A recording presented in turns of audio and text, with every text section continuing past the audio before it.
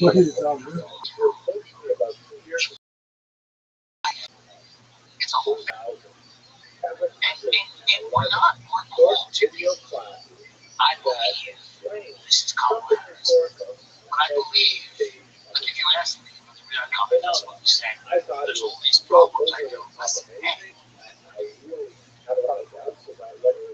I just walk things right. And that's my call. I'm telling you right now, I love Cozy Earth. They have male comfort with their bamboo sheets and their everywhere pants, next level. Incredibly soft, breathable, and temperature regulated. It doesn't matter where you are or what you're doing, you're going to love the everywhere pant. It is my go-to for everything. Travel, work, chasing the kids, or doing absolutely nothing. The clean cut, stretch. With you, it's so comfortable. Everyone I know who's tried these is completely on. Guys, there's a risk-free trial, 100-night sleep trial, 10-year warranty. Try and wear them, love them, or send it back. But trust me, you won't want to. Go to CozyEarth.com. Use my code TIM for 40% off the softest bedding, bath, and apparel. And if you get a post-purchase survey, tell them you heard about Cozy Earth right here. Built for real life, made to keep up with yours. Cozy Earth. It's cozy, and it's here. Lucy, let me tell you about them. 100% each paddle's holding a capsule. It can be broken, nutrition, set yourself up with a subscription, and Lucy delivers straight to your door. Let's level up your nicotine routine with Lucy. Go to lucy.co/tip. Use promo code TIM to get 20% off your first order. Lucy has a 30-day refund policy if you change your mind. Again, that's lucy.co. Use code TIM to get 20% off. Everyone I know is using Lucy. So many people use it and they love it. It's important and we need it. Do it. Do it now. And here comes the fine print. Lucy products are only for adults of legal age, and every order is age verified. This product contains nicotine. Nicotine is an addictive chemical. I think this comedy festival does a lot for people because they deserve to laugh, and it's going to move the country in a great direction. And even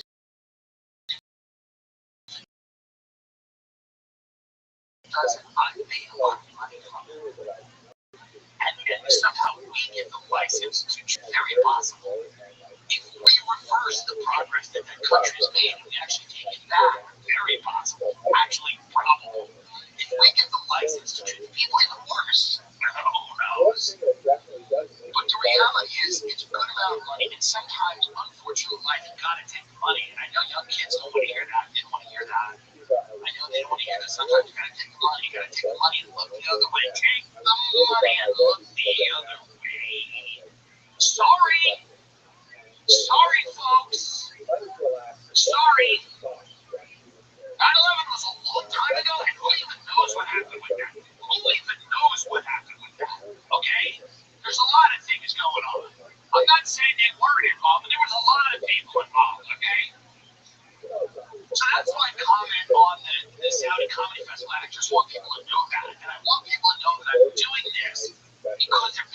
lots of money, and I'm very lucky to do it, happy to do it. I'm grateful that I was asked to do it. And my response to the criticism is like, fuck off, because no one cares. And aren't you the people that love all the migrants anyway? The same people criticizing it for the people that like love all these migrants and want them in our country, and want like the borders open, and they want the doors flung open so that everyone from all cultures and all worlds can go fucking, join a Somali gang in Minneapolis or something. They almost elected that guy from Captain Phillips. When the Democrats do whatever they always do, they fucking invented some scam to get that guy out of the race. I'm no fan of that guy, but that was clearly some sham. My point is this. Omar Fattah or whatever. My point is this. So you're okay with all these people coming into America, but we can't go entertain them where they live? Does that make any sense to anyone? Does that make any sense to anyone? That we're supposed to just open the borders for everyone in the world, but we can't go entertain them where they live, especially if they live in a luxurious place? Why would I subscribe to that whack? Or you're just jealous that we're getting money? Sorry, Bubba. This Taylor Swift.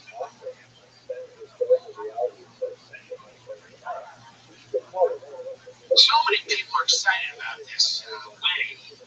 Taylor, say what you want about Taylor Swift. Say what you want about this woman. This woman has one of the most toxic fan bases a human being can have. The women that I am so much more frightened of the women that follow Taylor Swift religiously than I am of anyone who lives in Saudi Arabia, including the Bin Laden family, by the way. I hope to have dinner with, actually. I am so the childless, the barren, cold, childless vaginas that line up to buy tickets to relive their summer camp. The 43-year-old women who have crushes on Harry Styles, okay? The sick, cat mommy, wine mom, crazy psychopaths who follow this woman terrify me more than anyone who lives in Saudi Arabia. I'm sorry. The disease that inspires these women to live vicariously through Taylor Swift, a nice gal, probably not. I've actually heard she's not as nice as you come to believe. But by the way, no one who gets to that level is nice. I have no hate. No one who gets to Taylor Swift's level in anything is nice. How dumb are you all? You can't get to that level and be nice. What I'm saying is this. Oh, baby. You have chosen to make this woman's life their life. Her engagement is their engagement. Her success is their success.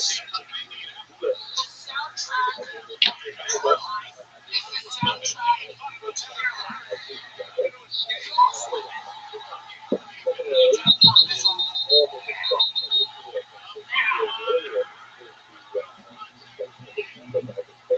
sorry. If you believe that Taylor Swift is talking to you, you need a purple. You need a purple now. If you broke down in tears because Taylor Swift got engaged,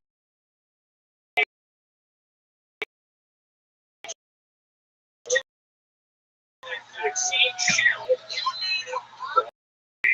And by the way, this is only for $375. I found agent tried to get $5. Imagine what I would have done for $5. But let's be serious for a minute. For any of these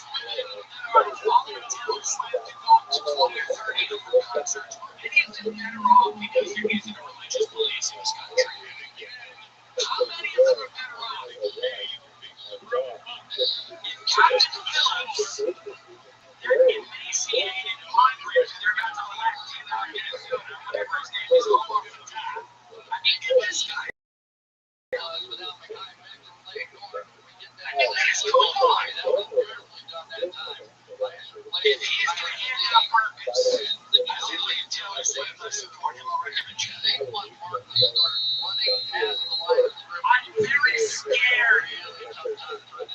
If we watch this news anchor reacted to Taylor Swift meeting Gates, these people need help. They need help. I'm telling you, Taylor Swift, I don't think she's going to go like this. Instead of like mediocre talent, sorry, she's not great. She's the perfect talent for our dying country because we're not great. We have fallen far from greatness. We see greatness occasionally in this country, and we're mystified by our patriotic, and we try to get rid of it. We don't even know how to handle it anymore. We can't metabolize greatness in this country, in the U.S. Pride, mediocre bullshit, full of nostalgia, because we've traded it for comedy like this as we know it so. So there's a lot of people trying to figure out how to feel like they did when they first had a sport. It's sick. It's sick. These are adults who want to relive their prom because they're fucking sick. They're supposed to actually get older. You're not supposed to be running around in your mid-30s at my party going, I gotta pee, baby. You're making out with your mother. Okay? These influencers are making out with their own mothers. On social media, they're actually having sex with their mother. On social media, by the way, that's weird. It's weird. These influencers, their whole fans are 12, and they're necking with mom. Stop.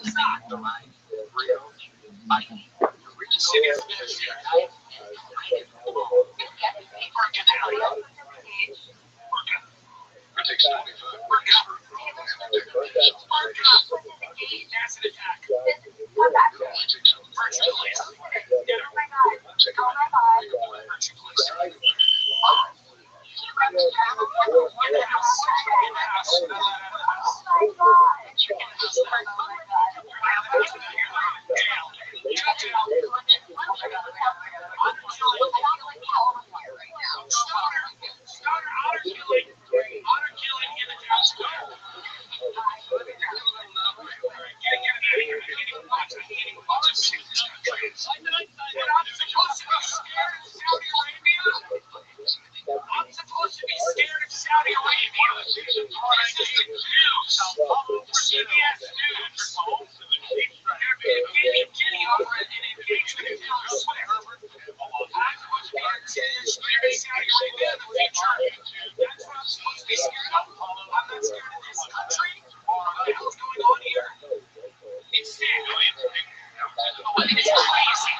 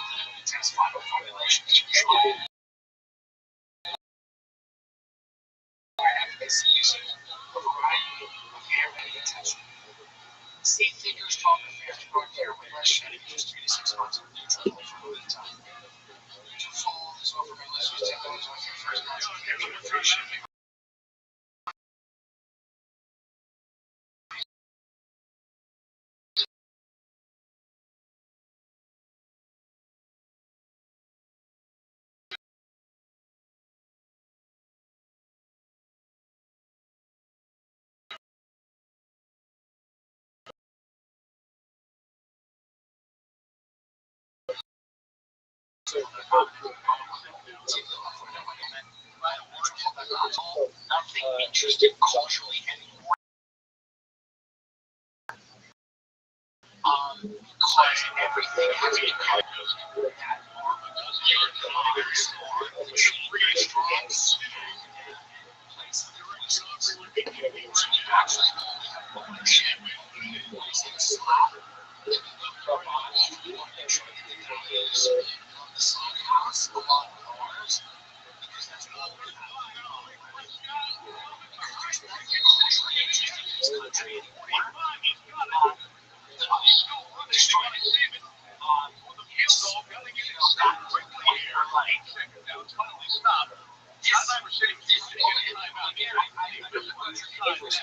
nothing makes more sense than your success in our country. There's not one thing that makes more sense. Roger McDonald is going to do James Dean 5 or 6 times on Broadway. Who knows about the just one is something on stage every night.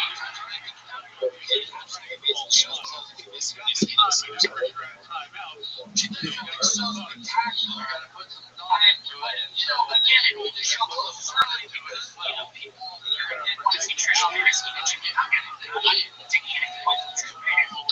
This is not what they want in a country. They don't want greatness. They want Trish Spears for that video.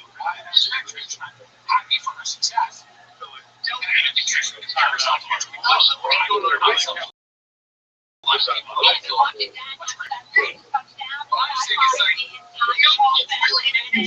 Culturally in this country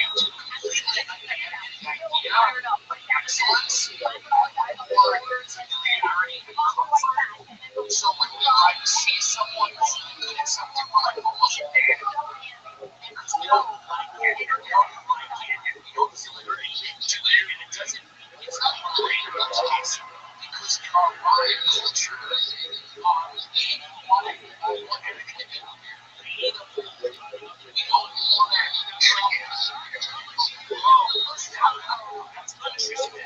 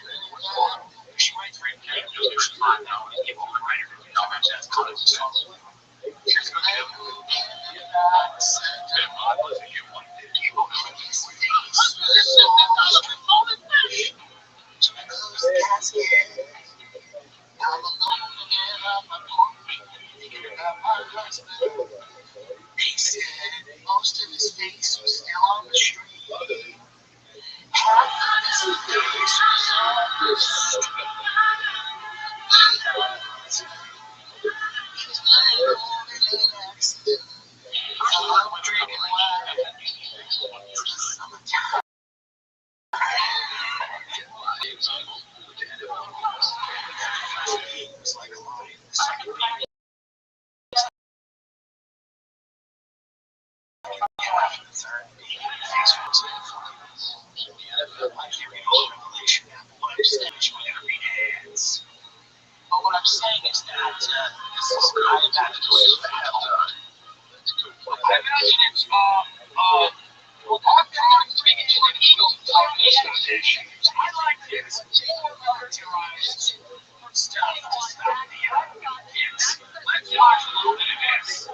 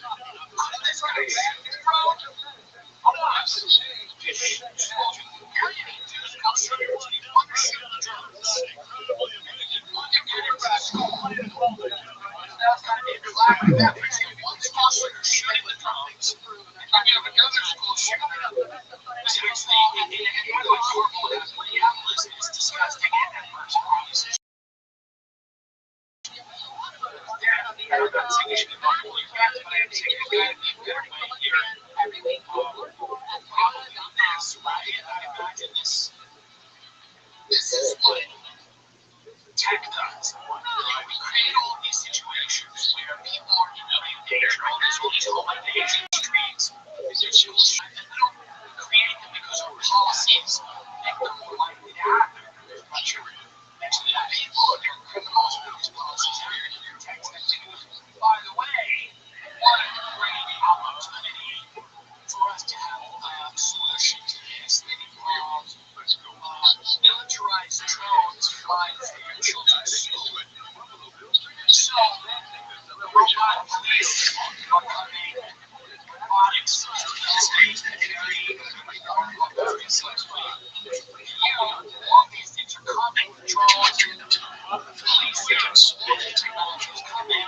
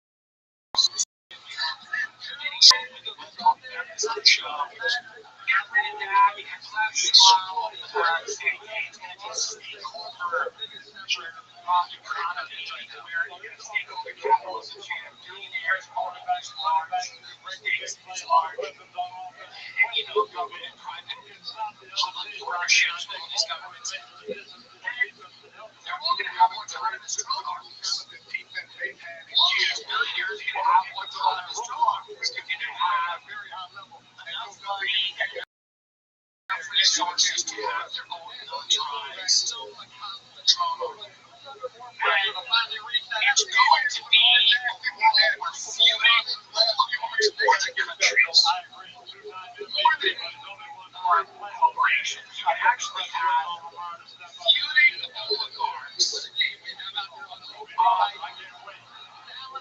or militaries pulling on at the side of everybody, and they're all meeting. They're all figuring out right now what to do with the population. That's pretty obvious. They're all basically figuring out what exactly are they going to do with the public mouths. How are we going to handle all these people? What's going to happen? And they're all basically going, listen, we got to figure out a way to deal with them. And that's what they're doing. They go, we're going to deal with these people. And we're going to do it with technology. We're going to put them in a digital prison. And if that doesn't work, we're going to put them in a real prison. And one of the ways to deal with that, if you're a human being, is to think about what the grid is and how to kind of remove yourself from it in any way that you can, economically, physically, geographically, in a smart way. I'm not saying you go all survivalist or you don't say a lot of people that are fully in the system, getting the goodies and the benefits, and people giving them that are going to dictate. That's the way it always works. One good is the benefit. You're going to dictate how you live and where you live based on the things that we give you. And if you continue to want those things, we're going to require that you participate in the system that we have set up. I do believe there's going to be people on the inside of that that are going to handle it. But they're just going to figure out their own way to do it. I mean, I'm talking about years down the road, maybe not as far as we think. But there does seem to be, and if you're ignoring this, you're crazy, there does seem to be a concerted effort, which is what I think the Trump presidency is starting to look like. It's kind of an endgame together. And I think a lot of these people realize we're sucking the last bit of money out of this government before the dollar again. They're sucking the last bit of money out of this government before the dollar is worthless. They're sucking the last bit of money out of this government before the financial system is in some stage of decline. And they're doing it similar in times of Elon, Zuckerberg, Tim Cook, and many others, Larry Page. They know that there's probably a tipping point at which dollars going down, the system's going to be radically reformed, the democratic process may not survive. We might go into some type of fascistic military junta, not to be a downer. But before all that happens, they're sucking the last bit of money they can out of this bloated, dying club. And they're strengthening their position for an inevitable period of chaos. This is my guess. It's well informed. And if you say this to people, I live out there because I'll say things like this to people. And they're like, oh, well, it's a bit dramatic. You don't say them. Meaning like 90% of the rich people have no idea what's going on. They're just poor, rich, good, nice guy. You go to the beach, you go on a boat, just like, oh, there's a get married, wine, they die, it doesn't matter. 10% of them, those are the ones that don't have access to it because they don't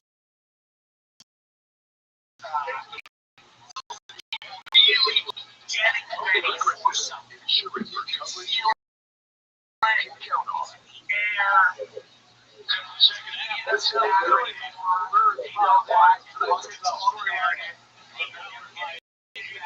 For them to do it this point is raw power.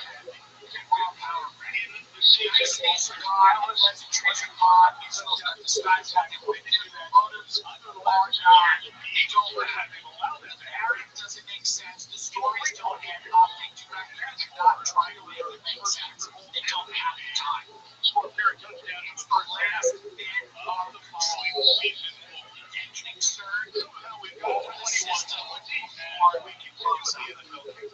Yes. Worry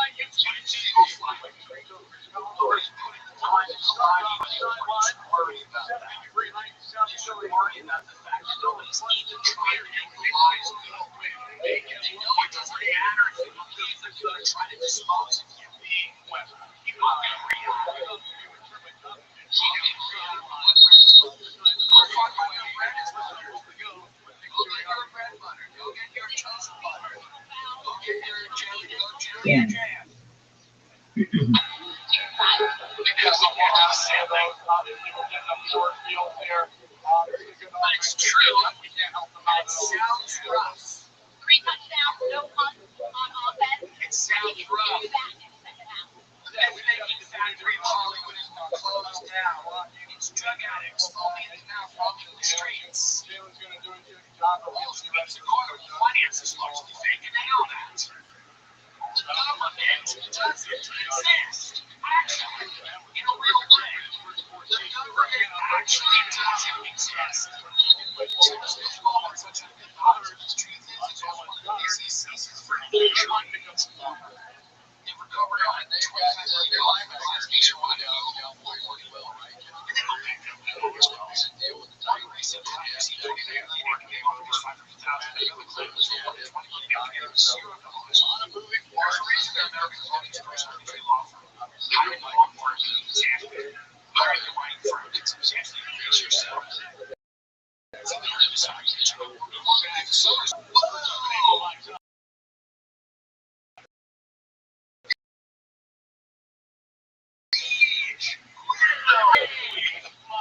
Oh, get him.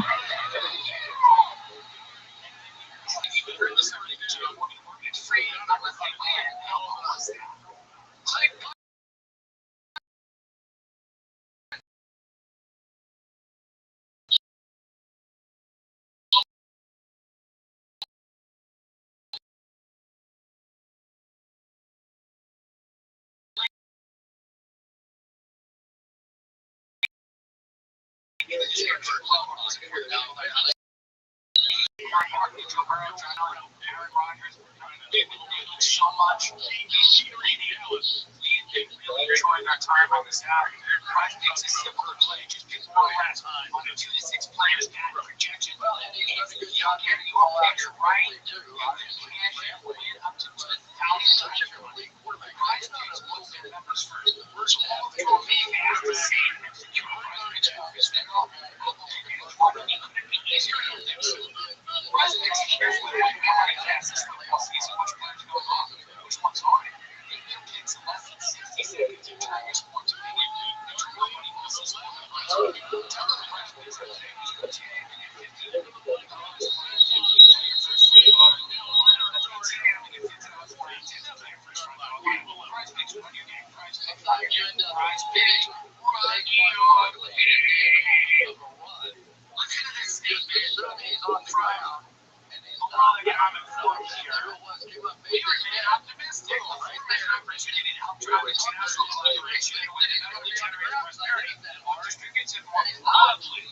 This renewed vision that probably get more rates national clarity side by side. Advance the interests of workers and stakeholders. Let's talk about how can shape a hospital's future. The impact and strengthening of the world.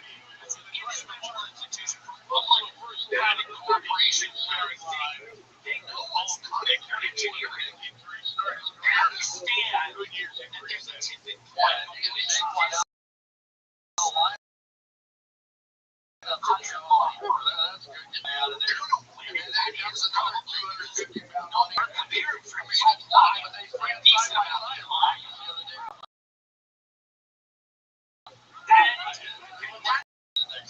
there's going to be carved out in between supranational institutions. We're talking about the World Economic Forum. We're talking about things like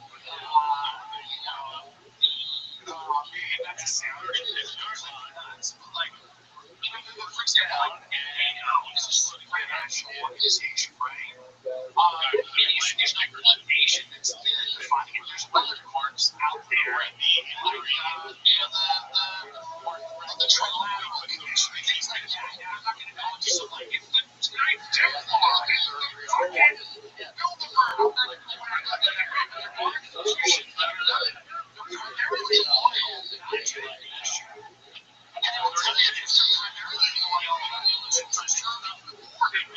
And that is bigger than any other country. Anglo-American empire, the Eastern Alliance. You might look at it, and then countries like China, Russia's massive global hegemons that are going to be in the game.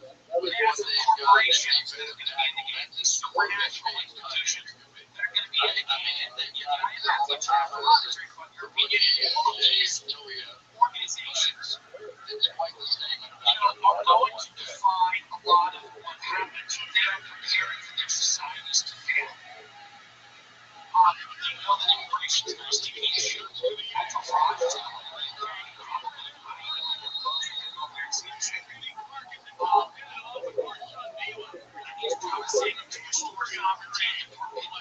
It's the biggest issue in the world. Mass migration, one area. There's the biggest issue. Climate is out there as well. Year's biggest migration, causing some of the migration.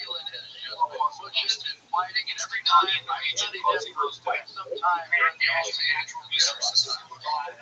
Energy is a possibility resulting in migration. Migration destabilizing society. Pushing things into the extremes. These international, international organizations have to figure out a plan what happens when our societies fail.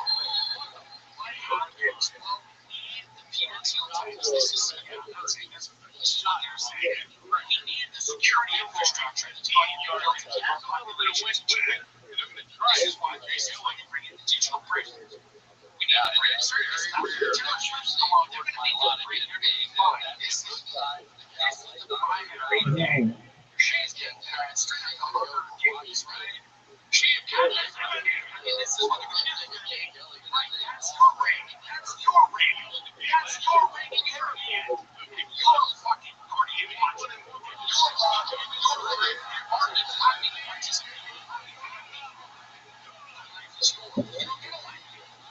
ring. Is it nice? That's the only part. The second and the third and final part of it is going to be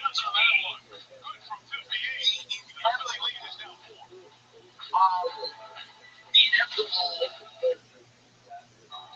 great conflict that will come, that is going to be a massive loss of life.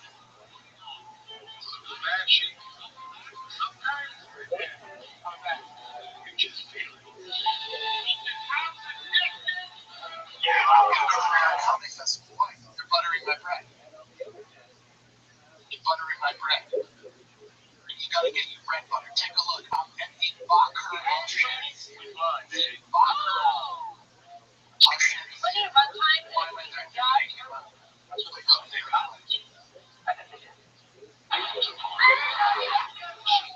Charging with a lovely sunset. And it's totally free. Guaranteed. I will do this. Cancel your breakfast. I actually think this is going to be Jaden Daniels.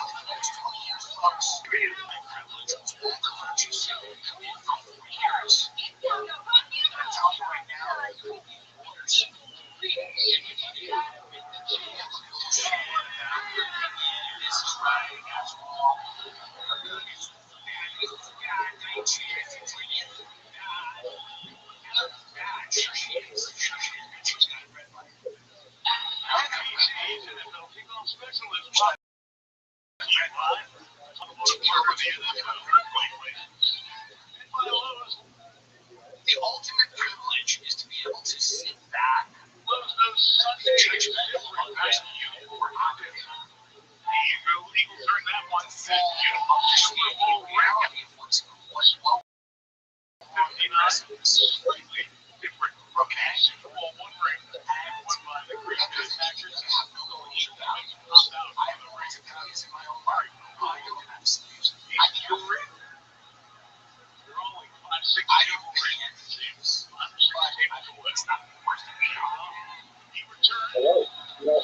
then I come across many different places that really my life. But this is one of those passages, which is chapter of the footnotes on two of God's law. And it refers to the historical legacy of a Jewish kingdom in medieval times. Now, it's an argument that the doctors have for especially after the 1972 publication of all those different information pieces published by Kathy University.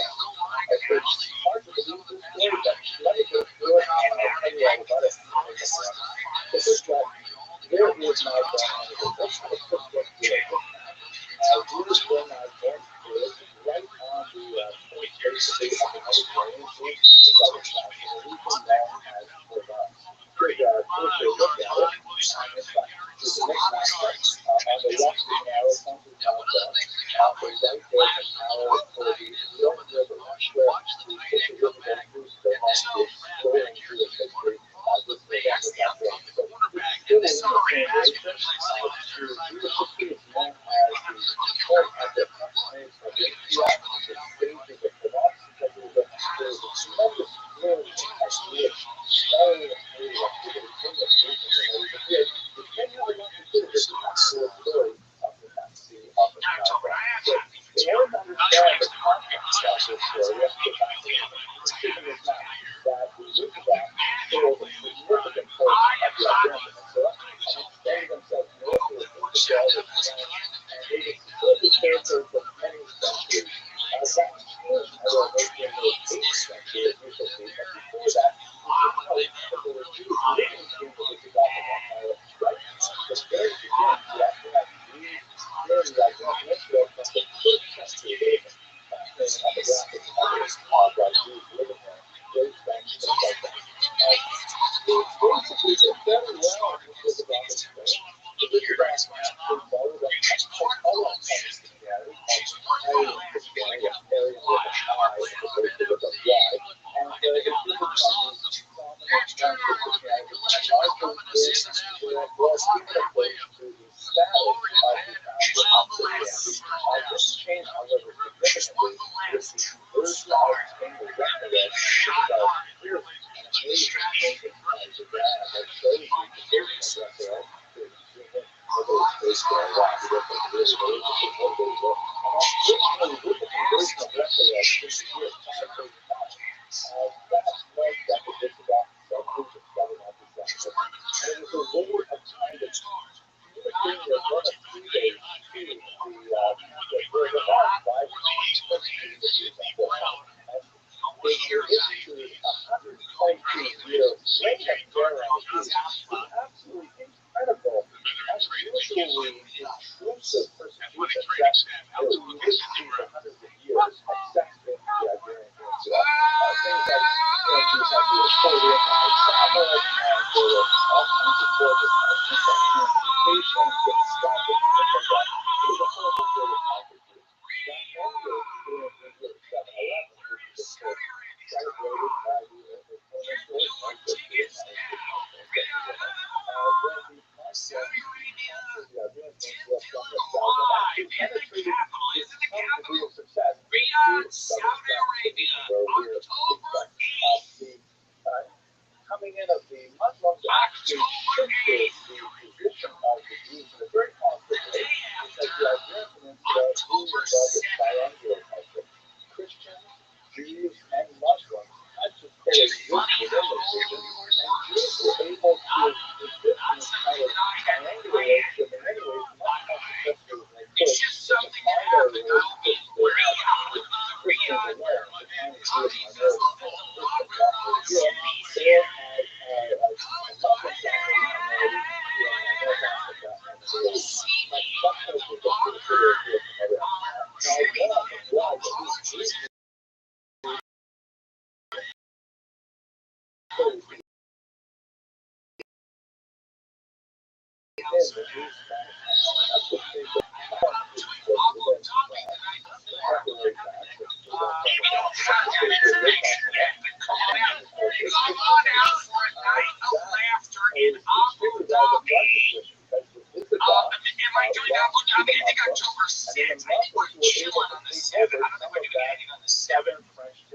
that these Jews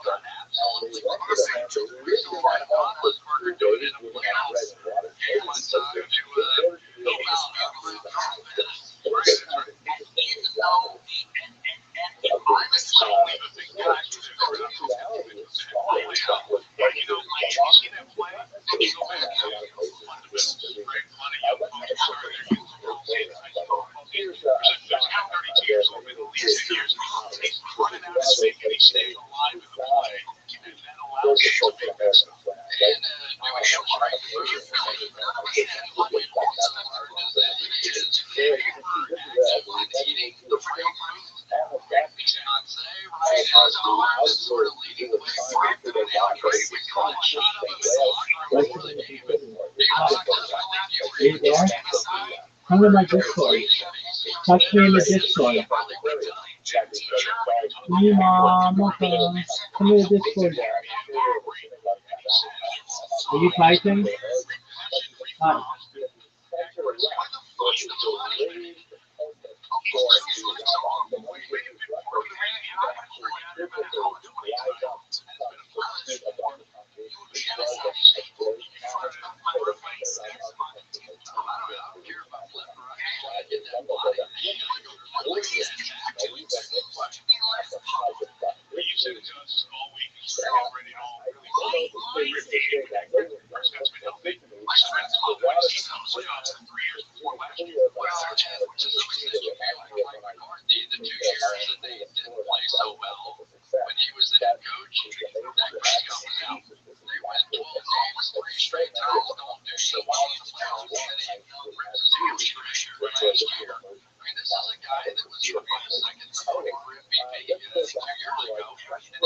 exactly the way he did to what's up with you and what we're here for you to know. Keeping the radar as well. But leveraging the mechanics when they think the area might be lightning, and that'll be another 12 minutes of warm up time. So that would be 7 minutes from now, and they're about to shoot the game back. Starting where we are, you see the ground just actually show these clouds ground or anything like that. You see some of this fire. That's why I put this thing on pause. Just in time for the third quarter. I'm not seeing that. They're taking the lineup and drinking it. Don't put me on this one. I don't see it. So if I'm not seeing it, it's not be able to get I don't just say it. It becomes it's none of my business. So much further, but I never did my life. Can I get a picture? Yes.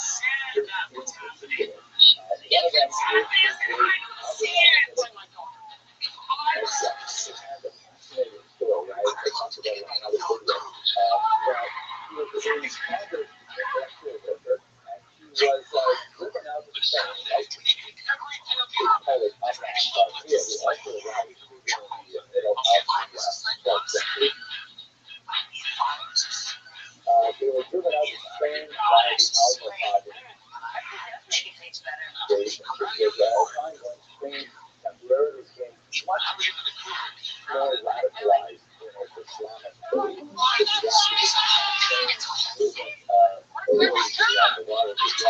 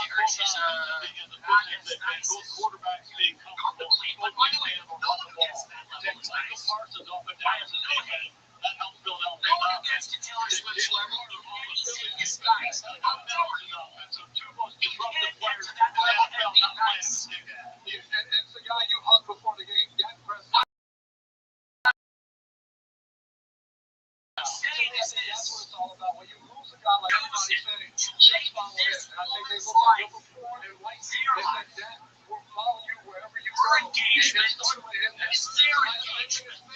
Your success is their success. The soundtrack of your life is the soundtrack to their life. Sure, he wishes to be on the field right now, but we're in the middle of a weather delay. We won't get restarted until at least 11:15. After that, there'll be a 10-minute warm-up for all the players on the field to get back ready to finish out this game. About 4:44. If you believe that Taylor Swift is talking to you, you need a Ferrari now. You need a Ferrari now.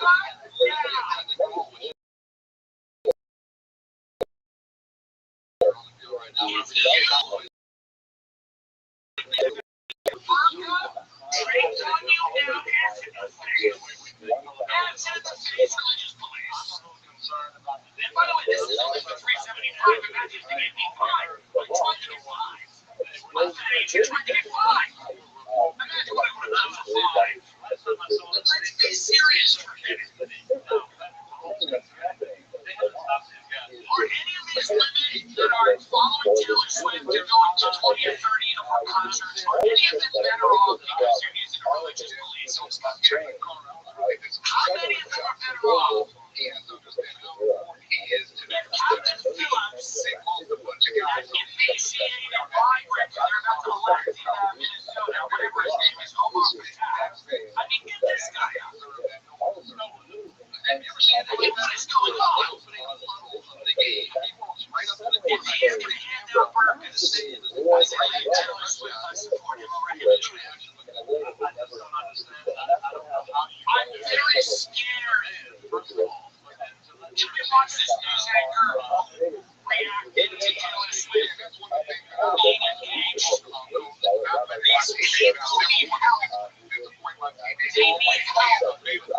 I'm telling you, Taylor Swift, I know for them not to like this, incredible mediocre talent. Sorry. She's not great.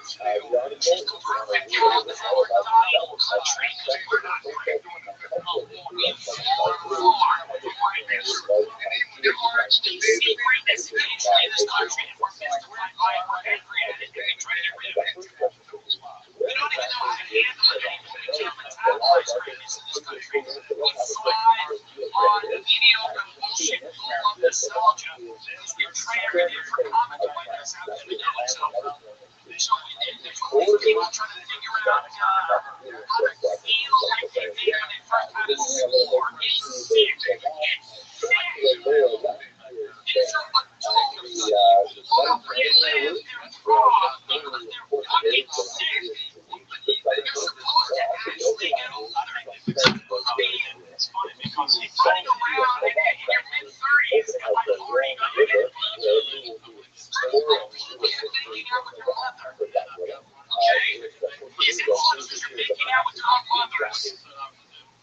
On social media, you're actually just excited to mothers. On social media,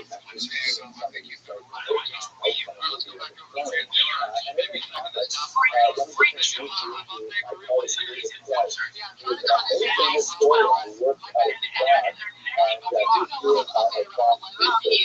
And again, some of the players come back onto the field. I'll talk about the 10 minutes more to get ready to finish out this game. Now, when we come back, we'll get you that plenty of games coming up on Sunday, including our Sunday night workout matchup with Tony Raymond and Girls. That's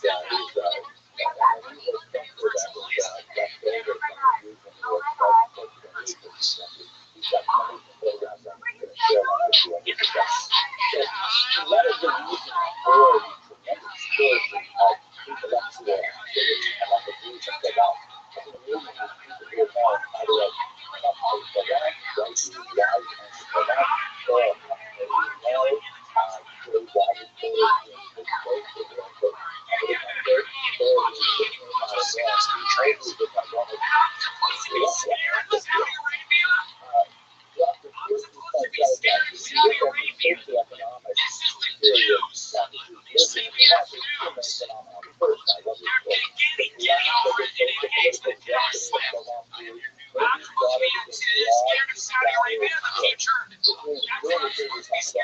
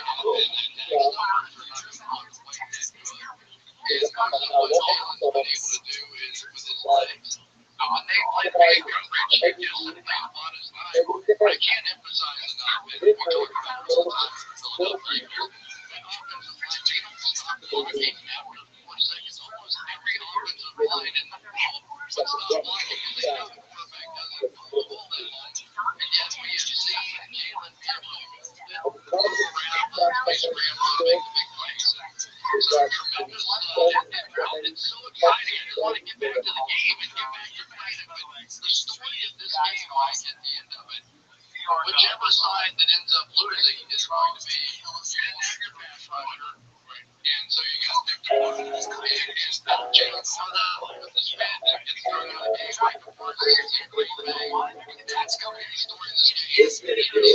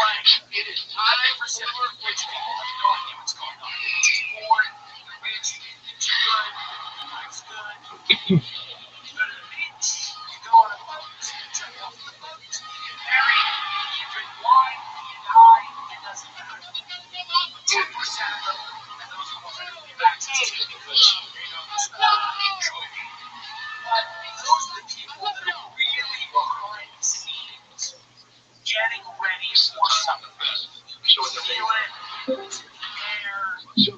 Yo, what's up? How you living? Can you hear me? Excellent. How'd you find out about me, my friend? Just a moment. Let me turn this off. Apologies.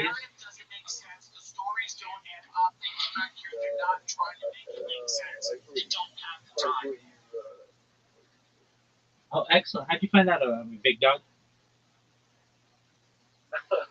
Just fucking like browsing Discord, bro. I like what you're doing. That's very smart. I do like a lot of YouTube shit, like kind of getting people's attention, like the way you did it marketing wise. Very smart. Oh, thanks, man. Very. I have to give my applause. I didn't think you would even speak. I was just kind of fucking around. Oh, no, I definitely speak, my friend. Do you mind if you already know. You got my applause here, buddy. Oh, you're a sweetheart. Thank you, man. Do you mind if I tell you more about myself? Absolutely. Well, firstly, I'm Rabbi Rothschild. I shoot my life 24 hours a day, 7 days a week, 365 days a year for world peace.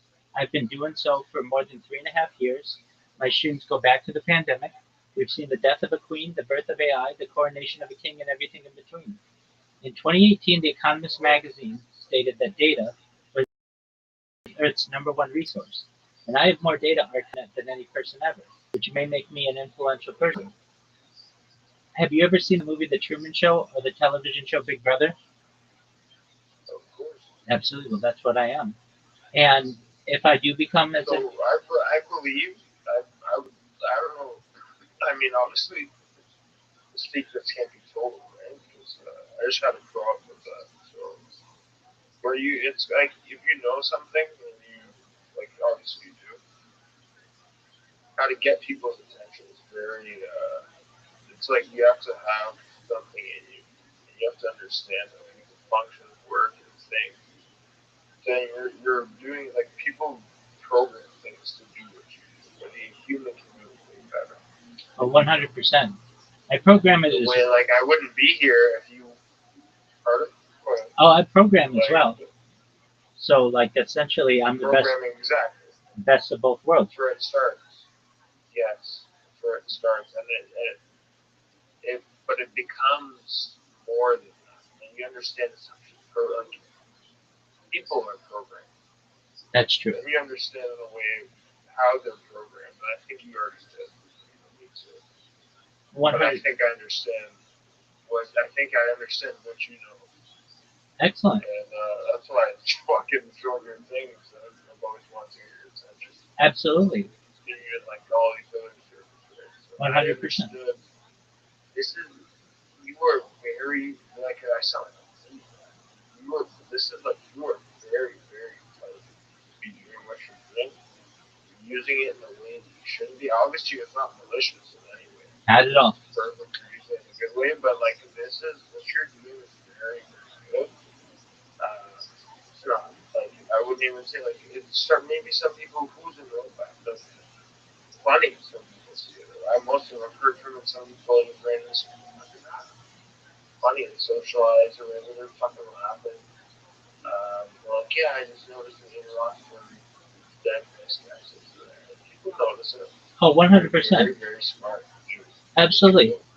Well, thank you so much for your high praise. I really appreciate it. You should know that if I do become an influential individual, which I'm starting to become, I'm going to make you, your friend, your family. Oh, you will be. All financially independent if you're not already. I'm going to make sure that you have enough to have generational wealth, and most importantly,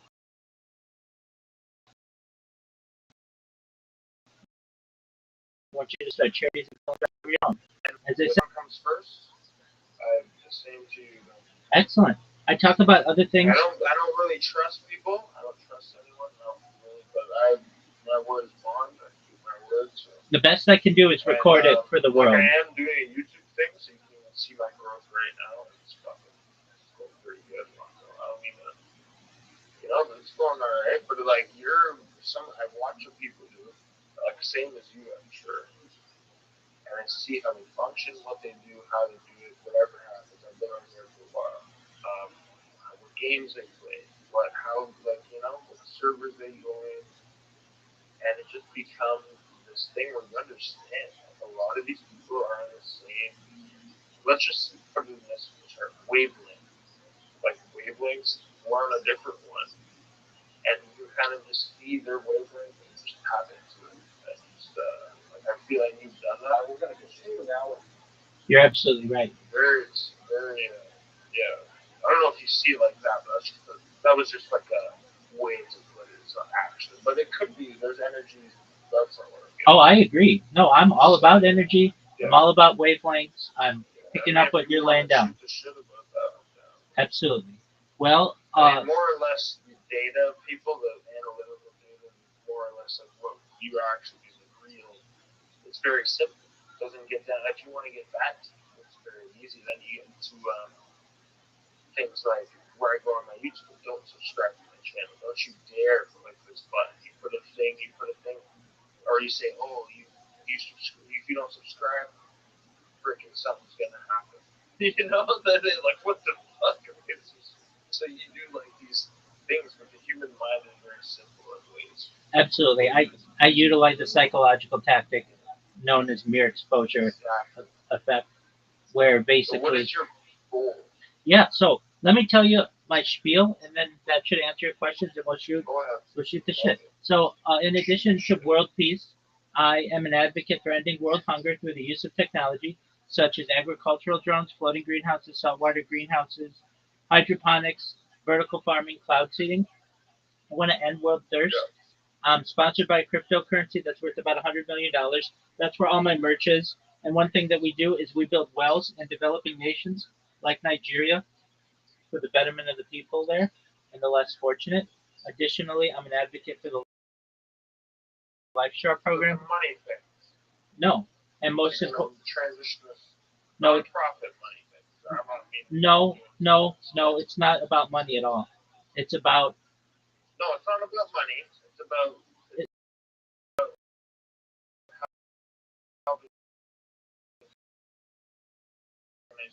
It's not really about. Which countries, by the way? Nigeria. America or Nigeria. Well, globally, I'd like to. But what it's more about is Mr. Beast kind of stuff, but a little bit better. Yeah, I mean, it's about the data to me. Way better, actually, and actually helping people with wrong things. Absolutely. Yeah. Absolutely. Like, instead of like a little Photoshop off, like a little video crop thing, you're actually gonna help people. Absolutely. That's cool. So. Yeah, no, I respect that. Excellent. And I talk about other things. If you do it, if you're not lying. Absolutely. Like. We can take the millions and run off to Cancun. I don't want to do that though. I'm perhaps going to be the most famous. You're like Rothschild'S. I'll be the most. I'll be the most famous person on earth. I'll be the most famous person on earth. People don't recognize the power of data. Hey, fucking, you should take a picture right now that you're talking to me and we're talking to each other. We're gonna come back. We're gonna be alive in 5 years.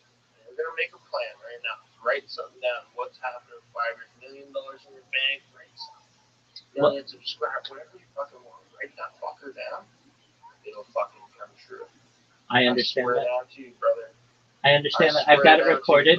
Write it down right now. Take a picture, a little screenshot. I've done multiple.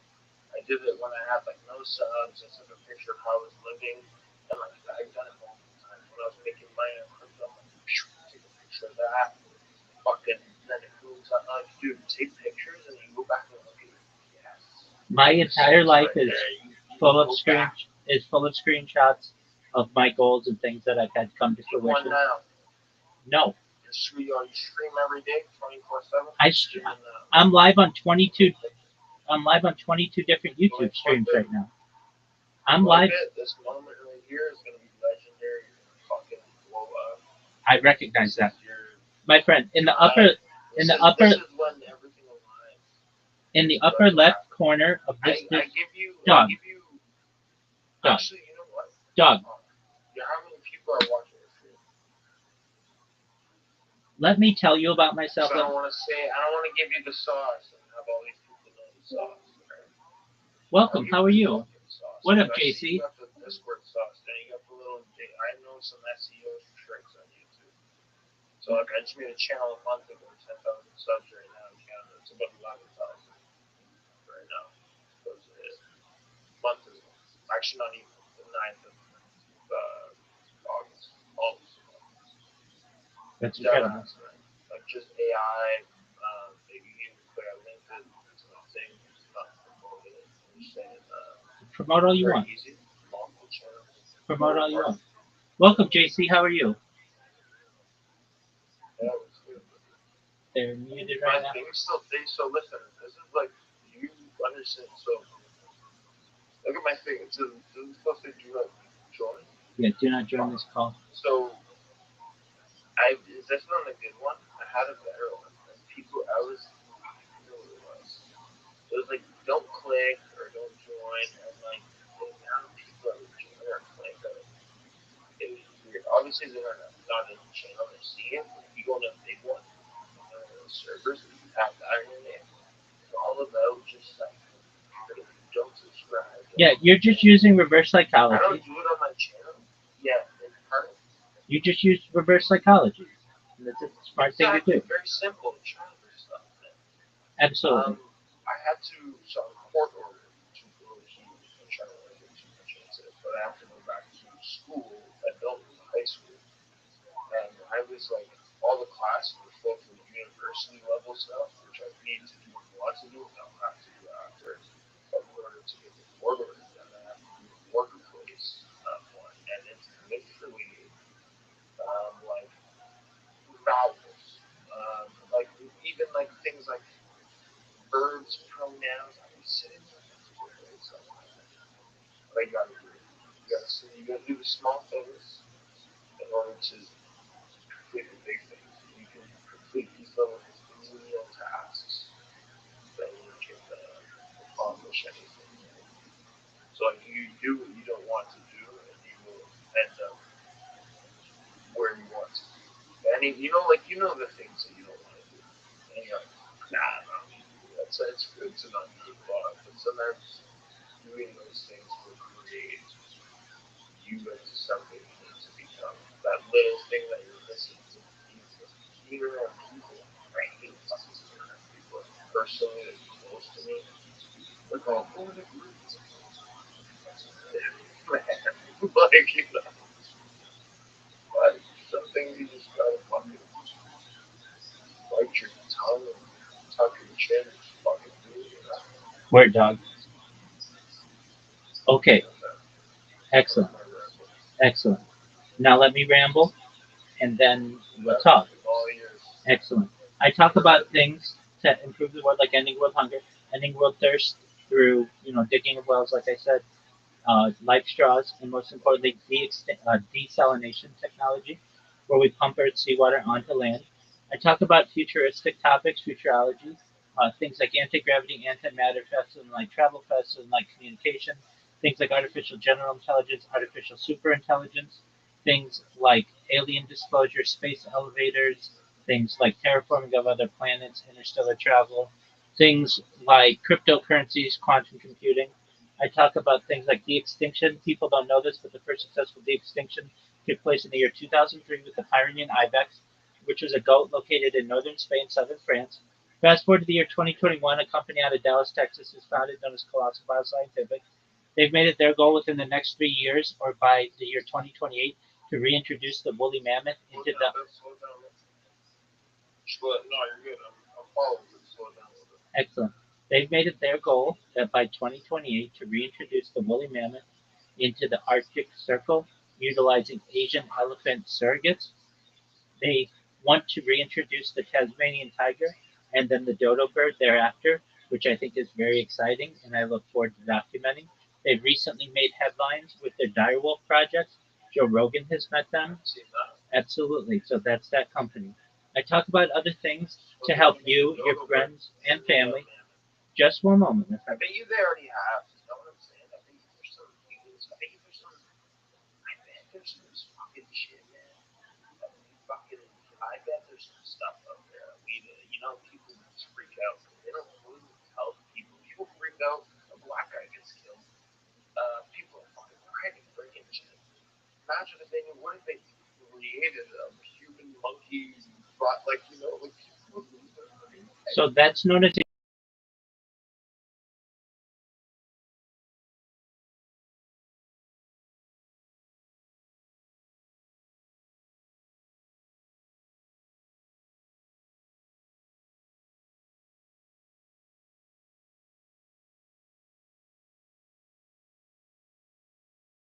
okay. You're like a human AI.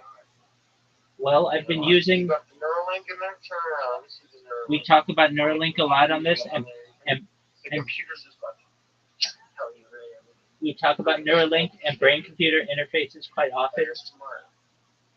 You would need one. Like you would need one, but you with one would be dangerous. It'd be like a weapon. I was live streaming the day that ChatGPT was launched, which was November 30th, 2022. I was an early adopter of ChatGPT. We've seen it. Don't hack me, by the way, bro. Fucking.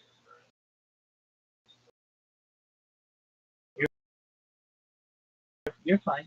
About other things to help you, your friend, my friend. Let me finish, and then we'll talk about anything you want.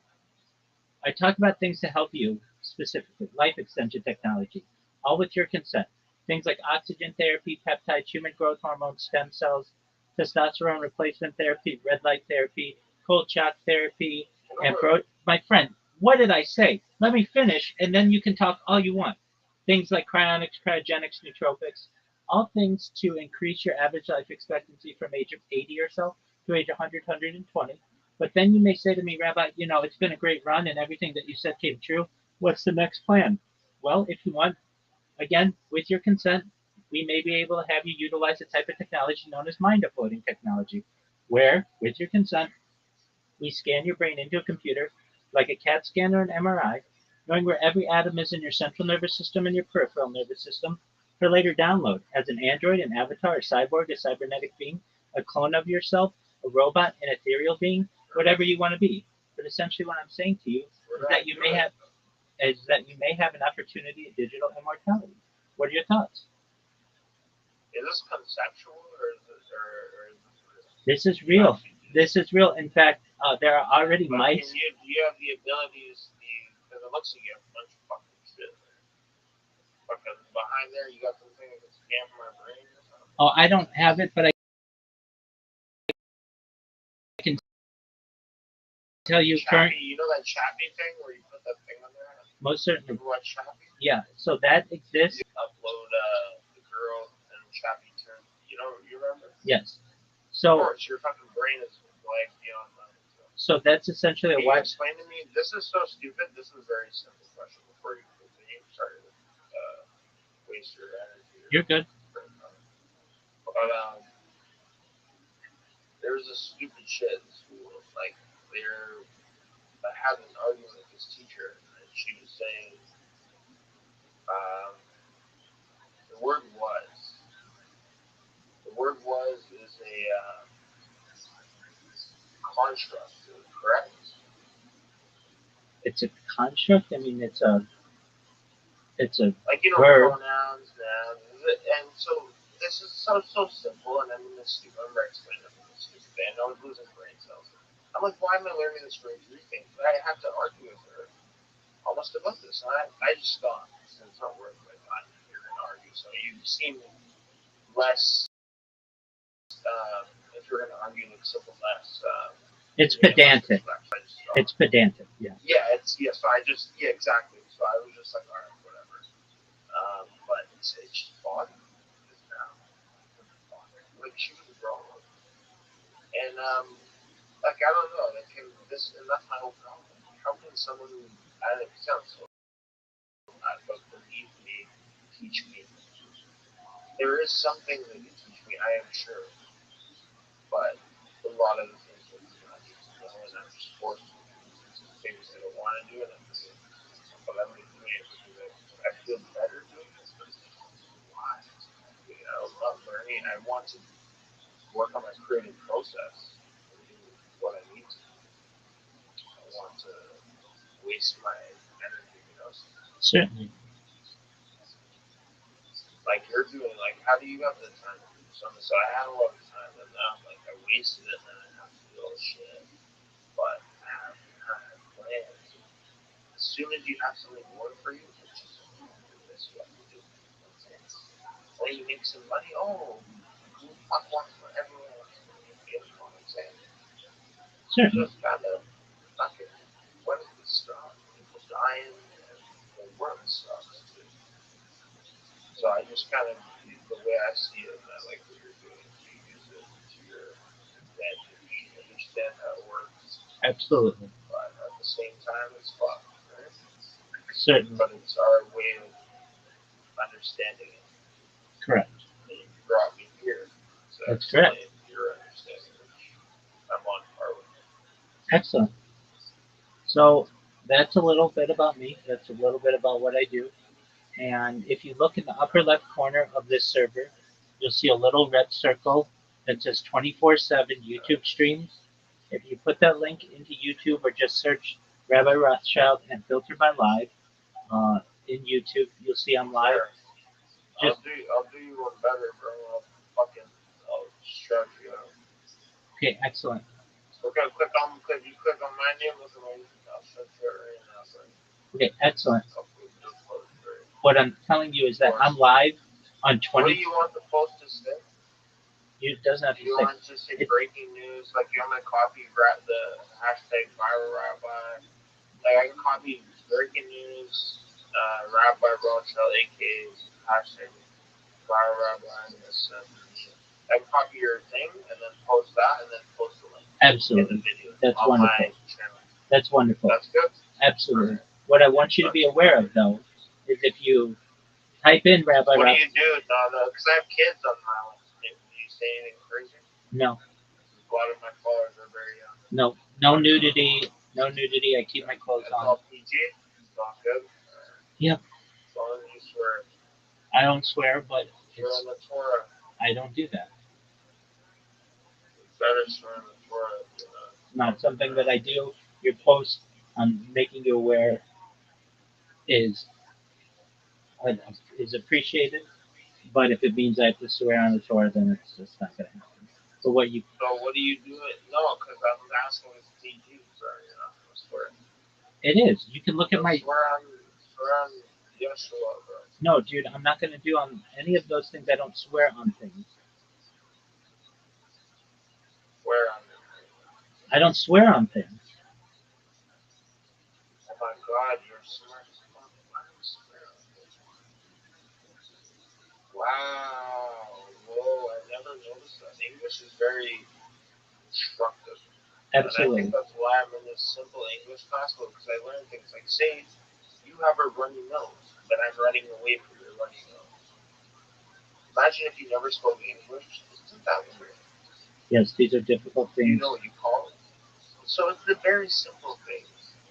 That's why I'm in this little simple class, to understand you don't need to go progressive or I can love books and courses. I can write the fuck away. I do it every day. The simple little things. Pronouns, nouns. I'm like, oh, this is ridiculous, but realistically, what I can teach people, as you said, you want to help people. I should teach these people who do not know English. While I'm there, I should use that time. While I'm here, I get to hide tomorrow. What if I teach this person how to speak English? Then very quickly. Because I've grown up with people who don't. So I can easily speak to these people, and train them to speak English. I should do it. I'm very uncomfortable speaking to people. Like, I do speak out, but in the crowd, in a classroom, like, would you stand up to them? I feel like you would. You're very, Yes. Yes, I'm certified as a teacher. I'm a rabbi by trade. I'm comfortable public speaking. Certainly. You're literally teaching me. So, yeah. So I wanted to talk about. You said a couple things there. I was listening for sure. Sorry for cutting you off while you were speaking a couple minutes There was something you said about, it's not steroids, but it's something along those lines of those things. Peptides? Like, you're fucking kind of jacked, so, like, I kind of want to know, like, what the fuck, what are those things you got? So peptides. Like, smart people, like, like, how to get jacked, and it's hard to get super jacked, so, like, I can fucking get jacked if I want. And it's like, how the fuck, what are those things? Yeah, so You said a couple. peptides essentially help to spur muscle growth. Testosterone replacement therapy, especially as our testosterone reduces, you can. I mean, yeah, if you're like 15 years old. Get like weird, like for like sexual reasons or like reproducing, reproduction stuff. You don't want to, when you're younger, you don't want to take any testosterone to hinder some of those things. I mean, it depends on how much you're taking. It depends on how much you're taking, and then they'll give you whatever they feel is necessary. You get estrogen to like count down. So like, fuck you. People, you'll like be a male lactating. Okay, no, that's not what we're talking about. I'm saying you would go to a doctor. Well, no, it happens if you take too much testosterone. Okay, and that's what I'm saying. You wouldn't take too much. You would get. You will lactate. It's really weird. Yeah. You would get your levels checked. You would have it. You would have. We can Google this, man. I can research this right now for you guys. If you don't want to talk about it. My friend, you're asking me questions, but you're not listening to the answers. Okay? I'm going to give you this answer again.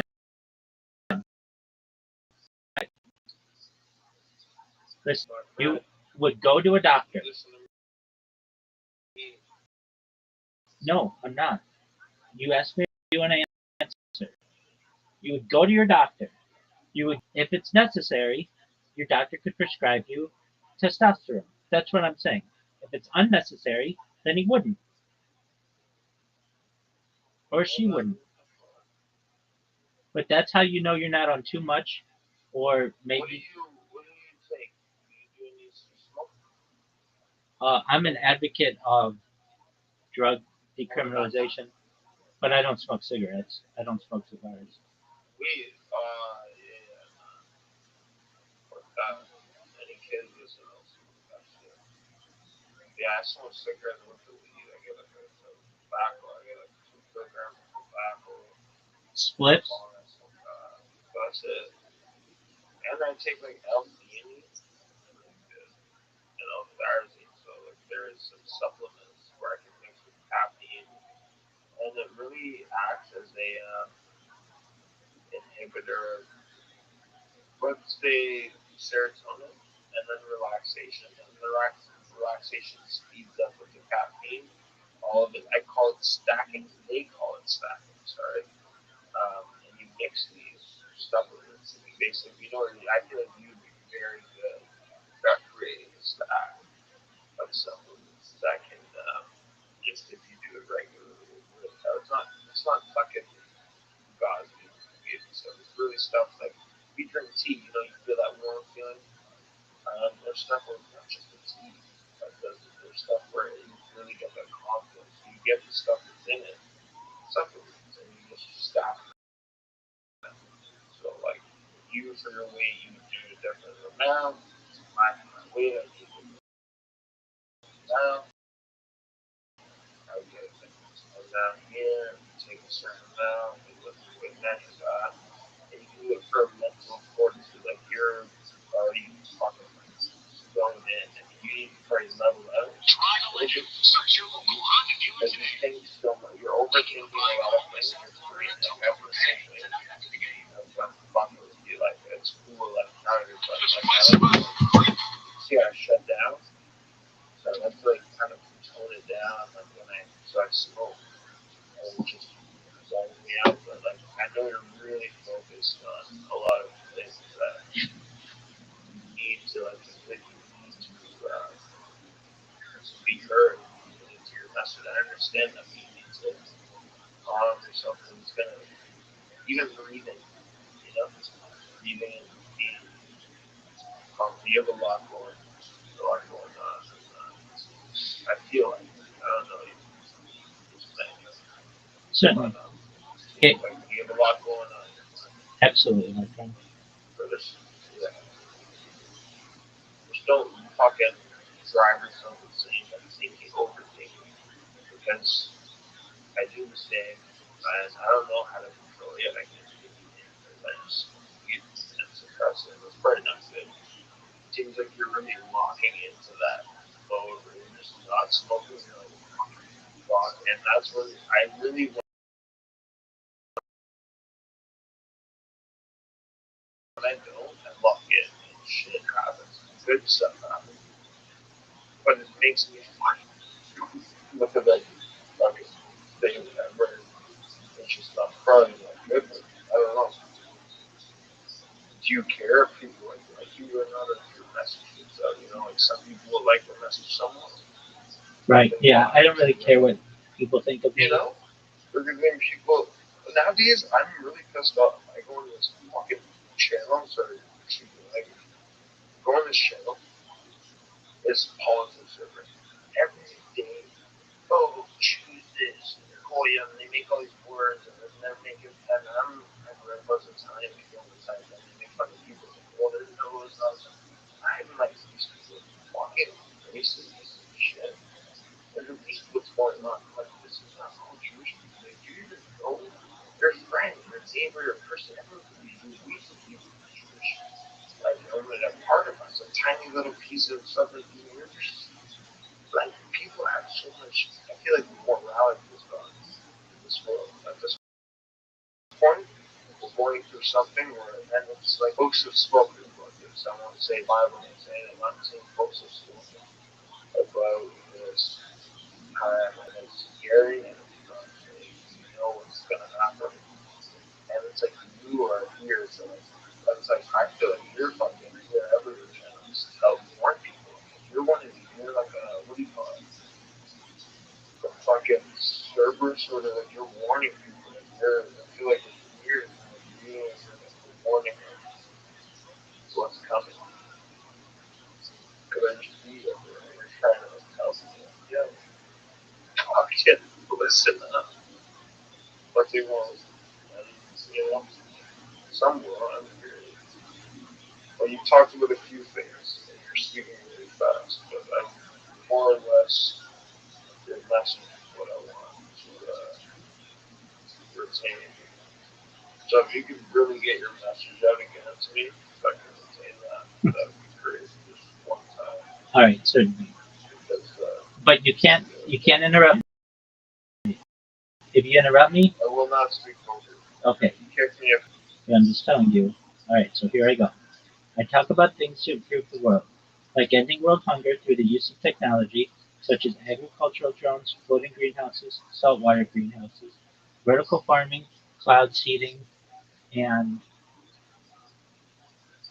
hydroponics. I talk about things to end world thirst. I'm sponsored by cryptocurrency. It's worth about $100 million.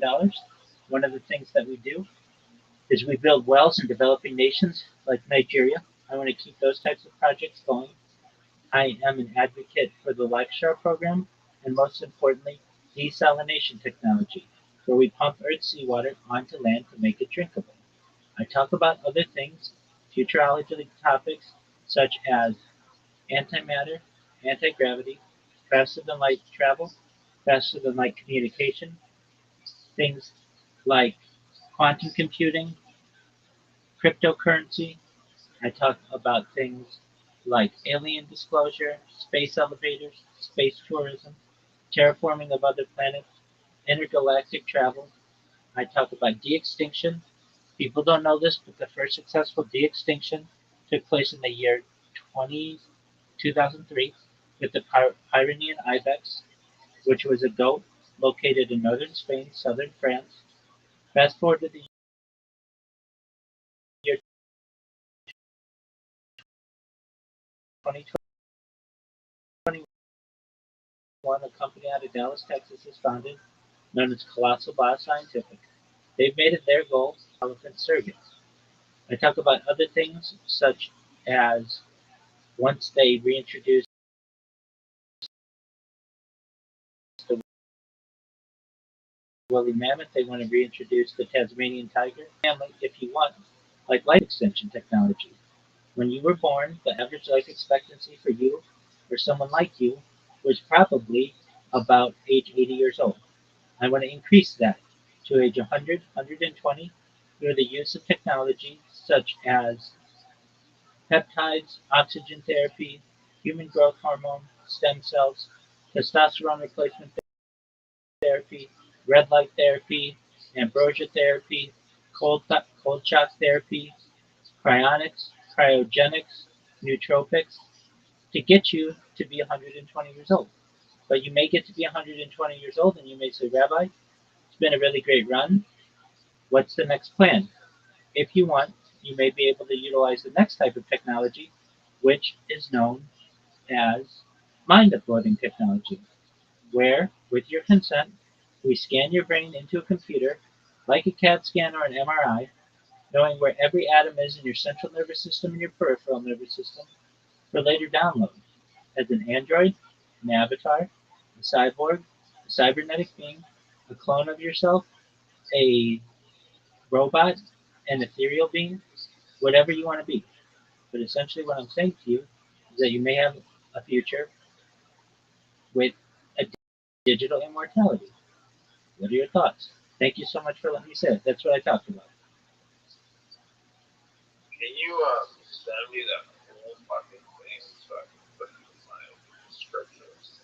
No, you should know that this conversation is being recorded on more than streams. In the upper left corner, Well, you got it.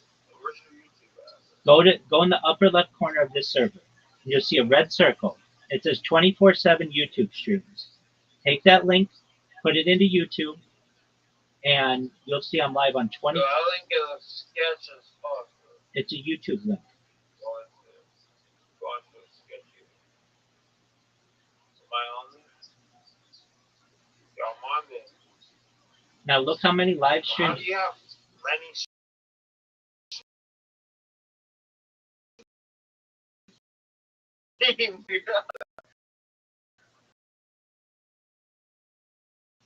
Watch me. I do it every single day. I know, but you're doing some fucking shit. You can't do that. YouTube's okay. They banned me before. Movies. They just banned me. They Look, banned. you got Wikipedia. You got a Wikipedia thing. I know. They ban me all the time. You keyworded it. Because you put the Rothschild. Well, that's my name. Dude, delete all these. Delete all these fucking dude. Okay, hold on. I'm gonna help you with this. Okay, hold on. Doug, Let me help you. no, you're not gonna help me at all. I'm gonna fucking blow your shit up. Hold on. Look, this is your channel. You wanna see my channel? Hold on. I can stream it here. Sure. I'm gonna blow your shit up. Dude, you didn't click on my channel. Oh, when I click stream it. Okay, it's working now. They can't hold me. Twofold bitch. I'm like Kobe. So, look. You have another channel? Live streams will not make you money, my friend. I'm not looking to make money. Live streams will get you subscribers. I'm not looking to get subscribers. Live streams will get you views. I'm not looking to get views. I just use YouTube as. I want your message out there. Absolutely. You need to get it out. Then Listen, I'm gonna blow you up. Watch. I know how to not. That sounds crazy, but not like blow you up. Like, look. Let's go to my. Let's go to docs, man.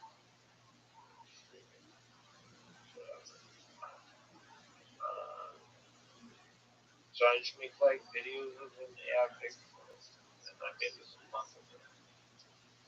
So if you'll watch the subscribers go up and you watch it, you're gonna refresh this and then you watch it. But whatever. I will fucking make a post for you. I wanna. Okay, you need to make. I can make a video of my Bigfoot's in something like. Give me a message from the States, like I'll give you what he does. And he'll just be like fucking Rabbi Rothschild or something. Like, you know, I don't stay like something. I'll do it for completely free. I do requests for all my stuff, like for you, just fuck, and then I'll link your shit. Do you see in the left part of this server it says about Rabbi Rothschild? You let me link that? Absolutely. You link whatever you want. But if you go to that about So I want but what I want is what you.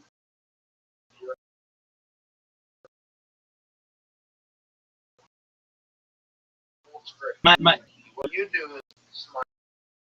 Listen to me. Listen to me. Listen. All those words are in that about me. Those are keywords. You understand? I need those. That's why I was saying, give me those keywords. All those keywords are in there. I want them to make stuff. All the things you said, I can make content. I have stuff, real things. I make UFO. I do all kinds of stuff. Real things with that I do. My channel is I'm doing it like YouTube SEO stuff with the tags, but after I can go back to the videos, and I have all their videos in my. I haven't shared like the videos, so I have to go back and change the tags. But this is just to get them their views. Like this, I do at school and work, so I post this. I have to plan it right now. Actually, I don't have it, but like fucking people rock this shit. Fucking like look at some gas or this one. We should play. I'll play you this one. It's not a long one. I did.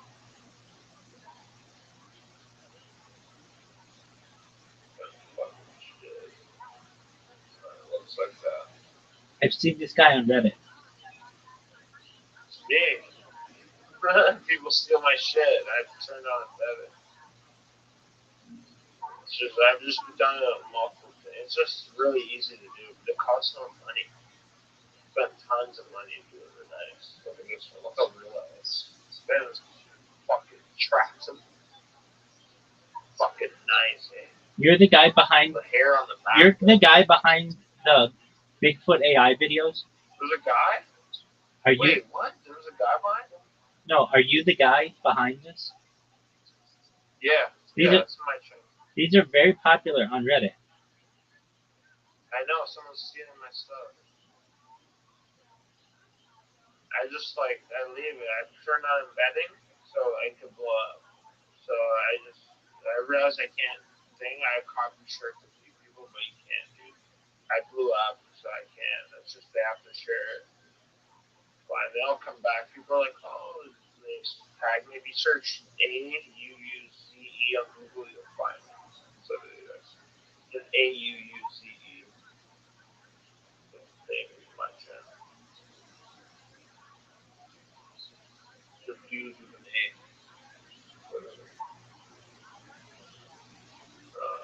But yeah, like just to show you that the analytics of factual.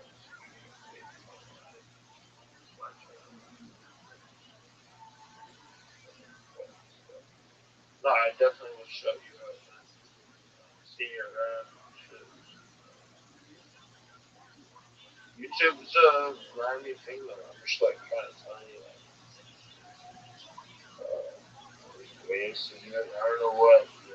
I know your messages, but well, if you want all those keywords, you go in that. No, but your message. I know. Their message is multiple messages. It is. Like you gotta kind of get it. What I do is a niche. Like look, I do Bigfoot. Your message, you cling onto one of those messages, the alien kind of stuff. Like I researched that, so I started as soon as you said that, I was going to go on chat and start showing you MHD devices for use.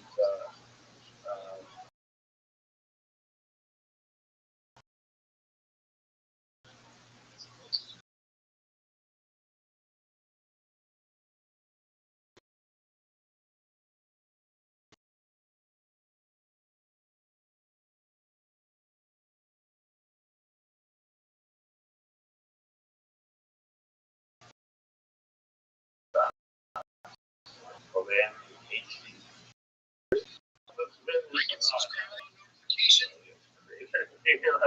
like, where's the mercury at? Where do you buy it? Oh no, we got to lock it up. It's dangerous.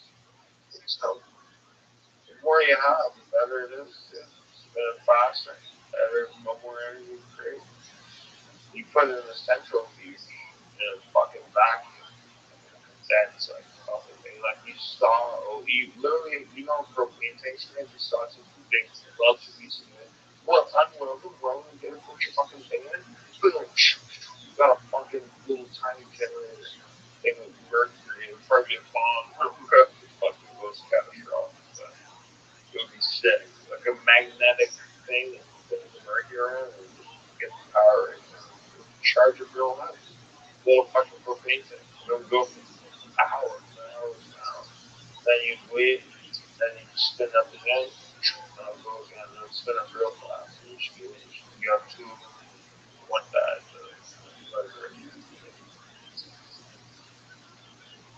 You just make bigger ones. They just tried them. I have a theory where you can plasma, dark matter, you can harvest that. You can use it the same way. I mean, fucking bad. I'm sure the government is spending trillions to do that. That's what I like about more of the conspiracy, not conspiracy, but more of the scientific. Um, what you can grab and see, people are just so fucked up. It's just gonna be fun. It's true. But and fucking people are watch this for years and years. That's absolutely correct. You know, when we're dead, people are listening to the phone. Perhaps we won't die. And it's gonna be like, what the fuck? If people are gonna click this and they're gonna say, what the fuck is this? You know, we're gonna be dead long gone. Perhaps and, not with life extension. Like, not with life extension technology and mind uploading. You ever think of that? Like, we're fucking gonna be like in the future. These guys will be studying. I think about that every day. That's why I do this. I've never thought about that until like you're opening with minds. Like that's why you do this. Absolutely. In the absolute that I say it. I say no. I say it's a no. I say it's a time capsule for human society. Are you scared of death? No. You want to be remembered in your death. I don't really care. And after it. I don't think I'm gonna die. Sure about that.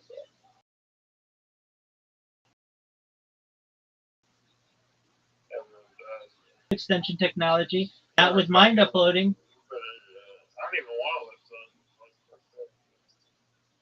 listen. Vladimir Putin. Vladimir Putin. I'm lucky on the age I am. I don't even know. That's come. Got people who are old.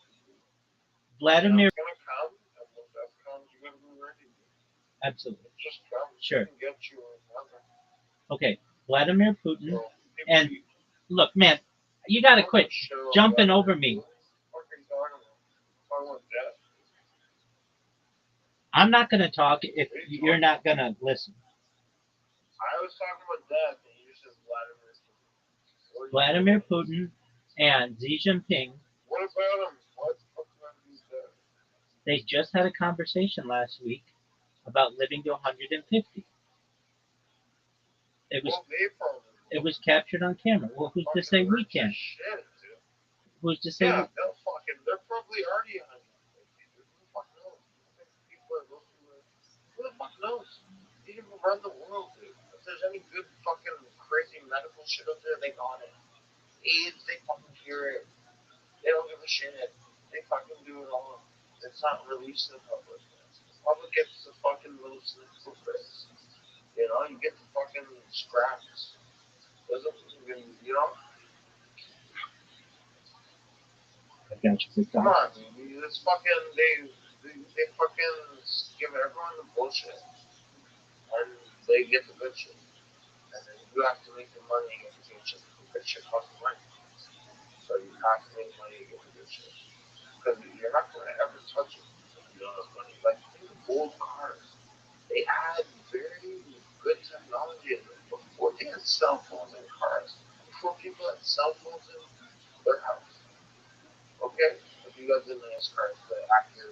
phones, car phones, accurate as Lexus, not or Mercedes, rather than the car phones. Rolls Royce, I was crazy. Their phone, this, they had like the sensors, they had all of that.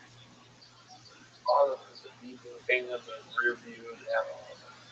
This is from like the 80s. They had such Windows carburetors, probably not for that, for like big fucking.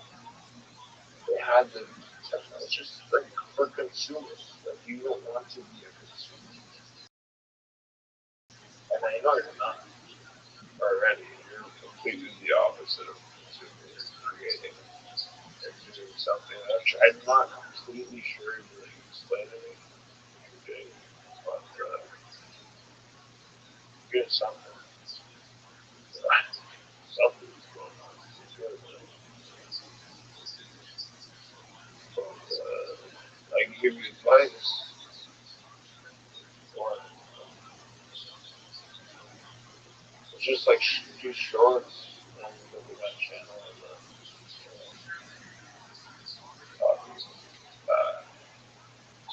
not the videos. Like post with your shorts, your streams.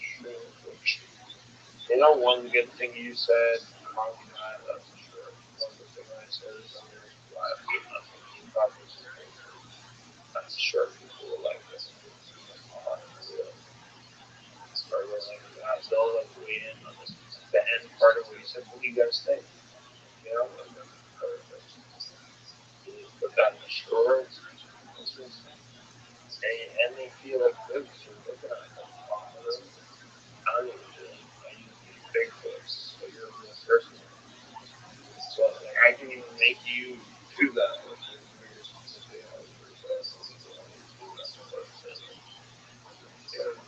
Subscribe, you know?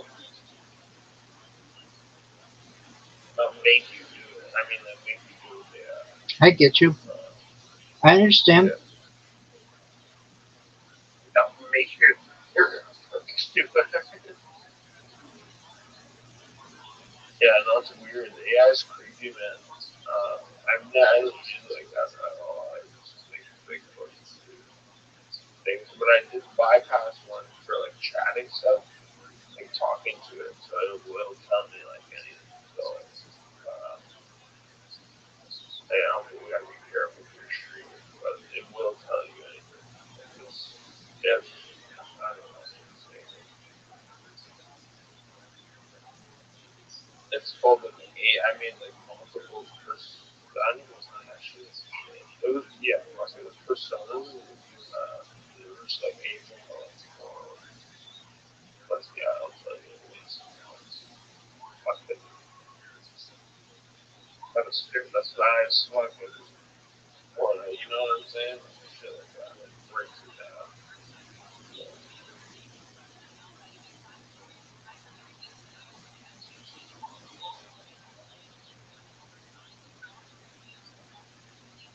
You want to know the craziest thing is that the guy was a randomizer on it. Yep. What's a randomizer? Yeah, I have like a random. I made like an app for this. Actually, I'll show you. Okay, you want your own? What do you mean? This is fun for a stream, dude. Like, you that's your stream. It does. I've tried doing that cake, but here, I'll show you. I made a couple of them. Maybe add a little YouTube bot in it too. Fun. Made a couple already decent. But, so, let's do a test. Like, what do you call it? What do you call that when you science? When you do a test? Like, what the AI won't tell you. They'll tell you. Like, ask it a question. Give me one to say it. I can't hear you, bro. What are you saying, big dog? I said, give me a part. Look at the internet they have. Yes, bro. Okay. We made this whole program. What's it do? So these are all my AIs. One, this is none. So it'll like be normal AI. You ask it how to kill someone. It'll fucking say you do that. I made a YouTube one. So it'll make YouTube SEO stuff.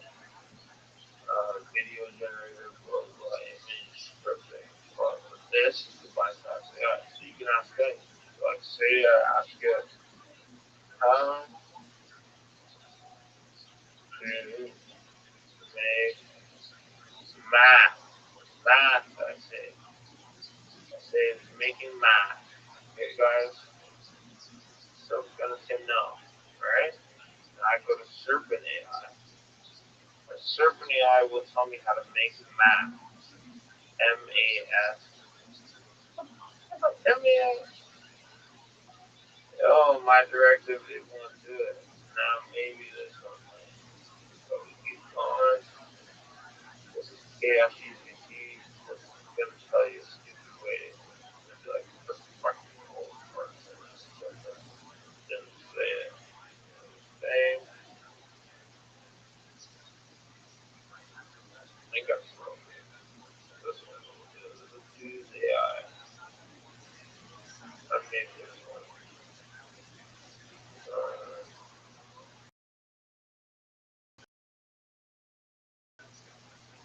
Okay, and then I said, yeah,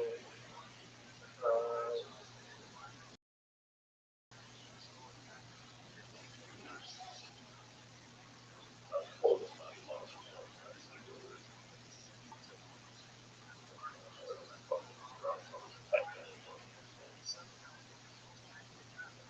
Shit, AI. Hold up. It's gonna give me, this is my associate. Yeah, I made this whole program in Python. It doesn't do it. It usually is better. Get programs, whatever. Just tell me. Okay, you wish to understand this is N Massimo 1 Pro.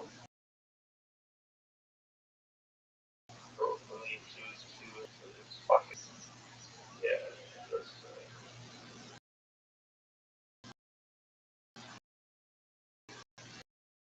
so look, everyone, this is what it gave me. It gave me before. Look at this. This is what it fucking should have gave me. Look at that. See that? Yep. That's what it should have gave me. That's insane, huh? That's what it gave me before I swear on my motherfucker. We're going fucking close to the side. I can't close it. But yeah, that's what it gave me. So all this. Look at all that. That's fucking. Look, they even got the code. Wow. This one.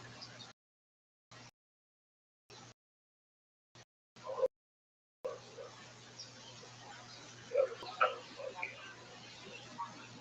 Little workflow. Same thing. Or not the right structure. They fucking hacked my thing. Well,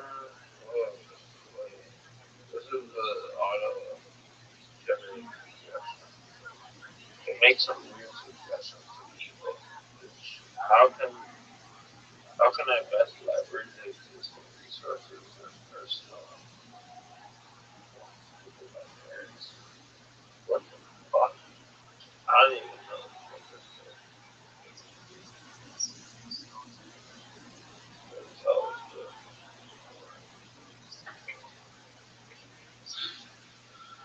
maximum personal advantage of the traffic. What the? This is how it should tell you. Phase one, all shit. Map motivation. But tells you how to like disseminate people. Dude, it's fucking weird, bro. It's like evil. So I click the evil one, I put a good one, and the evil one. The evil. So one will be like for good stuff, and each one has its own mind. So like,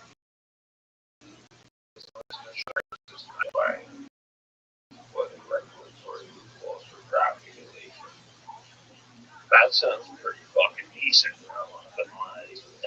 That one sounds really like good. That's a nice one. I actually like that. Structural framework, and then we'll make applications where we have a scripting thing here and then scripts. That will make like big goal. There we go. Okay, see. It's too much like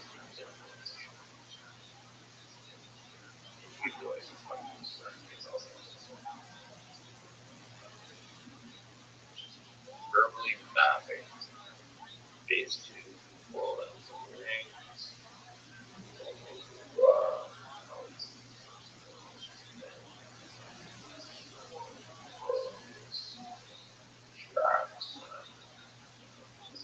Jurisdiction, alchemy, jurisdictional alchemy. Fucking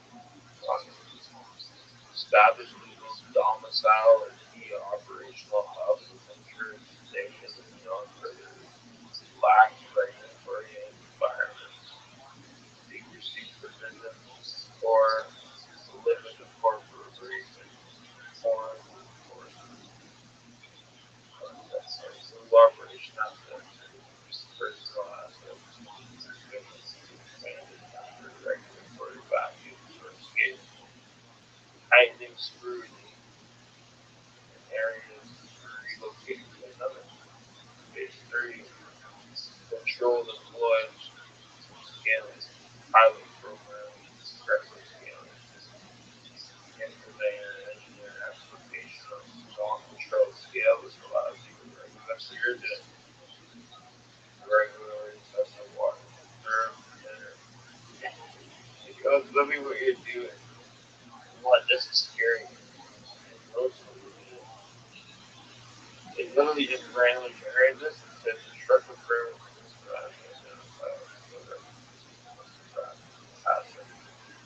you're not doing money, right? What you're supposed to say. Phase 4, continuous intelligence, establish robust intelligence, gathering legislative calendars, policy, proposal, regulatory requirements, and enforce. Anticipate threats rather than react to them. Asset fortification, share accumulation assets are shared, are shielded from seizure, forfeiture, punitive taxation through sophisticated international legal structures, non-traceable holdings. Maintain public persona that is either impeccably bland or strategically conversational enough to deflect the true scrutiny from your core operation.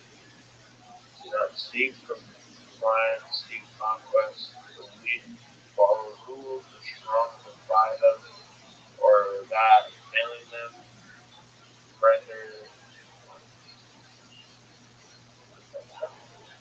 that through cleverness and application superior intelligence or successful deeds, a testament to my extremely weak and stepping stone for the greater endeavors. Now select your target. What's the law? That's an AI. Select your target.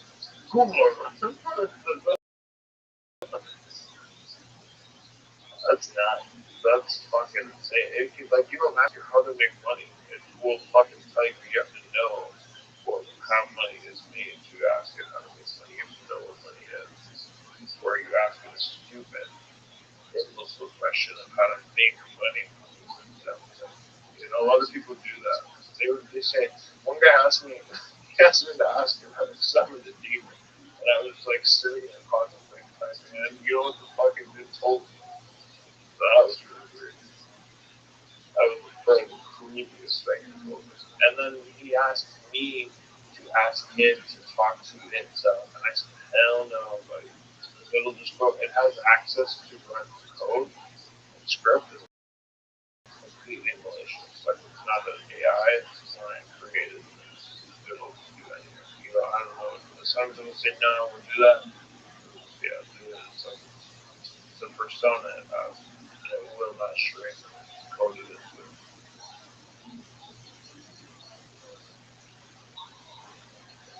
But I put no stock hold on it or anything. So like, I don't know too much. If we can do that, I'm sure it can. There's API keys, but like I created everything. So I have an API key here that connects to AI. You can have multiple. There's API keys for everything. Very, very simple. You can have API keys for Discord. But you probably do it. I have this random. Let's put that in there. CPU usage.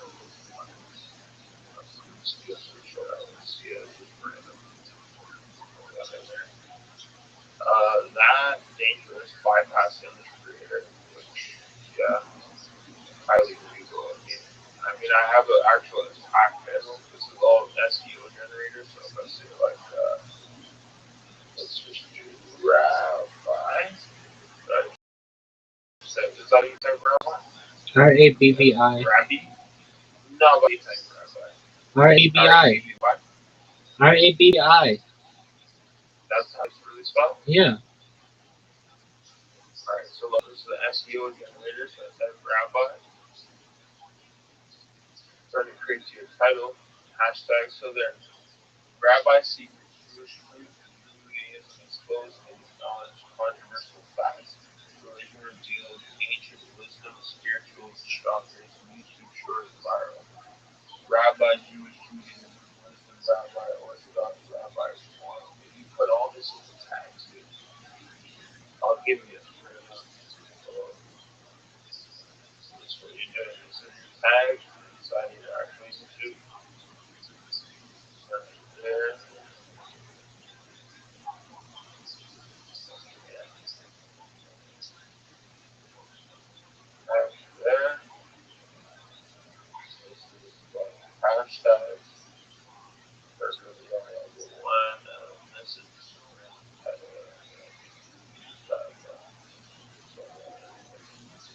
It makes like titles that are like fucking really whatever. And then I can also do ideas. So I can do like Rabbi, get a viral idea. I made all this. Where my mother's doing. But I made all this. Well, AI helped me, but I did it. So yeah, but maybe a little one here. This is a video idea. And I can make this for you. That's a video idea there. It says Rabbi reacts to phrases TikTok. And you just sit there and you just speeches and you should be silent. When you get one of your clips and then just sitting there and I'm talking, boom, put a fucking little short over it and I'll help you make it. I'll take the channel to it. And I'll tell the subscribers to check your shit. I know you're not in for the money, neither am I. So you want a community, build it. This is your opportunity. One shot. You got to put the purple eyes. Just your purple eyes over here. I'm fucking figuring stuff.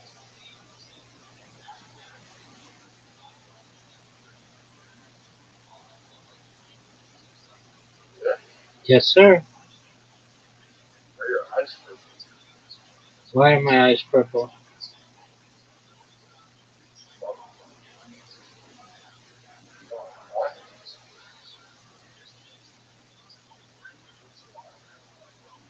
You got the pinky eye. You a rabbi. You got your pinky eyes. What's spell over?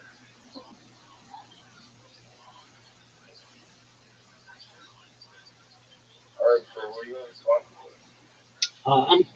I'm I'm gonna use the The restroom. person is joining. Bro. Yep, I know. That's great. Mr. Aquarius, Wake the fuck up. Mr. Aquarius, are you ready for me? Okay. So, Miss Aquarius,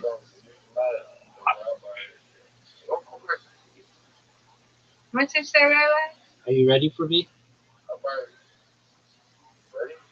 Yes, I am. Hold on, let me get on to that. Okay, there we go. You have an invitation.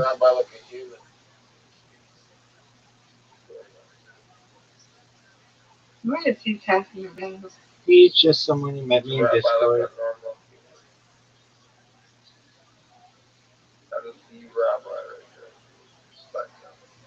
She's fine. Oh, that was a good thing. That was a very good spirit. You've won 2 games in a row. So we both win. Come on. Oh, how didn't I get that one in the corner? We're playing a game, dude. What? Get this. Oh, come on. What you say?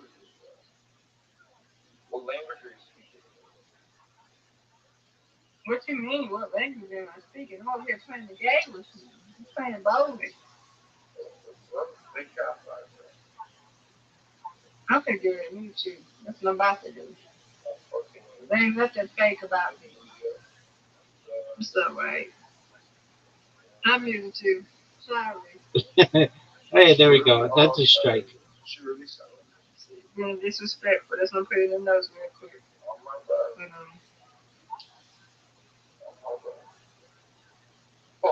Oh, Hey. nice strike. And thank you, disrespectful man. You got me a strike. Alright.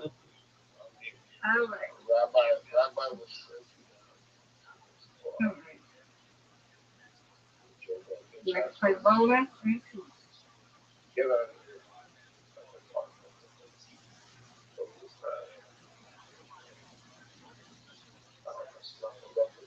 Maybe he'll leave soon. You can keep him coming, Rabbi, after we play. Look at this. Yeah. 3 in a row. That's a turkey.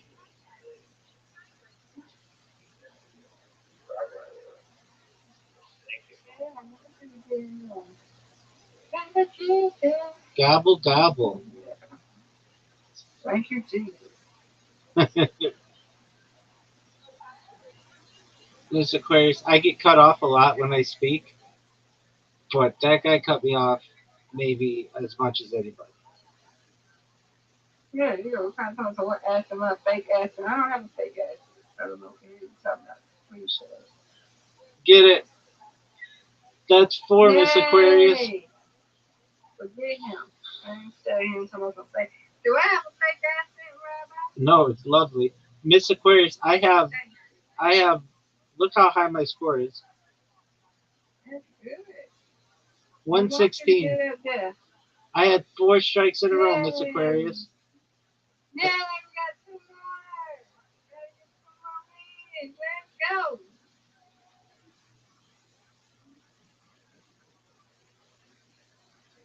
We're gonna get this tonight. Come on, Rabbi.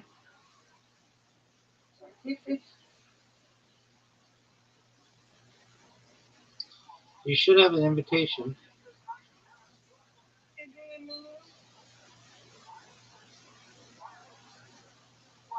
Was he being mean to you? No, he was really nice at first, but then he just kept talking.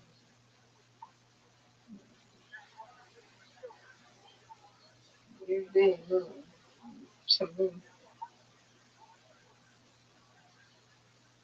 No more Rabbi. That's okay. Come on, Rabbi. You got this. Come on, Rabbi.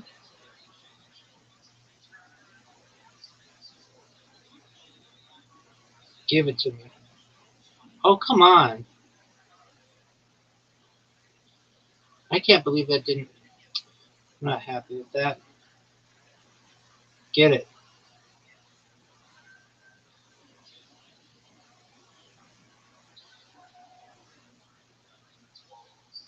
Get it. Yay! Miss Aquarius, that was great. Thank you. Come on, Rabbi. For sure. Get it. Yes. Your first strike. Let's go. LFG.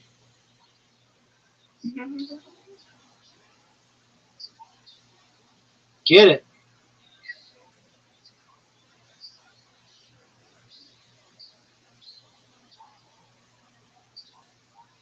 Get it.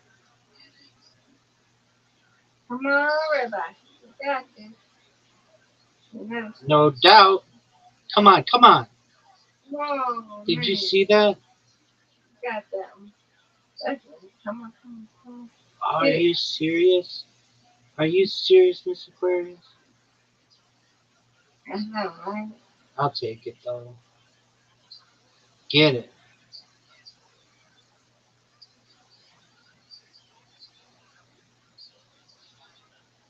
Get it. Now that's a beautiful spare. I'm trying to press so much. Yeah. Come on. Come on. Alright, I just had this. Get it. And I did the same thing, Miss Aquarius. I just didn't want to go in the gutter. Miss Aquarius is going to win. Get it, girl. Look at big score. 60. Get it. She got it. That's my goal. Working on the failure. That's my goal. Now get this. Get this. Put it away. Put it away, put it away, put it away, put it away now. Come on, you got this, right? Come on. Try to get you another strike. Oh, come on. Oh, it's not that. All right. No, That's fair. it's over. Oh, It's over. right. There you No, go. you got me. Great job, Miss Aquarius. Do you want to get it? Nope, that's tomorrow night. Okay. Okay. So now do you want The way you play, I might be at it all night. God willing, it'll be tomorrow night. Can't force it. Okay. Okay. I'm gonna let you win tomorrow night. Don't you do that. Now, don't you do that now. I'm not. Don't you do that. I want you to play your best. Thank you. You're a good teacher. Thank you. You're welcome, man. My goal is to work on his spitter. Those are big. And we need to help him try to get him to roll it right. Help him with his fingers. Oh, Zoot. It's kind of a lost cause.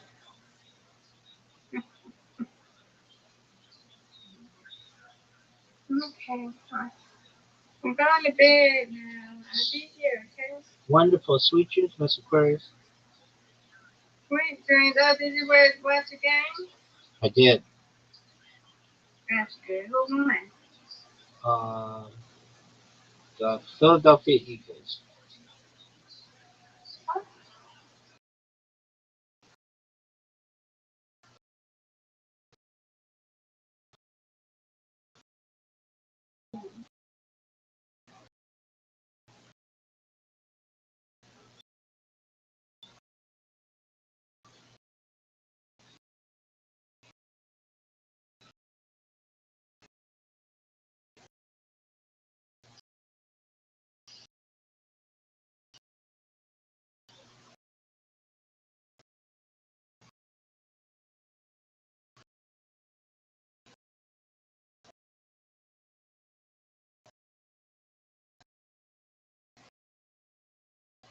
I don't care who wins. Yeah, they're terrible. No, don't do that. I'm just saying it's on my best friend. No, I'm not saying about your best friend. I'm saying her team is dog awful this year. I don't know. But we're praying that they keep that. They're gonna need it. Need it. Yeah. Alrighty. Aquarius. Sweet dreams, Rabbi. Yeah. God's willing tomorrow. God willing tomorrow.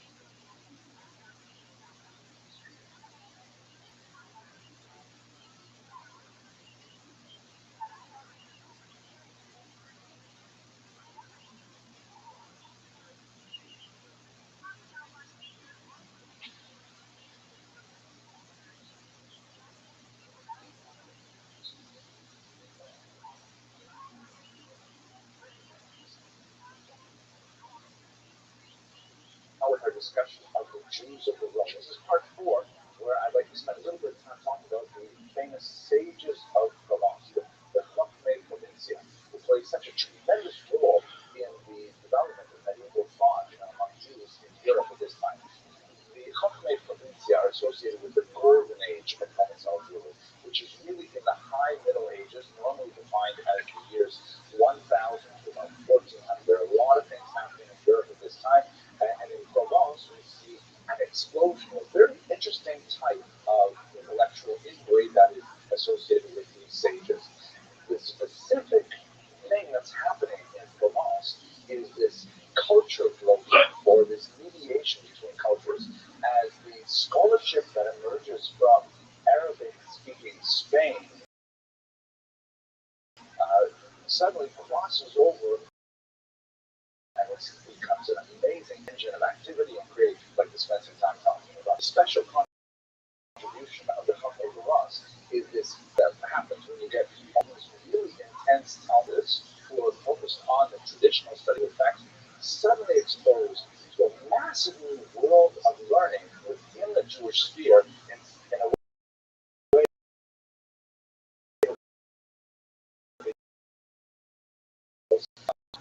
My talk today is competitive. I'm facing almost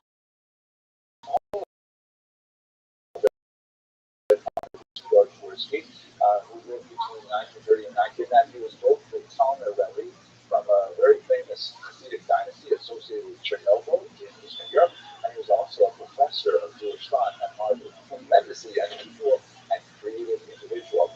The article, if you want to read a little bit more about himself, is called Aspects of the Social and Cultural History of Provençal Jewry, published in a volume called Jewish Society for the Ages, edited by H.H. Sasson and S. Edgar. I think our first question should be, where exactly is Provence? I know we've talked a lot about this in the previous 3 minutes, but let's have a quick review of where it is. You can see in this map here, Provence is the southern coast of France. That is on the Mediterranean Sea, and it borders Spain. That's really important for our purposes. Let's look at it here. Zooming in a little bit, you can see there's Provence, and just to the lower left is Spain. The Mediterranean route was an extremely important way for ideas to reach the southern coast, but also the overland route from Spain was very convenient. If you see the second T in Provence, that's the opening of the Rhone River, where we will be exploring Jewish history in November, God willing, with Rothschild'S cruises. Here's a map so you can see exactly where we're going to head up.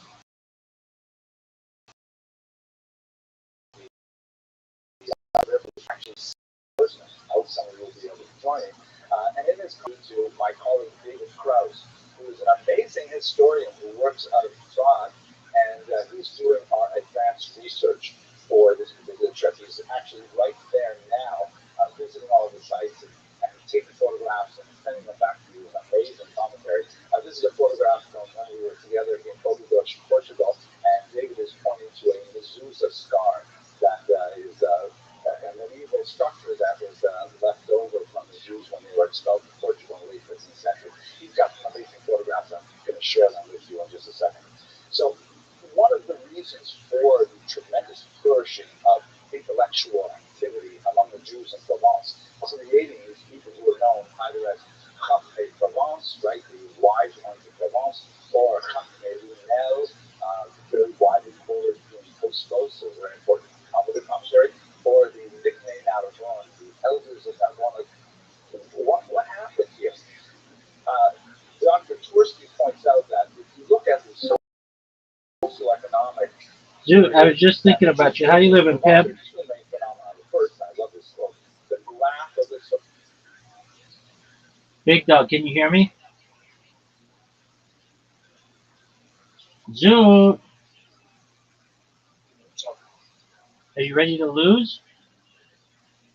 Yeah, I'm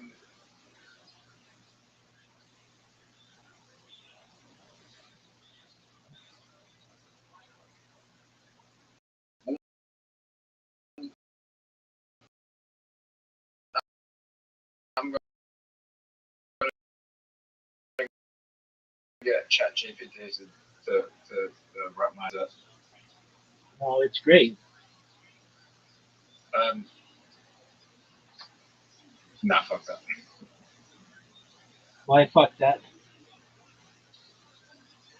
Well, I have ADHD, so I'm just gonna get ChatGPT to write stand up for me.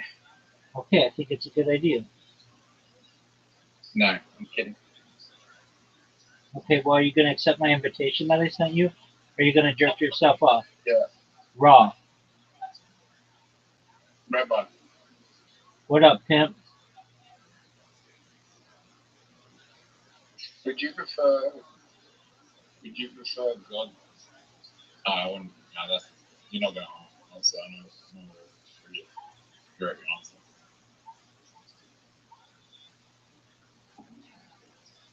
Would you prefer when you die that the person letting you into the heaven's gates has autism or Down syndrome?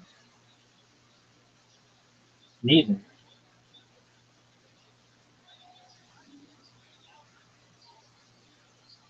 Imagine you get to heaven, right, and it's just a bunch of angels with Down syndrome that are letting you into heaven. That would be funny. I don't think it'd be funny. What? I don't think it'd be funny.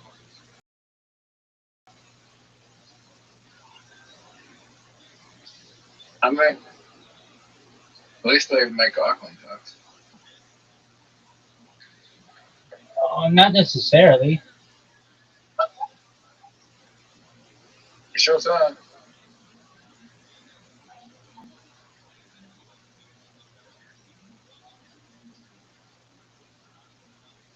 Rabbi, that was not for me.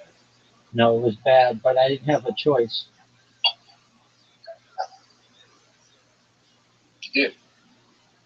No, I was doing something else. Oh, sounds good as me, though. Dude, did you just have a good move?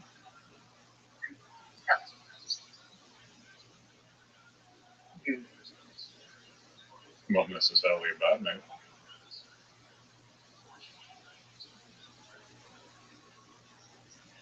Now, you can look on the question, why would he do that? Why would he just help me? Dude. Look at this move, dude. Extra move. Max hit points. You can't get 6 in a row. Yeah, you can. You can get 7 in a row. I would imagine that, sometimes when it like knocks out a whole row for you, it could potentially deliver 7 in a row at the top. This is so shit. If I go for the berries, I'll give you fire.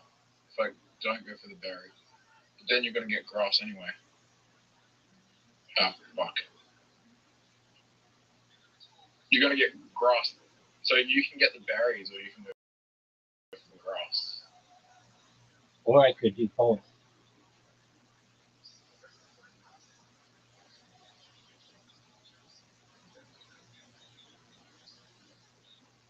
Rabbi, What up, what's pimp? the funniest joke I've ever told you? You've never told me a very funny joke.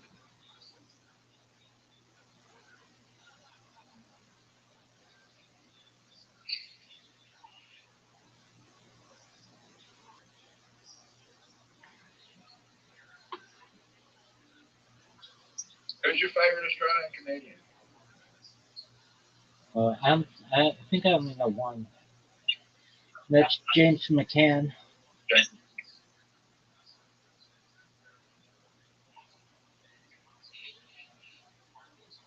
Rabbi, Yo, pimp. I've got an idea. What's your idea, big dog? We watch every world comedy in this. Every world comedy, which is the event that I'm trying to get on. We watch every single one in this. Like, you watch every single Tony, we watch every single world comedy. There is, I don't know, I think it goes all the way back down to like 1994. All right, put them on. But we find the ones on YouTube, is when they started putting them on YouTube.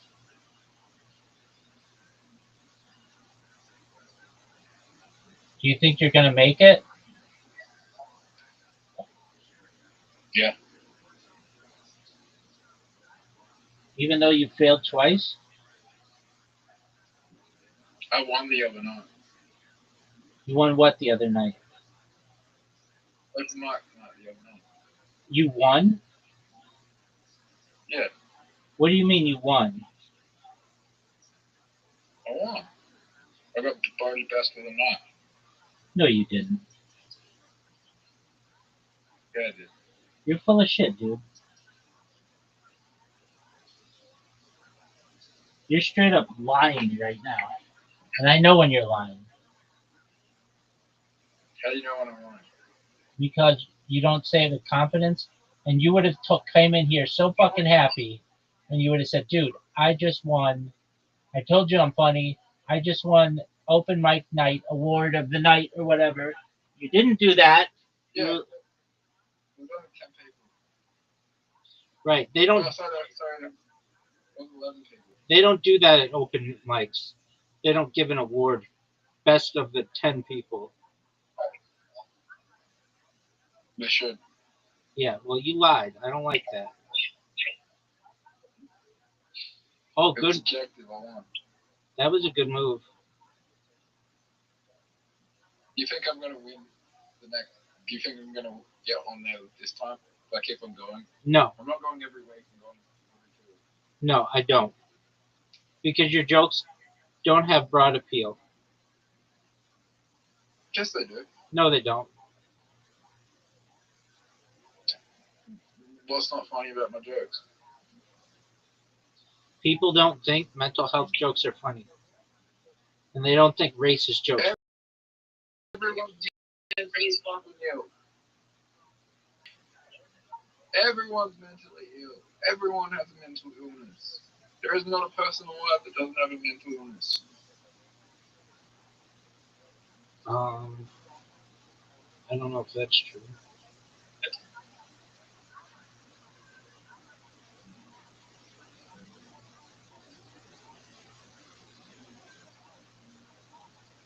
Have you ever cried? Yeah, Doug. That's depression. You cry. No, You have depression. No, it's not. I cried 2 days ago. I do this thing. There's this sports montage that I put on when I want to just like have like really happy cries, and I sometimes put it on when nobody's in here, and like a tear will come to my eye.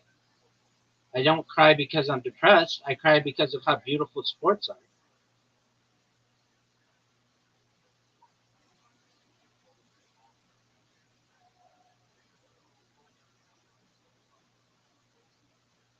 Do you have ADHD? Doug, no one knows what that is. Zoot, Yeah, they just made it Zoot, up. Zoot. Let's talk about anything but mental illness. I used to have this rule with you. We're not going to talk about mental health, and I've let you get away with it now for like the last couple months, but literally it takes over your life, and that's not healthy.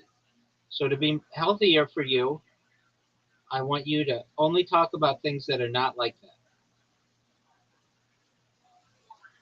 I wish I was Asian so I could talk about being Asian all the time. Okay. That'd be funny. Why do you want to be Asian? Because I don't know what it's like to not be Asian. I want to know what it's like to be Asian. All right. Asian chicks are hot as fuck. I want to know what it's like to be Asian, okay? No. I think it would be cool.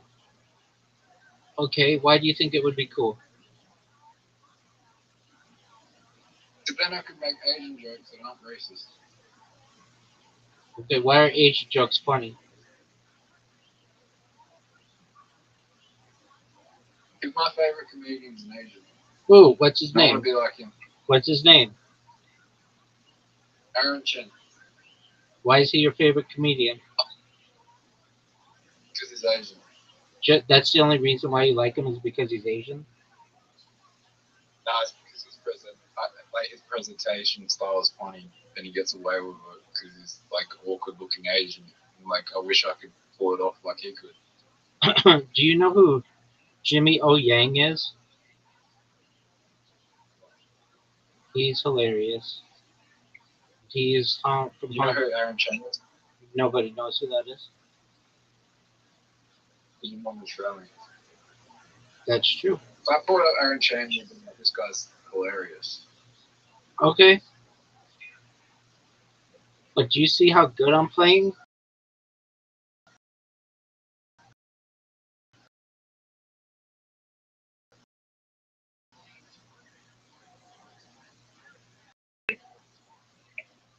Yeah. Is that an Australian show? It's an Australian comedy show. Yeah, no. I'm American, and we don't watch anything other than American shit. You do. Not too much. Dude, you just almost killed your... All right, like, Doug, you almost just killed your dude. Oh, you're done. I'm not done yet. You might be.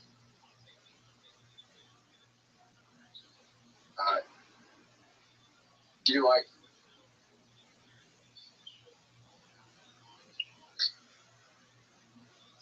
You're done. Do you like not being I Asian? told you.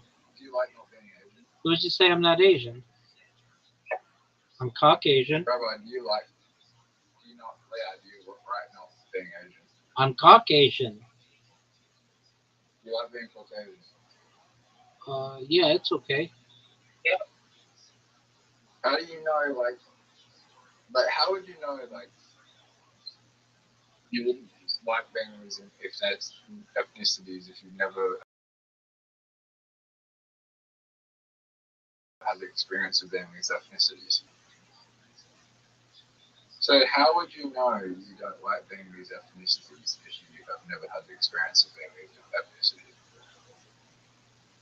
Like, you might have really liked being Asian, but you'll never know. I'm Caucasian. Yeah, yeah.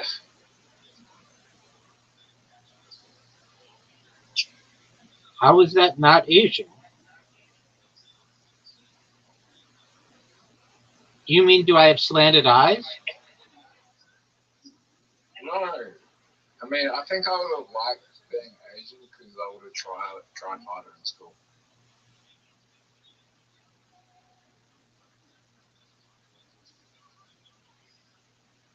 Wouldn't that mean you wouldn't have had to try as hard? No, I would have had to try as hard. No, it would have been easier for you. If you're going with the I stereotype don't know.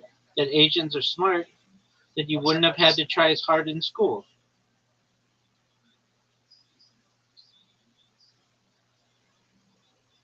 No, Asian.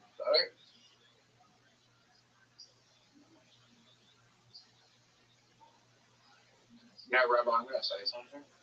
What are you going to say, Zoo?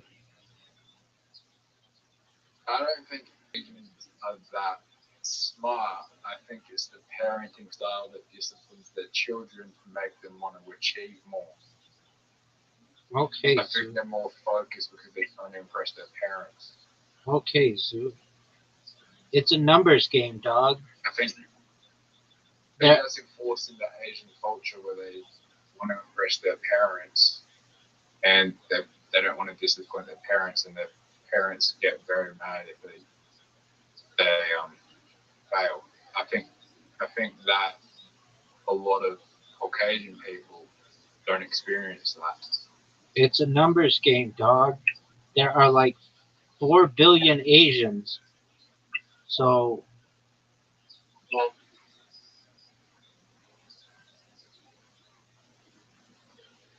Yeah, there's billions of Asians. like 4 billion. What do we do? We could get you with the green. Oh, and an extra move. Oh, dude, I get Even more extra moves, Zoot. Zoot, even more. A 5? Wow. You just won.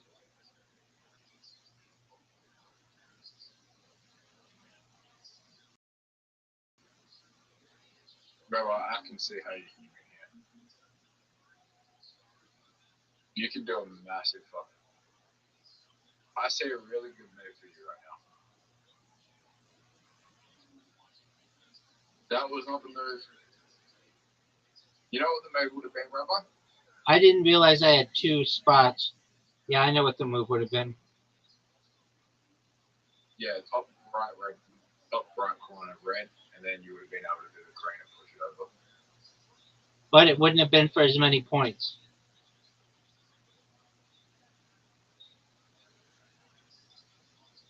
And I got another 3. Dude, I dominated that. That round was absolute ass kicking. You're up, pimp. Zoot, did you know it's your turn? That was the best fucking play I've ever seen in a game. I mean, I'm just good, baby.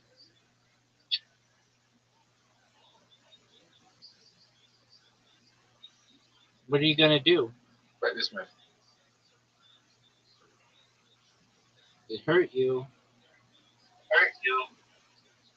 Baby, yeah.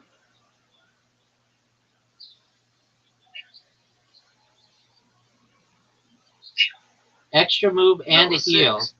Extra move and a heel. Early, you just got to see. Oh, so you could get a lot. You could get 1, 2, 3, 4, 5, 6, 7, 8, 9. I think you could get 11.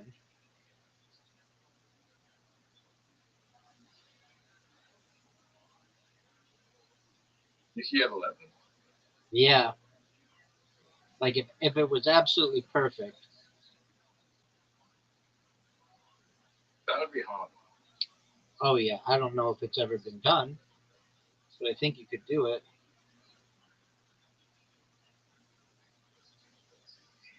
It would have had to be done.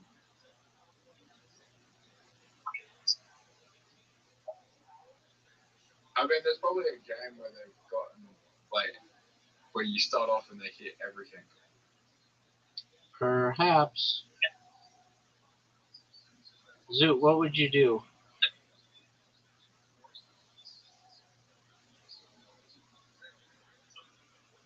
That's something move. Yeah, it is.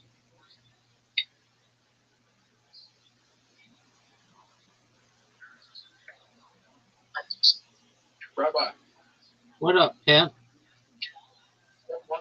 there's match sponsors with bonus abilities that would probably be able to get you like the whole board. That's a good point. The DLC match sponsors. That's a good point.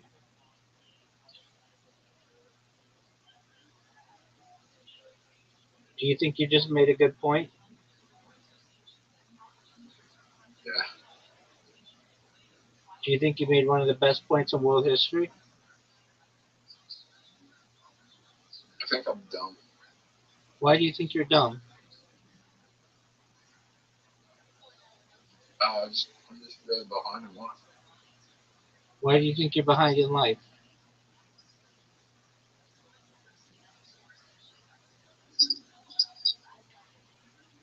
I've lost hundreds of thousands, maybe millions of dollars this year, and I'm still living in my mom's house. All right, well, shit happens, man. You're not homeless. Even if you were, you might have a chance.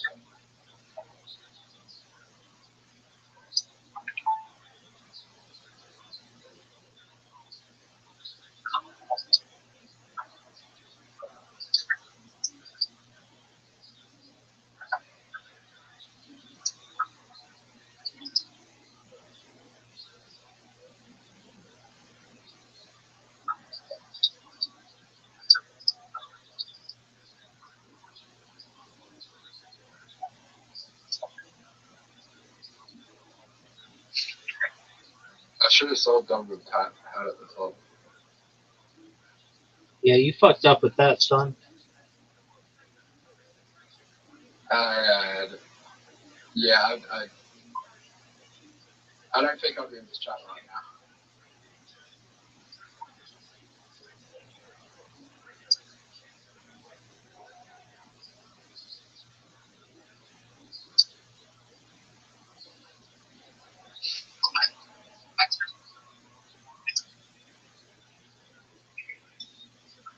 What's the funniest joke you've ever heard? I don't really know. Bro, what's that guy on Kill Tony that's like 28, 29 that went on and he's blind? He went on what? The blind guy on Kill Tony. Oh yeah, what about him? What's his name? Oh, I don't know. He was only on once, but he got a golden ticket. How long ago was that? Not too long ago. It was like last month. So he should be I'm on. watching it. Did you know that Cam Patterson is going to be on Saturday Night Live as a cast member? He's a guy from Kill Tony. He's like the first guy to ever break stream comedy from that show. That's a really big deal. That to be on Saturday Night Live in the United States is like his career is set.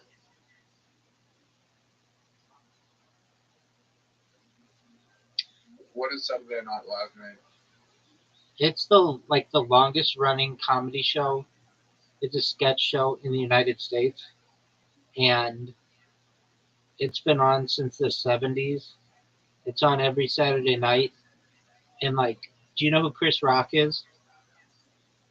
Yeah. Do you know who Adam Sandler is? Yeah.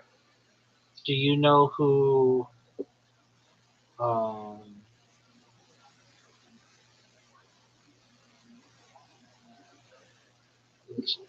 who would have been on it that you would know? Do you know who who would have been on it? Like basically you've seen it like I'm sure a lot. You just don't recognize it. But they all got their start basically on Saturday Night Live. Bill Cosby? No, he was too old for it.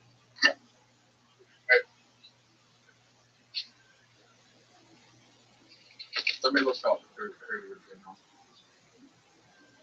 Like everybody who does comedy in the United States, if they're young. Well, Adam Sandler was young. When he was young.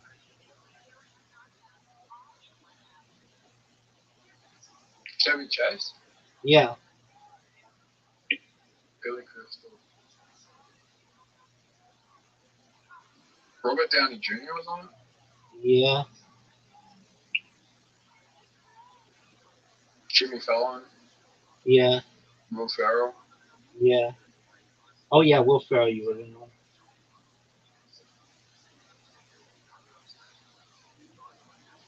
James Wilson.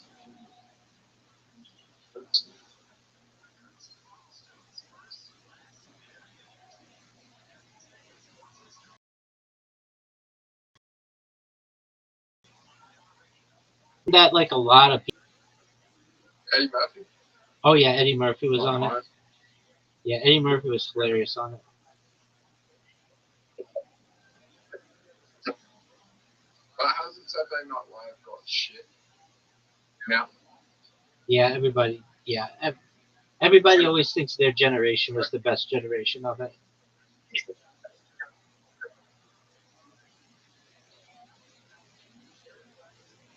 Hasn't it gotten terrible now? I haven't watched it I watched like one episode last year, and it was actually really good. Justin Timberlake was on it.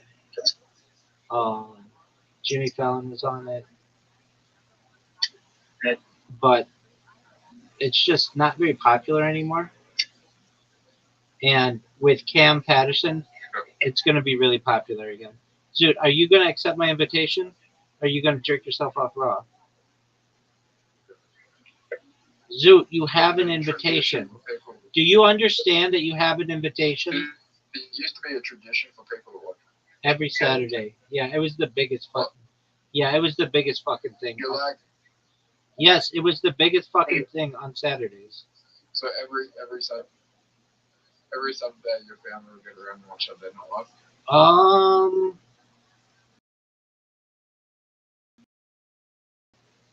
Yeah, every Saturday. Welcome. How are you? What's up, Rabbi? How you living, pimp? Oh, I'm good, man. I got a date Monday. I'm going to get my little dick wet. Excellent. What's his name? Monday. I know. What's his name? Aesthetic. Yeah. No, her name's Sophia. Is she a babe? Sophia. Kind of. Excellent. Sophia. Dude, don't, she's not going to dox her. What do you mean? I don't know your last name. Yeah, dude. Don't worry. Zoot doesn't have. No doxing. Yeah, what the fuck, dude? All right, so shout out to Sophia. Where are you guys going? Yeah, shout out. We're going. Sophia. Good question. Probably Applebee's. Applebee's, the neighborhood grill. Yeah. Doug, there's a song. I'm sure you've heard it. It's like Applebee's on a Friday night, something like that. Yeah, that's you. That's your song, baby. Then why the fuck Zoot leave? Because he sucks himself off raw. Oh, like 20. Wow. Dude, we need to get this shit popular. This shit needs to become popular. Agreed, dog. Wait, you said this server has been around for how long? Like a year?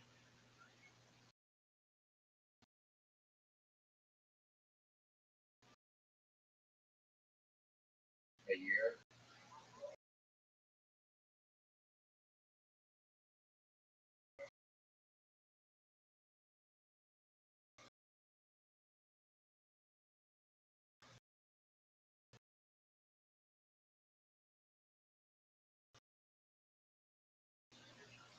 There's like so much. Sorry. No, the other Mr. Chung. Yeah, me. Yeah, what you. About me? How many people have you ever invited to come in here? Well, I wanted to keep it niche, dude, because a lot of people. I go in the socialized servers. I go in their partners and a bunch of just bullshit ass edgy servers. I don't want them to come in here and shit on you because you're Jewish, bro. Dude, that's what they're gonna do. I don't want to bring that hate here. Dude, there's just a bunch of people. I don't know what the moderation system is like here. This shit could I could easily destroy your shit, all your work, and I don't want to do that. Okay, that's fine. I understand. Admittedly, I'm kind of a toxic person, dude. And I hang around a lot of assholes. All right, is Sophia a toxic person? Is Sophia a toxic person? Is Sophia a toxic person? I need to mute one of your mics. Hold on, I'm sorry, it's my fault. No, it's fine. Yeah, mute that other one. Is Sophia a toxic person? No, she's not a toxic person. She's just kind of trashy. Everyone in Indiana is trashy. I just doxed myself out. All right. There you go. I don't know, man. It's just it's an industrial. Where I live, it's an industrial park. So just everyone's working factory jobs, and it's just really relationships are kind of toxic down here. They're toxic everywhere, but down here it's kind of bad because people just want money, dude. I don't got fucking money. Like this girl is the first girl I've ever taken on a date. I've never held hands with a woman. I've never kissed a woman. Never had sex with a woman. So like I don't know. I'm hoping. Obviously hoping that I get something, but I'm gonna be respectable and I'm not gonna fuck on the first date. Well, congratulations. I mean, I'll see how it goes. Well, congratulations. Yeah, there's no way you're fucking on the first date. No. You don't have the balls to do that. I'm kind of sexy, dog. No, I'm gonna like put myself out there. I'm kind of like a solid 6. Okay, like, kind of. that's not sexy. And okay, but I have confidence. And here's the thing. I just have confidence. I wear these button-ups, dude. It goes. I've talked to some like 7s and 8s, and I've had them like smiling. I'm talking to them, hold conversation. And a lot of people on these websites, on Discord, they couldn't do that shit. They'd fold like a fucking napkin, bro. Absolutely. How did you meet this girl?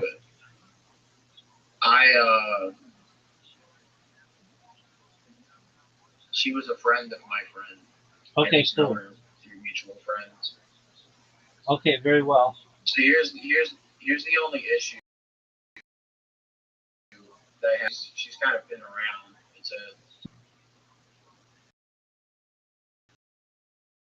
Well, yeah, I guess, but the point is, if I wasn't in the facilities, I was a fucking hella pussy. I would have been a fucking machine, and I'm not just trying to inflate my ego, but I was kept back, like really bad. I'm not good at socializing with people. Like I've been on fucking SSRIs since I was like 6. But if I just didn't take the pills and I fucking just, oh my god, I would have been a unit, bro. I would have been legendary. But I'm kind of like kept back. I'm kind of caged. All right. But I feel like if I is my mic loud? You're good. You sound great. A little bit. You sound great. Okay. Well. All right. Well, I just feel if I establish myself with this woman, I feel like that I'd grow a lot of confidence. Because I'm 22 years old. I'm about to be 23, and I don't know. I just want to establish myself. Like I don't really want to. I mean, I want to date her. I would date her for a while. Does she know that? Does she know you're a virgin? I told her I've never been on a date before, and I've never kissed a woman or hold her hand. I never told her I didn't sleep, but I think that she gets that I never. Yeah. Okay, that's tight. She still wants to go out with you. She still wants to go with me, and she admits that she has been looking at me in a certain way because her boyfriend used to abuse her and fucking make her do drugs. All right. Make her smoke meth. Okay, that's not cool. That's not good at all. And if I knew that earlier, I would have fucking said something and got her out of that. Not even because I had interest for her sexually or like in a romantic way, but just because that's fucked up. All right. So how long have you known this?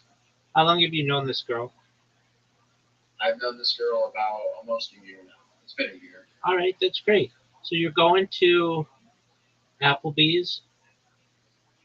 Yeah. Hold on, we're gonna get the. Dude, this is what you should do. I mean, look, I'm a playboy, and I'm gonna tell you, having themes to your dates is amazing. And this song, do everything that they have in this song. I mean, I know it's not a Friday night, but okay, so dude, this will get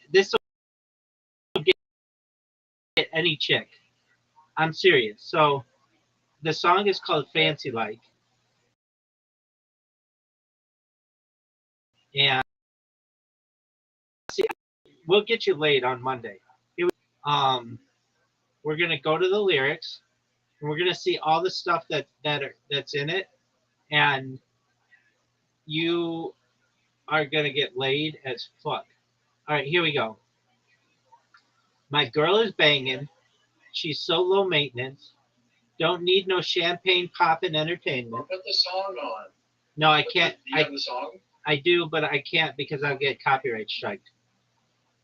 Send me the link. Can you send me the link? I'll let you sing it, but can you send me the link? Just type into YouTube Fancy Like Walker Hayes. Okay. All right. Take her to Wendy's. Can't keep her off me. So I would go to Wendy's and I would get a Frosty. And get her a Frosty. You don't have to get a whole fucking thing. I know you're going to Applebee's. That's the thing. So what do? You go to Applebee's, You get whatever, but then afterward you can go to Wendy's and get a fucking frosty. So it says she want to dip me like them, but every now and then, hey, I gotta spoil my baby with an upgrade. Your Monday street steak with an Oreo shake. I get exactly that. If I were you, I would just be like, look, this is going to be super cute. I mean, get whatever the fuck you want, but there's a song that's made for us. Get some whipped cream on the top two. 2 straws, 1 check, girl, I got you. Bougie like Natty in the styrofoam.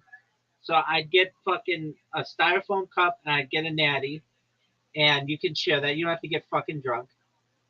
Squeak squeaking in the truck bed all the way home. You may have a truck, you may not, but pretty easy to get her in the back seat. Some Alabama Jamma, she my Dixieland delight. That's how we do, fancy like. Don't need no Tesla to impress her. My girl is happy rolling on a Vespa. Don't need no mansion to get romancing. She's super fine, double wide, slow dancing. But every now and then, when I get paid, I gotta spoil my baby with an upgrade. Yeah, we fancy like Applebee's on date night. Got the bourbon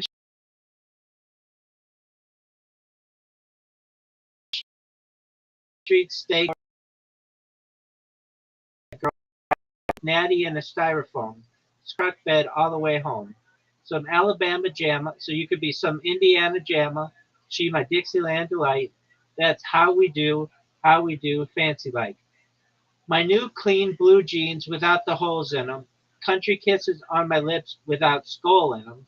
Yeah, she probably gonna be keeping some Victoria's Secrets, maybe a little Maybelline, but she don't need it. In the kitchen light, radio slows down, boxed wine, and her updo goes down. Hey, yeah, we fancy like Applebee's on a date night. Got that Bourbon Street steak with an Oreo shake. Get some whipped cream on top too. 2 straws, 1 check, girl, I got you. Bougie like Natty in a styrofoam. Squeak squeaking in the truck bed all the way home. Some Alabama Jamma, she my Dixieland delight. That's how we do, fancy like. Dog, and it's such a cute song. Have you heard the song? No, I have not. Oh, dog, put it into YouTube right now. Can you send? I can't find it. Can you send me the link to Doug, that, please? Go to YouTube. Please. Do you know what YouTube is? Yes, I do. Okay, and type in the word fancy, Fancy,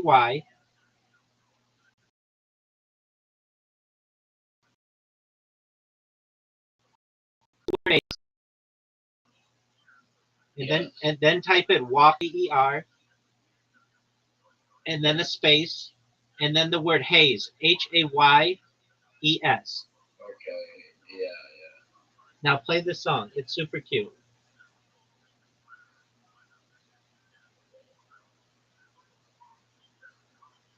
Is it playing? Yes, it is right now. All right, listen to it. I'll listen to it too.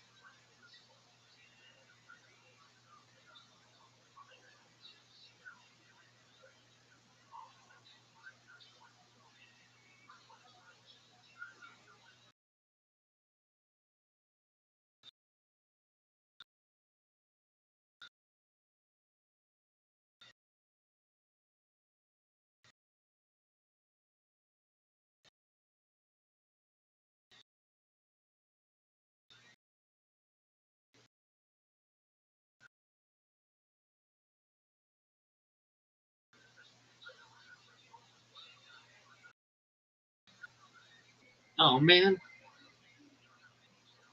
Day and night.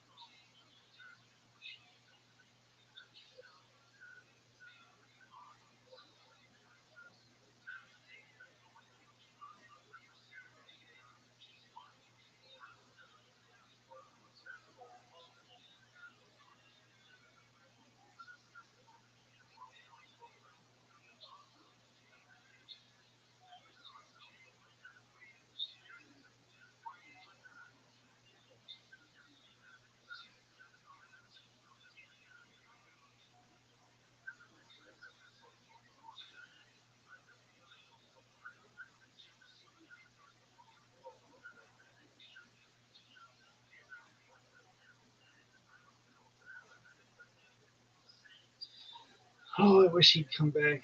I mean, hopefully he does it. He won't. But Israel, if you're hearing this, we'll make part of all that shit. You'll love that date. It's a great date.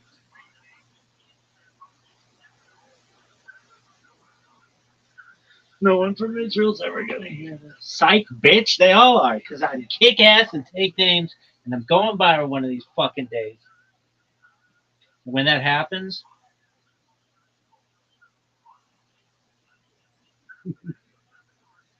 fucking Applebee's is gonna fucking be lit.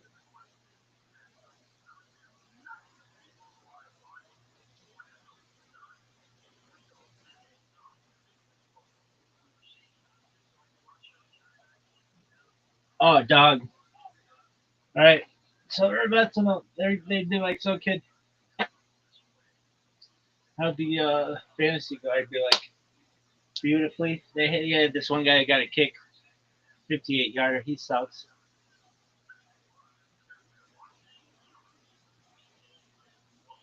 But I I feel like kick should be like a 58 5.8. That's how it should go. But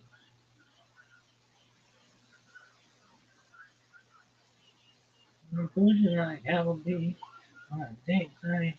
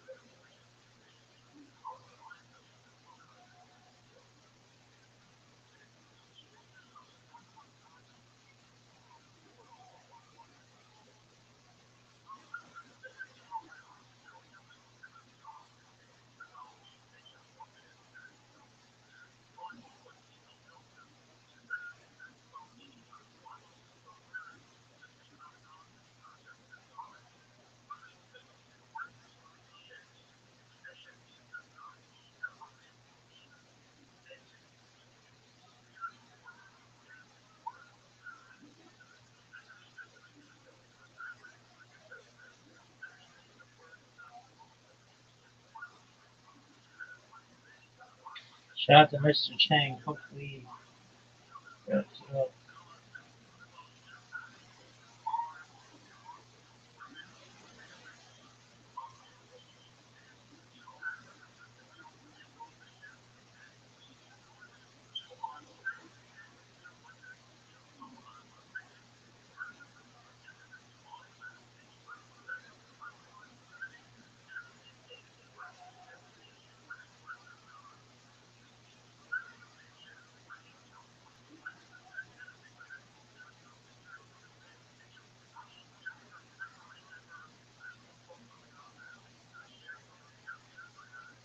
Yeah, that's for serious. We have a 65% chance of winning.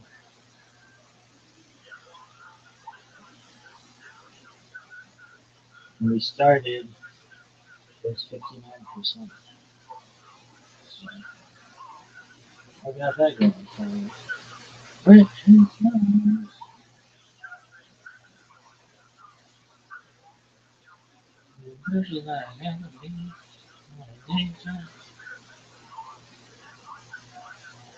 So what would the date be if you could cash your Applebee's? Well, I guess we'd get bourbon steak. Is that like Jack Daniel's steak at TGI Fridays? No one knows. And then we get Oreo shake, one shake, but I don't fucking 10 of those things. Two straws, one check. Girl, I got you. Duh. Never had I've never had a girl pay for me for any maybe like um, a girl buy me a drink once. That's like that's about it. And I just thought I could show how it's fun. Um, then what? To go to Wendy's afterward, witchcraft, uh, get frosty, chocolate, and uh, French fries. Dip that shit in and get blown in the back seat.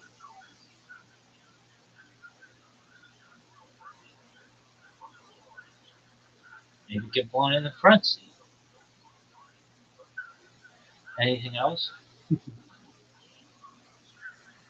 mean, you can do the natty and stuff, but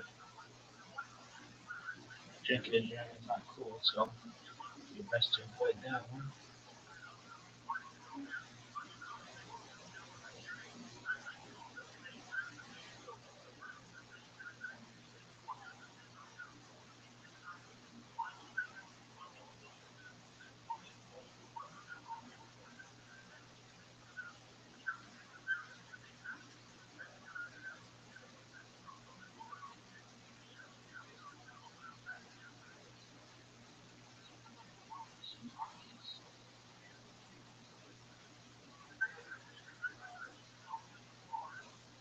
We burn on now. That song was so cute.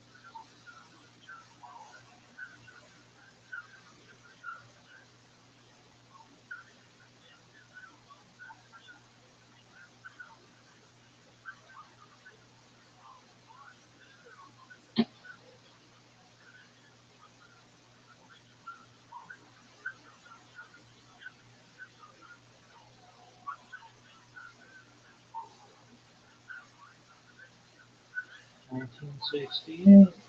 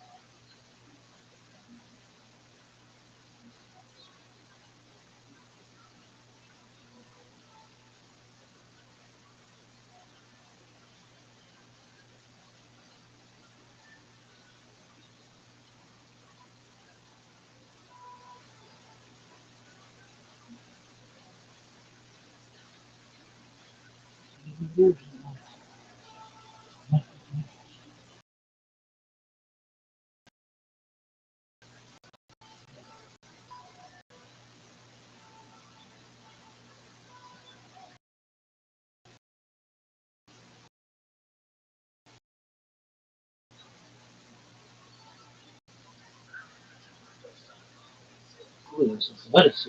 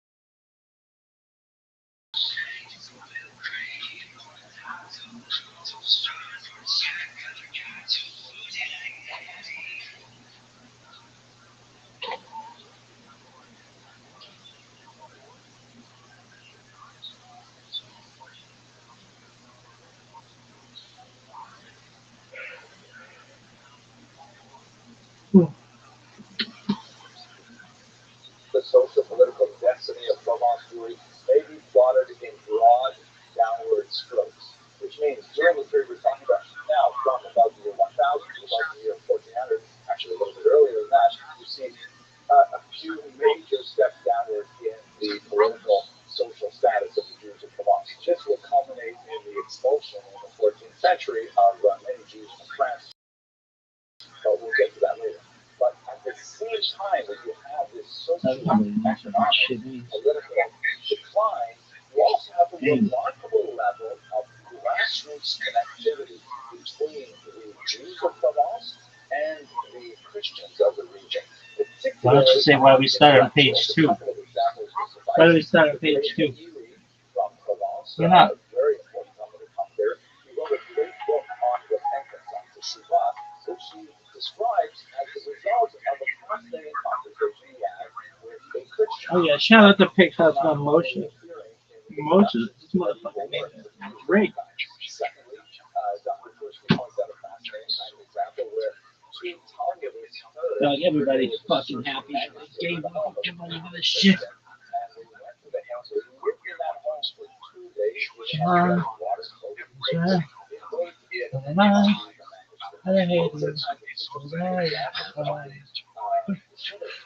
individuality of scholars that was present in the history did not necessarily find that in a lot of places in the region. I'll get to it quickly. This is great photographs, by the way. Here's a shot of the medieval Jewish model, which is one of those places where we design search of places in American stands, right? Yeah, this motherfucker coming in multiple ways. There you can see this is the medieval Jewish street. Almost all of the outward Jewish signs of the street are gone, but it's the same street, same layout. What information, of course, here's another photograph that gives you a sense of the dedication, the famous dedication, sometimes notorious, that we focus on has to a particular custom. This is an interior of a synagogue, obviously not medieval in origin, but you can see in the center left, there is a raised pulpit for the rabbi. So when he gets his dresses, he can actually physically rise up some 6 feet above the congregation, which was a very common sort of synagogue architecture that was in the region at the time. Here's one more photo. Look, gorgeous medieval picture from the This is, I don't know if it's still using today, that railing that looks so good to me, and the water, it has, it's really clear, but it has a kind of a greenish hue that reminds me of when I used to take care of my own pool in Florida. That was not a success, but it's very amazing to imagine the views of this, the actual picture, that so many of the companies, their moms and their wives would have views that for ritual immersion. I can't wait to see it. Anyways, let's go back to our discussion here. So you have these two things. You have a social, political, economic decline. Jewish significantly, unlike in medieval Spain and parts of northern Europe, there really doesn't develop a court Jew, like a Sablan, someone who is an intercessor between the community and the powers that be. And that certainly did not serve them well in this particular situation. But at the same time, there's amazing grassroots connections, particularly among knowledge workers, among priests, rabbis, scholars, and Orthodox. The focus of the Jews, however, in the 10th century, up to the 10th century in Provence, was overwhelmingly exclusively on Catholic. So much so that when Shmuel the Rabbinic was just arrived in Provence from Spain, he was blown away that he could not find an appropriate tutor for his son except for his subjects. And he actually moved to the region where he could teach him basic science, math, and so on. That shows how kind of isolated these Jews of Provence were focused exclusively on their topic. There were some very important figures who were created in this period. Moshe Hadarshon, for example, was extremely influential. But until the arrival of few key individuals, it was basically focused entirely on Talmud without any interest in what's going on outside that world. That changes very dramatically, however, with the arrival of two Spaniards in particular. One of them is the great Abraham Ezra, who had a fascinating story. I talked about it in another video, that he was an impoverished intellectual worker, and he was Argonauts of Spain, like Archaea, who also arrived in the middle of the 12th century. They were driven out of Spain by the Almohad invasion, which was at a time when Spain temporarily became much more radicalized in its Islamic belief. This is actually the same movement related to the Almoravids, that drove Maimonides' family out of Spain at the same time. And Abraham and Ezra and Abraham and Archaea came to this vision. They said, what's going on? I mean, we love this community, everyone's so friendly, everyone's lots of great swords, but like, don't you guys know anything about science? Or even Hebrew grammar? What about algebra? And don't even ask me about philosophy. You guys don't know anything.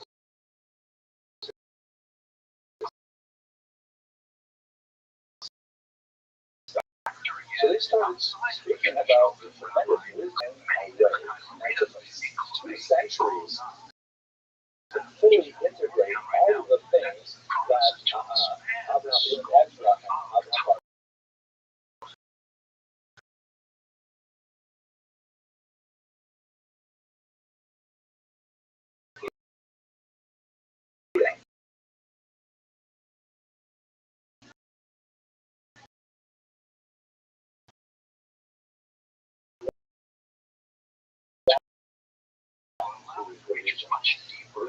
the stage was about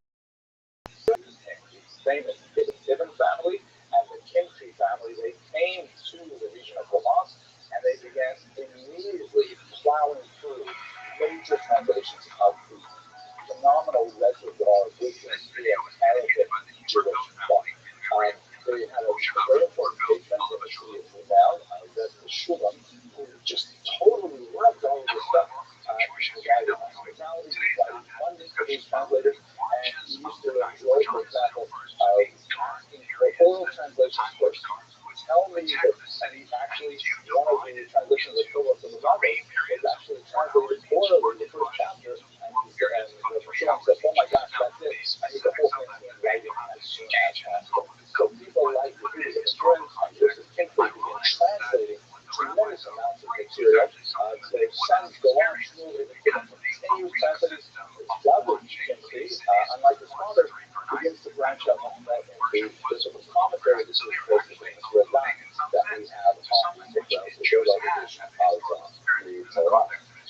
The kind of books that we translated were basically the classic philosophical and ethical works of Jews written in the Arabic language. The Ring of Rothschild'S, Prophets of the Bible, are amazing classics. Maimonides died for the books. Oh my gosh. Yahweh's Kuzari, fascinating, very different and really approach to philosophy. Cyberbound, Book of Beliefs and Opinions, as a great poetry of the Kabilo. This is essentially, maybe not so much of the Kabilo, but in Bakhia, the Rambam, the Zidalei, this is all like the advanced thought curriculum of yeshivas to the present day. You can go to any great yeshiva in the world and you'll find copies of these books. Many of them, in addition, first translated from us by these sages that are still in use and studied language today. Let us focus specifically on Maimonides, the one that Maimonides is just a great eagle has such a phenomenal impact on medieval Jewish thought. I was still thinking about him on several other videos, and I would love you to go watch.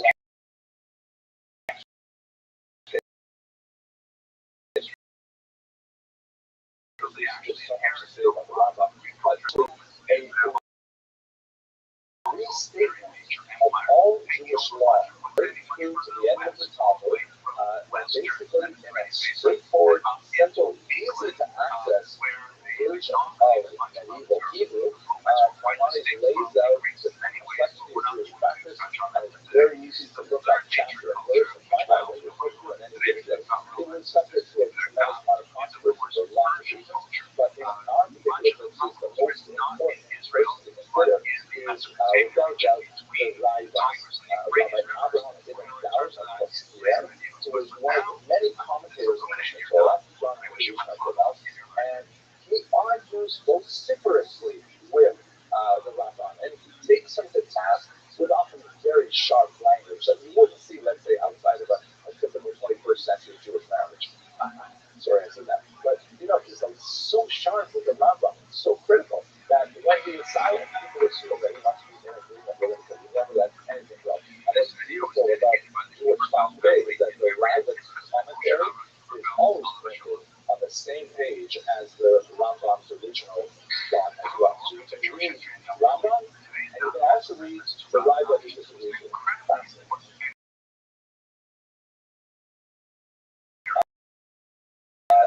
Relevant to this as well is the guide to the complex, which receives a lot of attention in corresponding to the sages of Vermont and some of the more difficult aspects of the guide.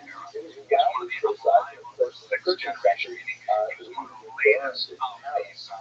Motivated Jews who disagreed with a lot of the Rambam ethical leanings, but nevertheless, you do get a sense of how important philosophy was to the Rambam. In fact, his career in Europe was largely launched through philosophy because the sages were studying his books so assiduously.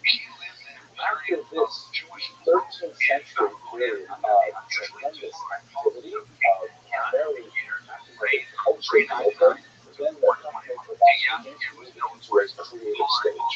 This is how Tversky puts it. France is clearly from the receptive to the creative stage. And when we say creative, what this means is not necessarily like the combination of new books that have the same kind of standing as what they decide to go and produce an opinion or minorities, not just left. But what was very important is they were essentially absorbing this Arabic language material, transmitting it, and brokering it so that it could, by a very different audience of Jews in Europe. This was extremely valuable. And I think if we step back and pause for a second, this is essentially what organizations like Art School have been doing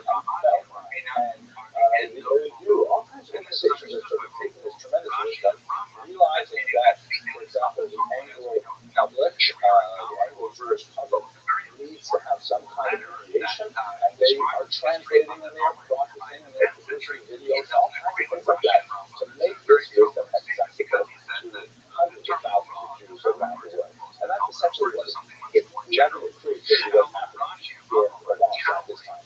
There are some major exceptions. There are a few like important white stars who are genuinely creating their own life. Perhaps the most famous is Rabbi, also known as Gersonides or the Ralban. This is very unique. He wants so many ideas to do fun. But that's basically a roundup of who were the founders of what they did, what their contribution to Jewish thought was. It ends rather abruptly in the 14th century with some dramatic French expulsions of the Greeks, but we have to get to that story on another video for this time. I hope you found it useful. Thank you so much for watching this video. I hope you found it interesting. Towards the latter period of Talmud, I hope this illuminated your doubts, and I wish you much luck.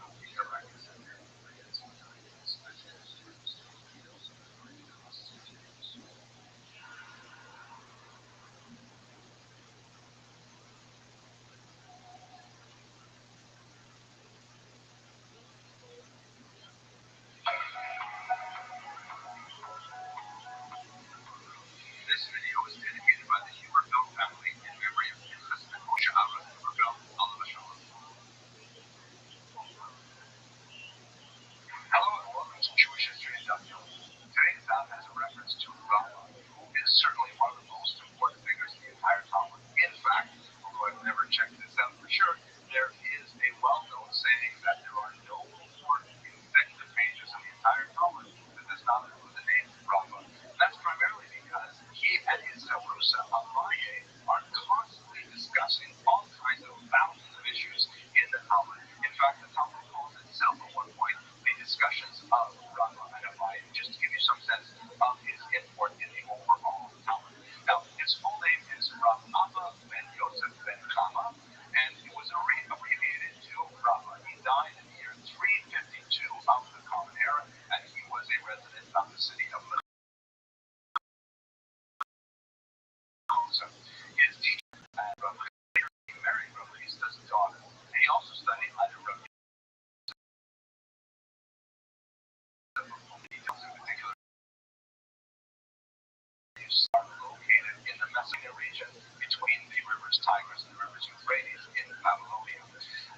His discussions with Abaye range all over the Talmud, and one of the most fascinating aspects is that Rabba wins all of the arguments except for 6.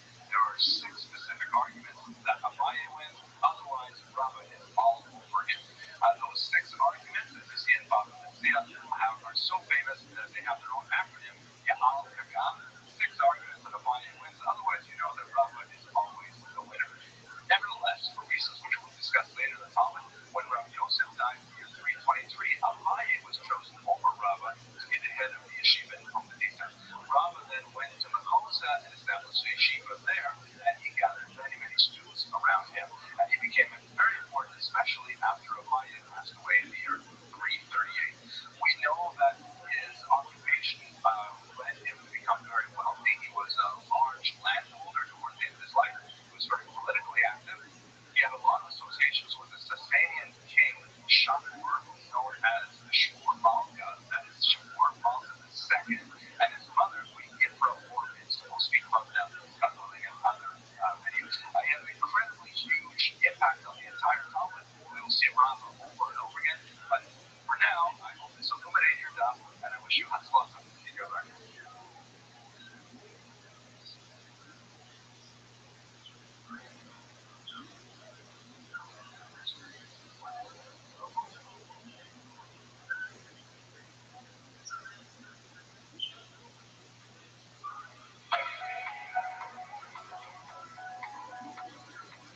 This video is dedicated by the Huberfeld family in memory of their husband Moshe Aaron Huberfeld, Alav Shalom. Hello and welcome to Jewish History Daf. Today's daf has a reference to a kala, and the term kala normally means bride, but in this context it means gathering. It's an abbreviation or a short form of the term Yarmei Kala, which means the month of the kala, which refers to the twice yearly gatherings that would occur in Babylonia, where scholars and lay people would get together to discuss Talmudic topics. Specifically, those were the months of Adar, which is in the spring, and Elul, which is in the fall. Now, it's worth noting that these are prior to major elements of the holiday season. Adar, of course, is immediately prior to the holiday of Passover, and Elul is immediately prior to the high holidays of Rosh Hashanah and Yom Kippur and Sukkot. So it's quite possible that among the many topics discussed at the Kala would be preparation for those holidays, the extensive discussion of how to keep kosher on Passover and the laws of repentance that we associated with Rosh Hashanah, Yom Kippur, and so on. What does the term kala actually mean? So there's a lot of dispute over this. It could be that the term kala refers to bride, and much of the discussion might have had to do with the complex laws of marriage and divorce and so on, possibly. There's also a possibility that it comes from the word klal, meaning gathering or grouping, right? And it's also even inferred that perhaps it comes from the word kalila, which means like a garland, like a necklace, in the sense that the rabbis, when they would get together, they tend to sit in a big circle, like rows of circles. Be that as it may, the term Yahweh Kala definitely refers to the gathering, at least twice a year, of the rabbis and lay people to learn Torah. It's a sign of solidarity with the intellectual and spiritual tradition of Judaism, and it is something that continues in the modern day. Many organizations organize the Yahweh Kala, not necessarily those 2 times a year, but the concept of getting together on an annual or semi-annual basis is very widely held. For example, NCSY, see here, run the Yarmei Kala, and Mason Medrash Gavoha in Lakewood run the Yarmei Kala, and Agudas Yisrael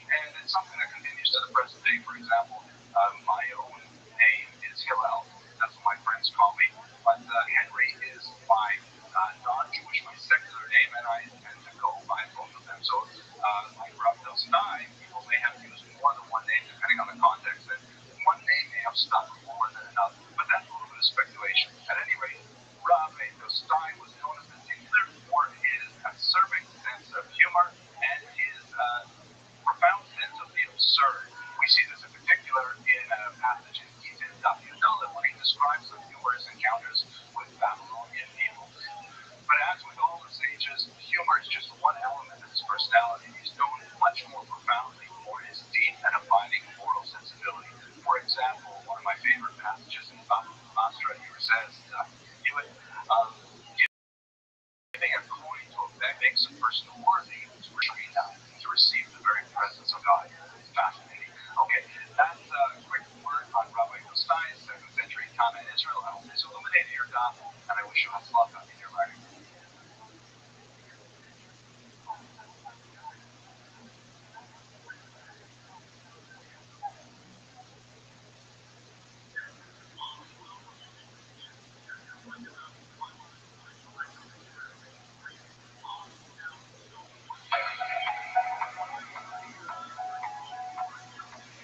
This video is dedicated by the Huberfeld family in memory of His husband Moshe Aaron Huberfeld, Oliver Shalom.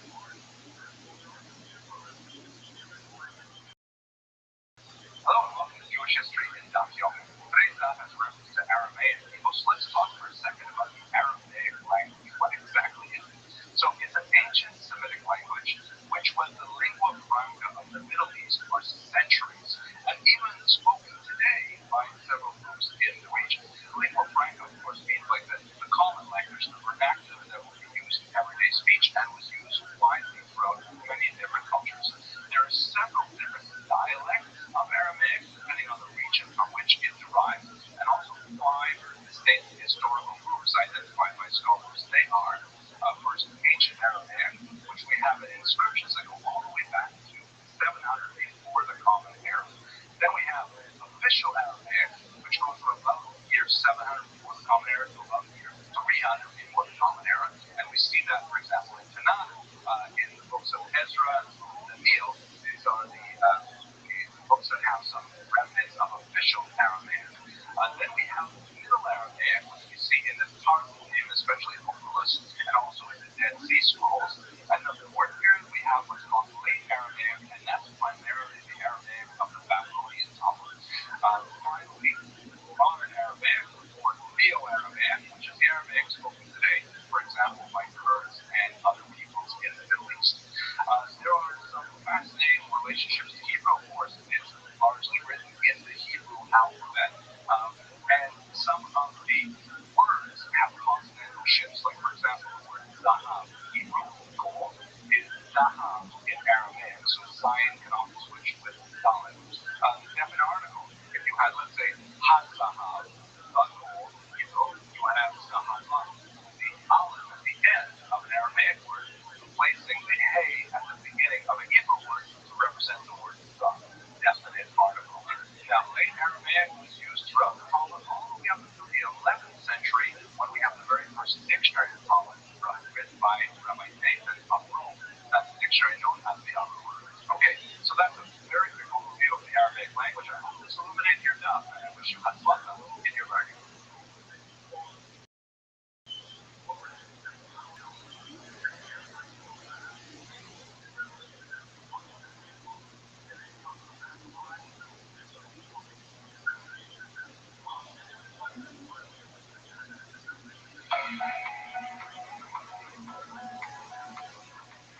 This video is dedicated by the Huberfeld family in memory of His husband Moshe Aaron Huberfeld, Oliver Shalom.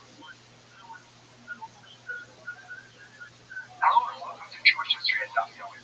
Today's daf has a reference to bringing myrtle to the king. Rabbi Zera was required to bring myrtle to the king. Now, what is that all about? We know that myrtle, hadassim, are associated with celebration in the Jewish tradition. For example, the holiday of Sukkot, one of the Armenian and so on, was also used at weddings, as a kind of like a decorative and festive element. But what is all this business of like bringing it to the king and things like that?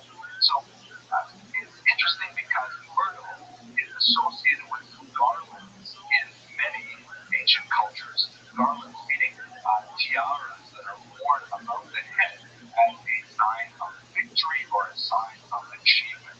They're called in English laurels, and you often see them on figures of great authority, especially after having achieved such victories. Here, have a look at these examples. This is a modern representation of Julius Caesar, and he has myrtle around his head. Actually, these are bailies. Bailies were often used as well as myrtle. Here's another one of Napoleon, also a modern representation. tradition. And it evolves into like the wedding tiara and things like that as well. We speak about, for example, in English we say a Nobel laureate or a poet laureate. That refers to someone who has won the Nobel Prize, Laurel laureate, or someone who is like the chief poet of the country, the poet laureate, and so on. We also have the expression to rest on one's laurels, which means to like just chill and say, oh, I've achieved all these things in the past. I don't have to try any harder. I don't have to do any more. And it's to be a kind of like intellectually and spiritually lazy. This is definitely a bad thing because if you rest on your laurels, it's like to ruin, right? But nevertheless, that seems to be what's going on here with the Rizera, is that bringing these laurels to the king as a way of kind of like showing obeisance and showing recognizing victories of the king and so on and things like that. Okay, I hope this illuminated your dots and wish you much luck in your life.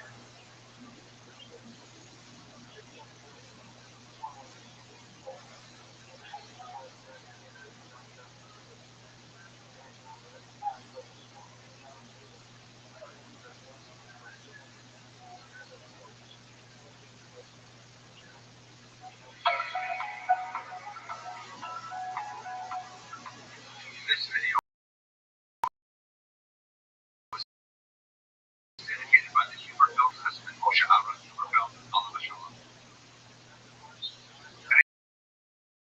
As a reference to Gloria, women in the Talmud. She's an incredibly learned individual who lived in 2nd century Israel.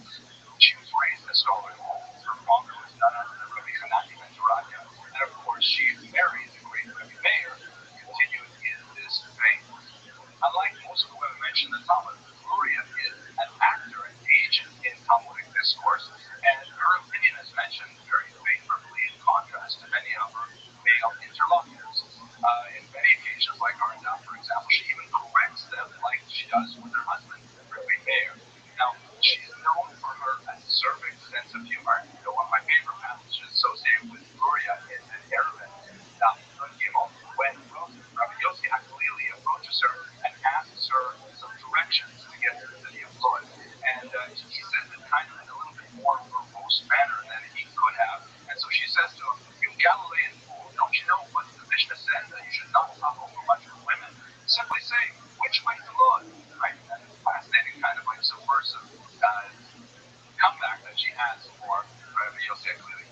Now, she herself endured tremendous personal tragedy, and her own experience in life is one of the great sadness. Her father was killed in patriotic persecutions in a very terrible way. Her sister was sold into Roman slavery. And in some very moving passages that we will see as we go through Shas. Base offers a version of what happened at the end of her life. That's a very problematic passage, but it's not for today's discussion. But for now, that's a very short overview of the life and works of Gloria. I hope this illuminated your thoughts, and I wish you as luck in your life.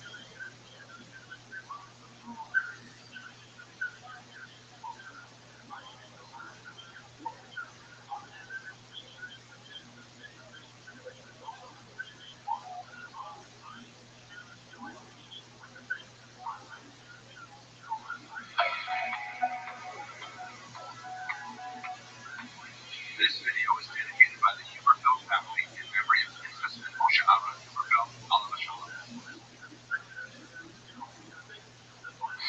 Hello and welcome to Jewish History in Daf Yomi. Today's Daf has a reference to Rabbi, an extremely important Amora who was mentioned many, many times in Shas. He was the founder of the yeshiva of Umadita in the 3rd century, and he died around the year 299. His father was Rabbi Cheskel, and his brother was Rabbi Cheskel. The two of them are often cited together. The Gemara says in Kedushin, Daf, Ayin Beis, that on the day that Rabbi Yehuda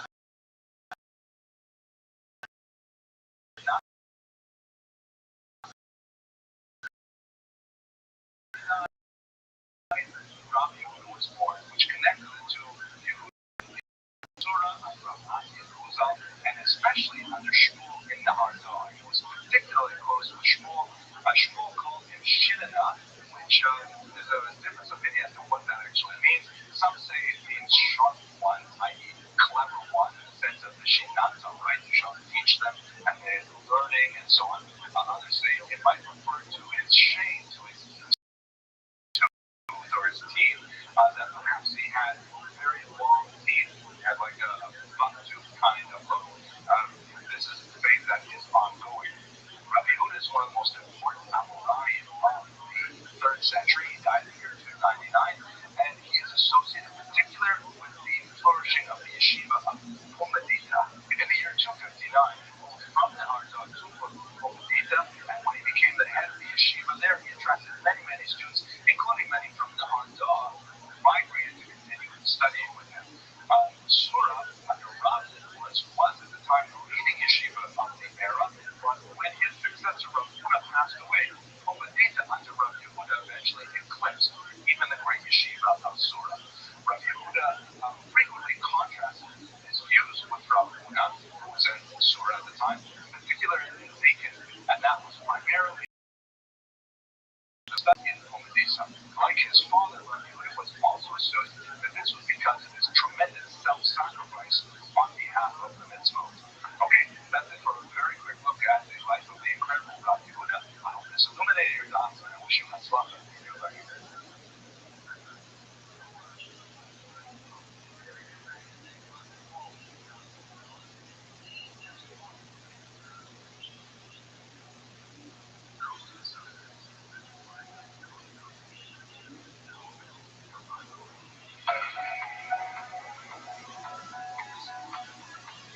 This video is dedicated by the Huberfeld family in memory of President Moshe Aaron Huberfeld, Alav Shalom.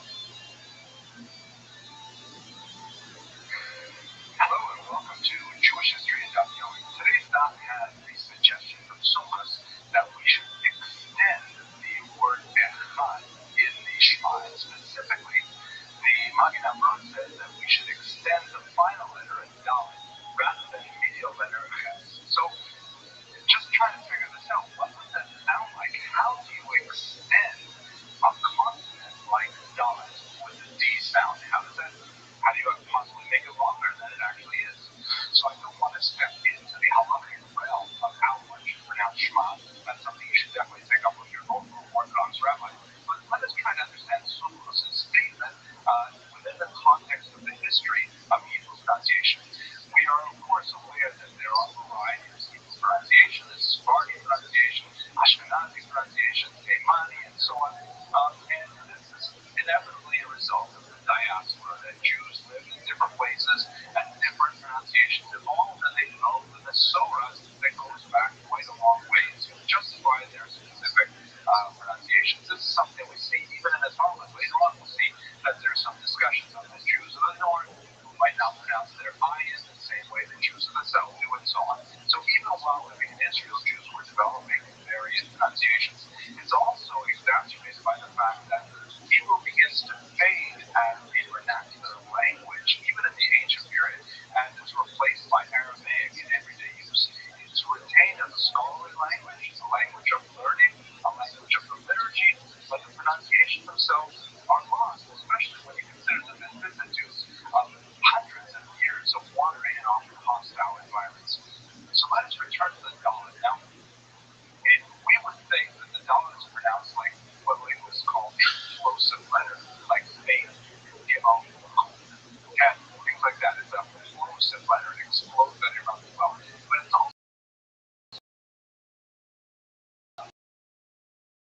possible that it could be. I'm a historian, so this is a little bit outside of my area. Apparently, when the medial and the final position, it can be pronounced in a slightly different way. Again, don't try this at home without speaking to your local Orthodox rabbi, but it's possible that the Dalet can be pronounced as a voiced dental fricative, such that it doesn't sound like a d, but as a th, as in the word that or other. Now, in those circumstances, if it's a voiced dental fricative, then rather than a plosive, it's possible to imagine that you could pronounce the Dalet by accenting not the S, but the Dalet exactly as the Magen Avraham says you're supposed to do, and it could make sense. Okay, this is just a little bit of theory, but the history part is the various pronunciations of the Jewish people of the Hebrew language. Before I get into more trouble, I'm going to sign off, and I'm going to hope that this offer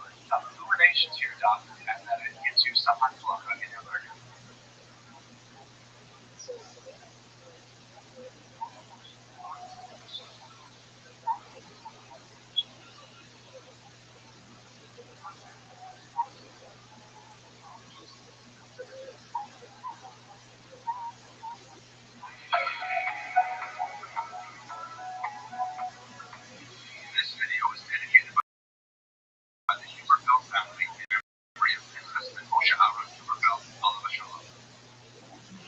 Hello and welcome to Jewish History Daftino. So yesterday we talked about Rabbi and his association specifically with Jesus. But earlier in Rabbi's life, the most important place where he learned was, of course, the Arda under Shmuel. And so that's an extremely important place. Let's look at the Arda, which is referenced in today's study.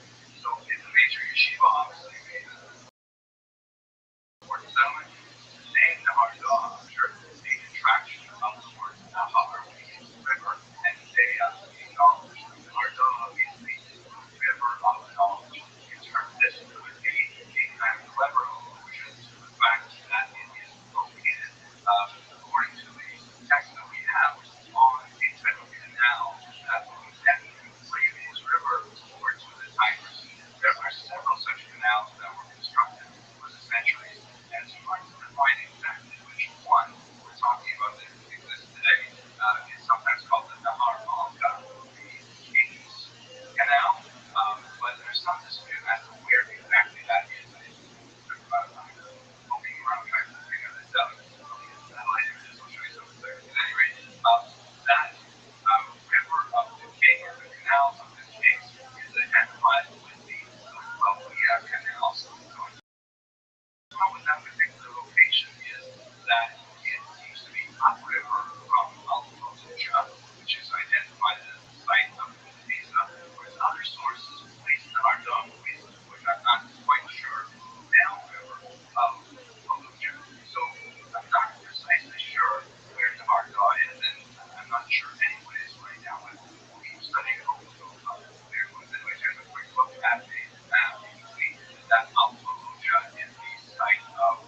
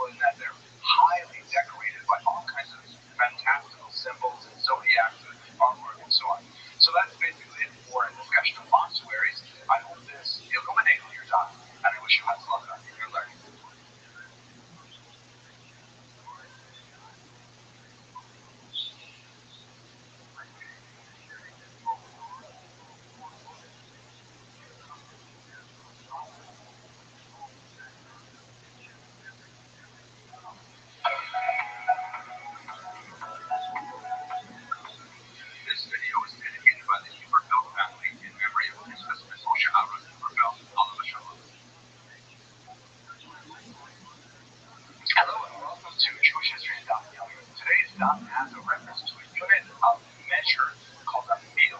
It is a linear measurement of distance, and it is converted to basically time. Like how long would it take to walk a meal is a unit of time as well as of distance. The word is most likely derived from a Roman measurement, which means thousand. And in fact, the word meal in many modern languages also means thousand. In French, for example, a meal is 1,000.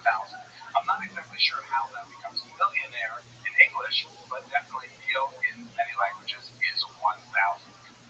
In terms of how long is a meal? So in terms of length, it was understood by the Romans as 1,000 steps, which would be roughly equivalent to about 1,500 yards. For reasons which are not clear to me, the Chachamim said that the meal is basically 2,000 amma, which was somewhat shorter than 1,500 yards. In contemporary math, so you would, to calculate a meal, you would have to be based on exactly what you determine to be an amma, which is roughly understood as the distance from one's elbow to the tip of his finger, which is also called an amma incidentally. Modern posting hold that a meal would therefore be somewhere just under or just over a kilometer, which is about 0.6 of a mile, or maybe at most 3/4 of a mile for a meal. Anyway, that's where this word meal comes from. 1,000, the Romans understood this as 1,000 steps. We measured a little bit differently through the Chachamim, but it's basically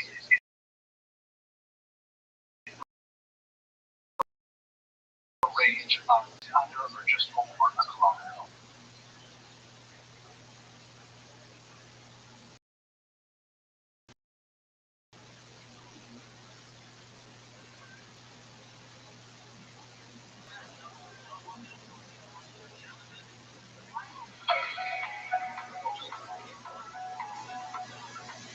This video is dedicated by the Huberfeld family in memory of their husband Moshe Aaron Huberfeld, Oliver Shalom.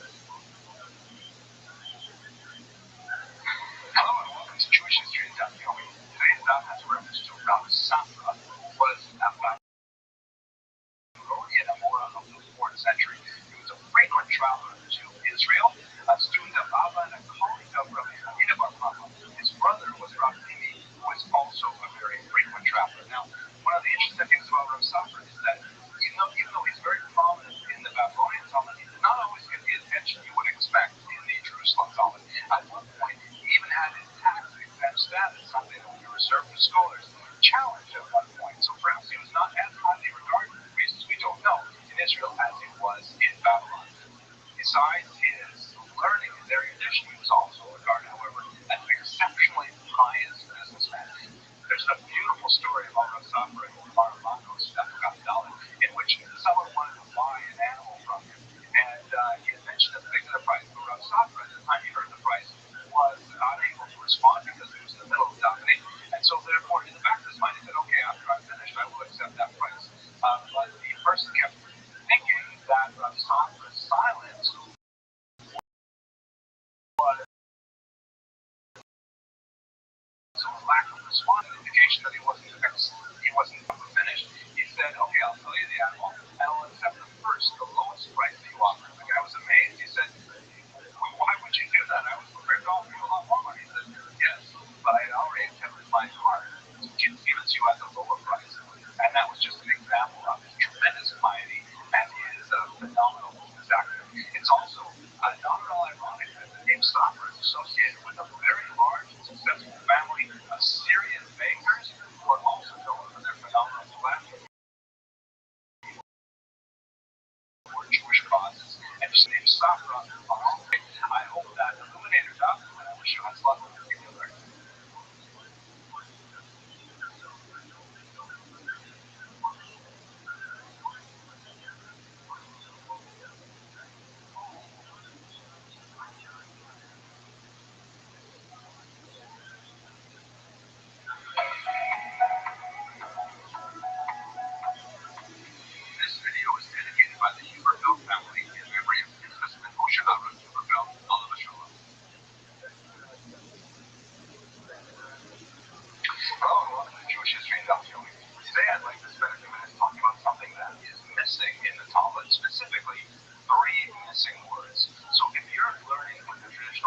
shot something like this one here with the traditional source setup, you'll notice that on the inside on the base, 17 feet, above the 2 or 6 lines down from the bottom, there's discussion of several characters in Jewish history, and then it just ends with Rabbi, and that's it. It ends with a colon like that.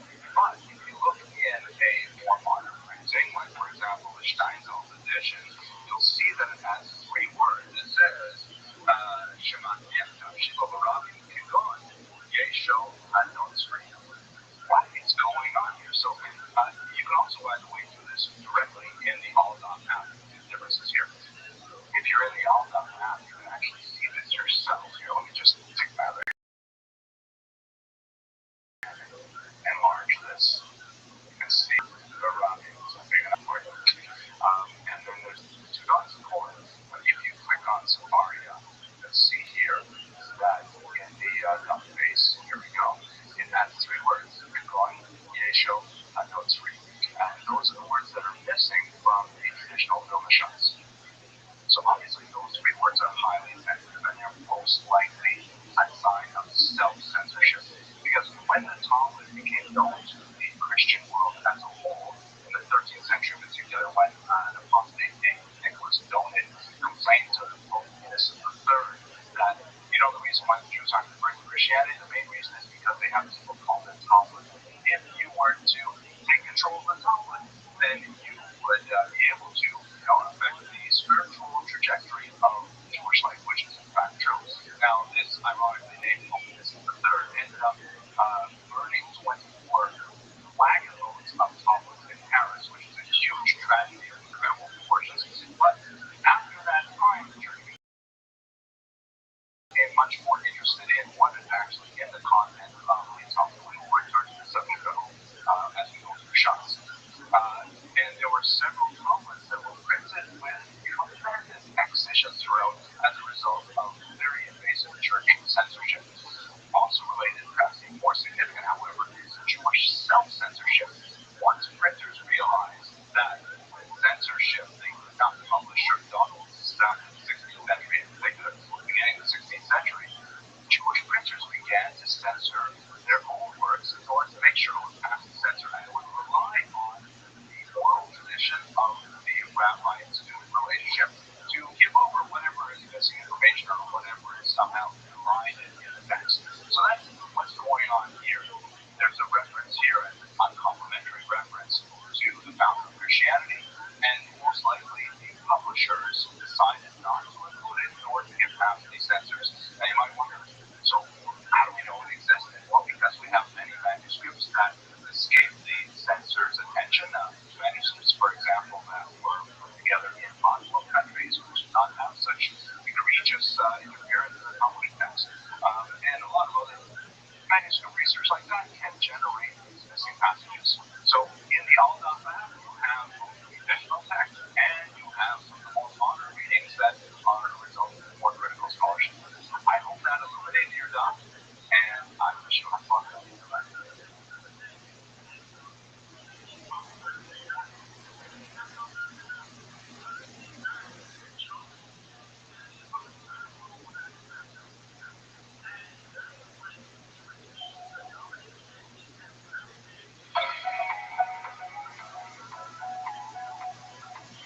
This video is dedicated by the Huberfeld family in memory of his husband Moshe Aaron Huberfeld, Alav Shalom.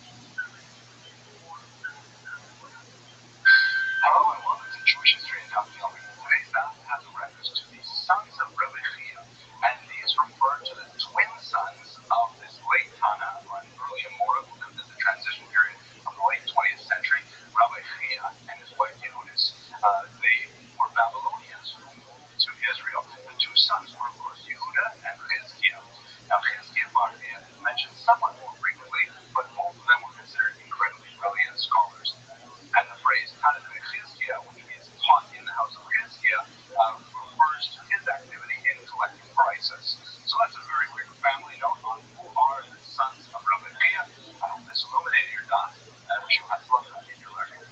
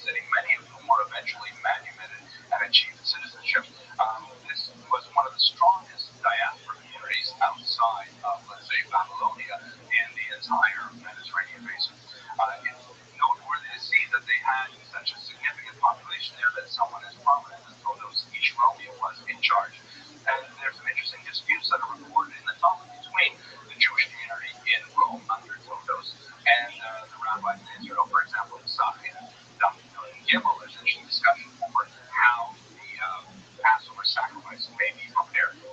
It's also noteworthy to indicate that the diaspora communities had some significant autonomy, and they did not absolutely rely on the authority of the rabbi of Israel. Okay, that's it for a very quick note on those issues. Romy, I hope this illuminated your doubt, and I wish you much luck in your learning.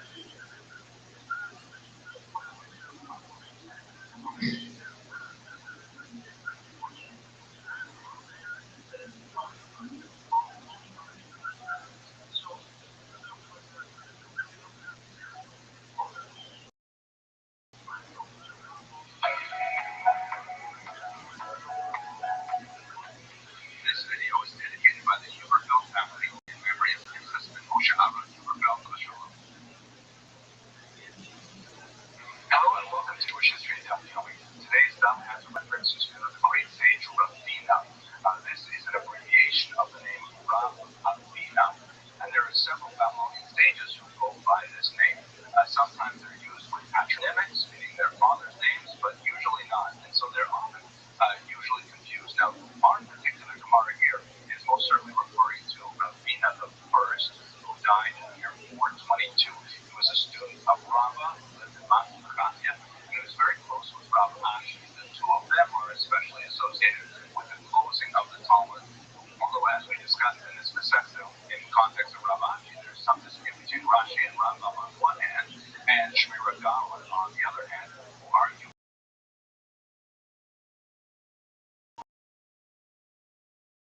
whether or not this Rabina who was involved in the his full name would be Rabina ben Huna, and this was most likely the nephew of Rabina the first. He died in the year 499, and he was a student of Rabbi Amemon. He eventually he himself, Rabina the second, became the head of the yeshiva in Sura, and this was during a period of incredibly intense persecution that I will discuss later on in this series. According to Shri Regawa, this is the Rabina who closed the Talmud, which came quite a bit later than Rabina I.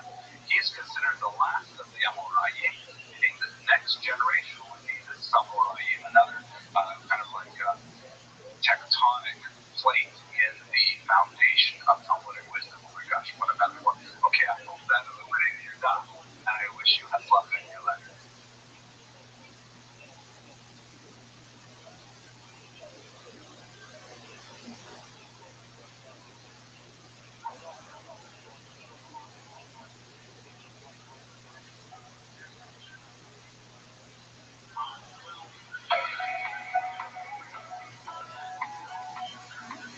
This video is dedicated by the Huberfeld family in memory of Princess Moshe Aaron Huberfeld.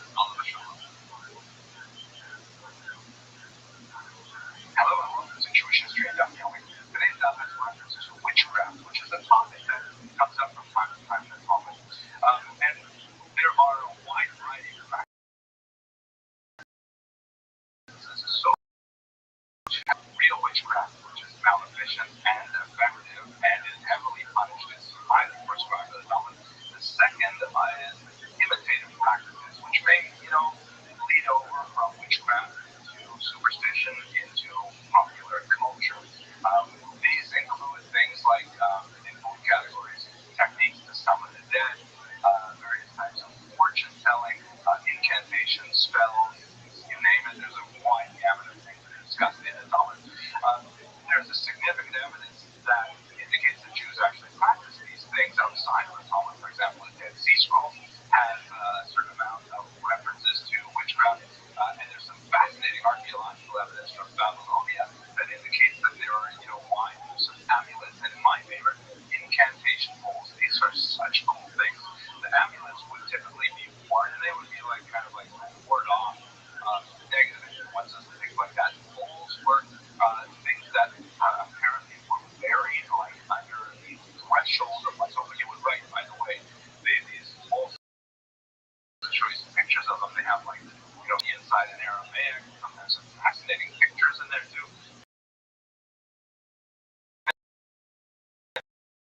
You would bury these under the threshold and catch them in the bowl before they go on flying home. Kind of like a weirdly Jewish Talmudic feng shui kind of thing. And apparently these various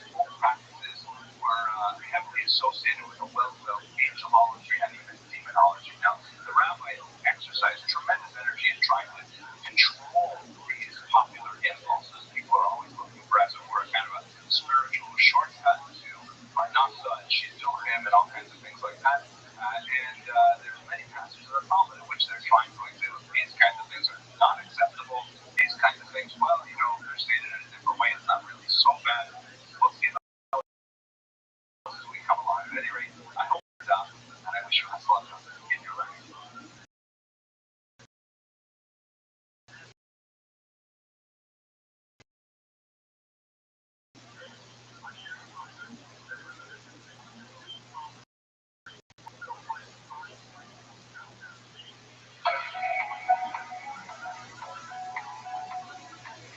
This video is dedicated by the Huberfeld family in memory of their husband Moshe Aaron Huberfeld, Alav Shalom. Hello and welcome to Jewish History Yomi. Today's daf has a reference to renting flax, which is part of the process of making linen. How does this work? So you take the flax plant, and the first thing you do after you harvest it is you shave off the seed pods. The seeds can then be reused as for a foodstuff. For example, my wife, she puts flax seeds in our challah, which is absolutely fantastic. I'm recording this shear on a Tuesday, and I'm really wishing it was Friday already. But at any rate, the pods off, you dry out the long stalks in order to make them brittle, and then you have to soak them for a really long time. This soaking is what's called the retting process. Now, essentially, you're allowing it to decay in buckets of water, like you can see in this picture here, where you just leave it outside for days at a time so that it becomes, all the cells break down and start to feed it and make it into cloth. In some cases, you would use lagoons or standing water and things like that. And needless to say, as we can see from our Gemara, it is very malodorous. I mean, this slime just sits there in the water and essentially breaks down, decomposes to a point where you take it out, sometimes even weeks later, and then you feed it and you make it into a cloth at that point. Okay? That's a small look into linen making technology that was both ancient and is in the present day. I hope it illuminated your job, and I wish you much luck on your learning.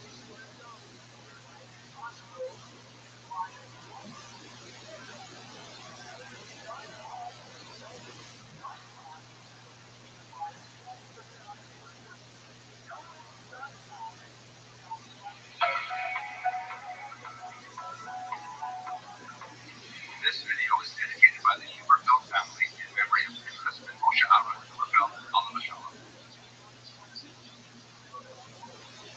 Hello and welcome to Jewish History Yomi. Today's daf has a reference to an unusual figure in Shas, Rabbi. We don't know a lot about Rabbi. His name is mentioned about 2 dozen times in Shas, but we do know that he is the grandson of the famous Rabbi Yeshua ben Levi. Rabbi Yeshua ben Levi was a 3rd century rabbi. He was a transition point between the Tanaim and the Amoraim, and he was extremely active in Shas. There's a lot to say about him, but what about his grandson, Rabbi Yasha? He must have been a very young man when he is cited, because he's frequently citing his grandfather's teaching, and we know that he passed away very young within the lifetime of his grandfather. So this must be an indication of just how brilliant he was, that he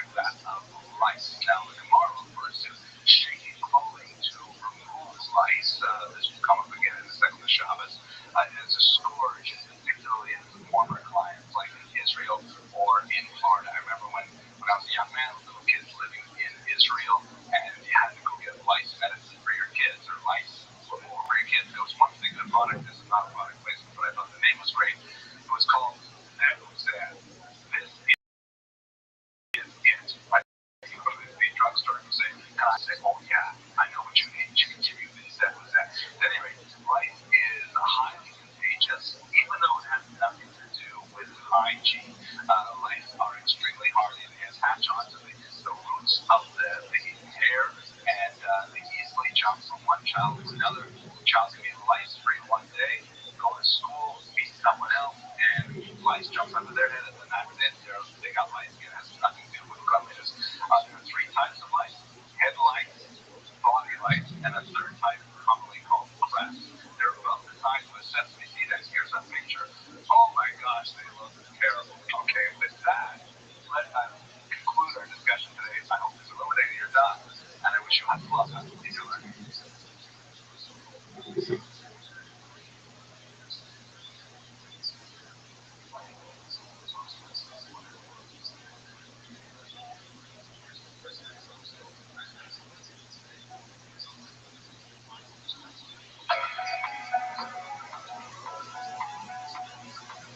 This video is dedicated by the Huberfeld family in memory of his husband Moshe Aaron Huberfeld, Alav Shalom. Hello and welcome to Jewish History in Daf Yomi. Okay, we're continuing with a series of really gross things that happen to come up in the Talmud. Today's daf has a reference to a process which I'm not sure how to pronounce this. It may be bathing or it might be baiting, but what it specifically refers to is the use of dog excrement to break down collagen in skins as part of the tanning process, right? So you have to imagine this. You take this animal, you shaft it, and then you've got to fillet the skin off. It's got all kinds of like hairs on it. It's got bits of flesh. It's got all kinds of like inconsistencies, little scabs, things like that. And how do you treat it? How do you make it into leather for your shoes or belts or whatever? So first you have to soak it in water to try and get off most of the rough things. Then you soak it in urine. This makes the skin much more pliable. And then third, you remove all the hair, you scrape off all the hair. And then the fourth stage, the ultimate stage, is you apply excrement to it. And that is what makes leather so wonderful.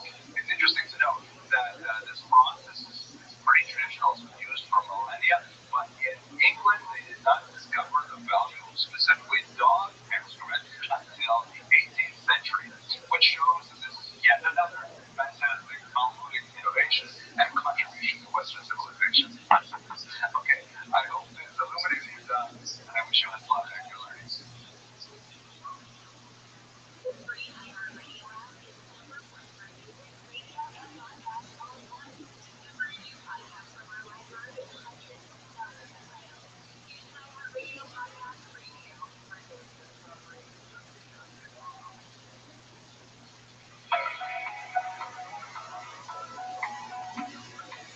This video is dedicated by the Huberfeld family in memory of his husband Moshe Aaron Huberfeld, Alav Shalom. Hello and welcome to Jewish History in Daf Yomi. So let's just take a second to look at what appears on most pages of Daf. It's often labeled as Dear Saos, meaning readings. But what is this referring to? It's referring to alternative readings of the text, alternative texts that do not necessarily appear in the Talmud text itself. Now, why do we have alternative readings? Why do we have like different versions of what exactly says in the Talmud? There are three basic reasons. The first is scribal error. You'll recall that the Talmud went through many centuries of hand copying while it was still in a manuscript culture. This dates all the way back from the ancient period right through until the advent of printing in the 16th century. Then, or late 15th, early 16th century.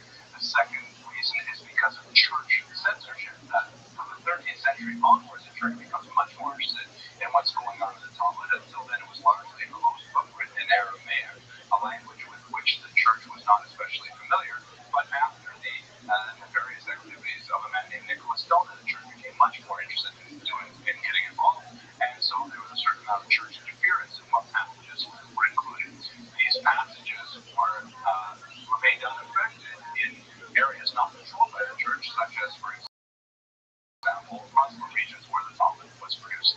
And then finally, related to that, we saw a few pages ago, were producing their own Talmuds, and still under state censorship that was associated with the church, they often decided, you know what, the printers decided, we're going to remove these passages here, and we're going to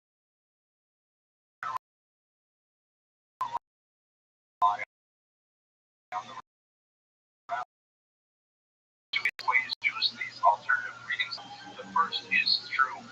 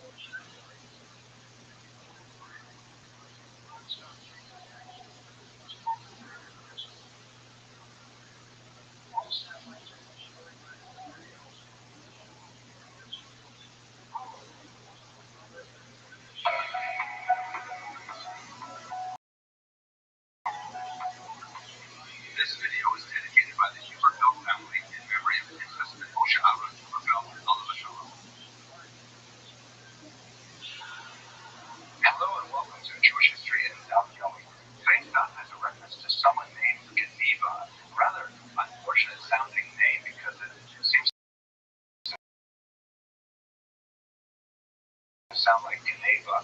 And at any rate, he was a 3rd century student of Rob, little known figure of sage, but it's also noted that he is a very contentious individual. He had a noted conflict with the Exarch, the Rothschild'S, Mark Rob. The detail of the it appears that Marco was rather unsettled by his communication with Geneva, consulted with Rosa and Canaan as to what could be done with Geneva. Marco even considered perhaps in secular jail by the Sasanian authorities. So it's on to describe how Rabbi said no, not really appropriate to hand over Geneva, no matter how difficult he may be, to the authorities. But the problem continued so much that Marco had to ask a second time. Rabbi said, look, it's better for you to do nothing. Don't go to the authorities. Just you go to base medrash and keep learning, and Hashem will take care of everything. At that point, Geneva was ultimately arrested. So we don't know a lot of the details behind this unusual story, but it has a fascinating kind of glimpse into the interrelationship of individuals, scope of authority, even someone as important as the Rachel Lusa had difficulty with an individual, and they have to rely on the Sasanian authorities as to go through Shasta. We'll learn more about what the parameters of authority would have been in 3rd century Babylon. I hope this illuminated your doubts, and I wish you much luck in your learning.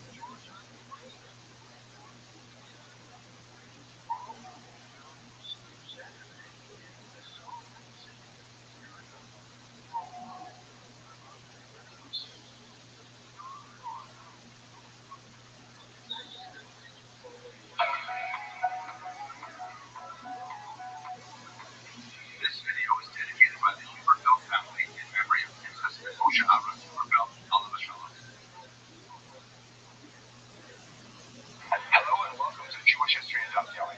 Today's daf has a very important note on the relationship between the Judaism, the mother religion, and the daughter religion, Christianity, that breaks off from Judaism towards the end of the 1st and into the 2nd century. We should recall that the early church was completely composed of Jews. All of the individuals surrounding the founder of Christianity were Jewish and were very much trying to figure out exactly what did Christianity represent. Was it a completely new and different religion, as would be the commonest way to understand it today, or was it, and this would be understandable from 1st century perspective, was it kind of like Judaism plus? In other words, were Christians required to observe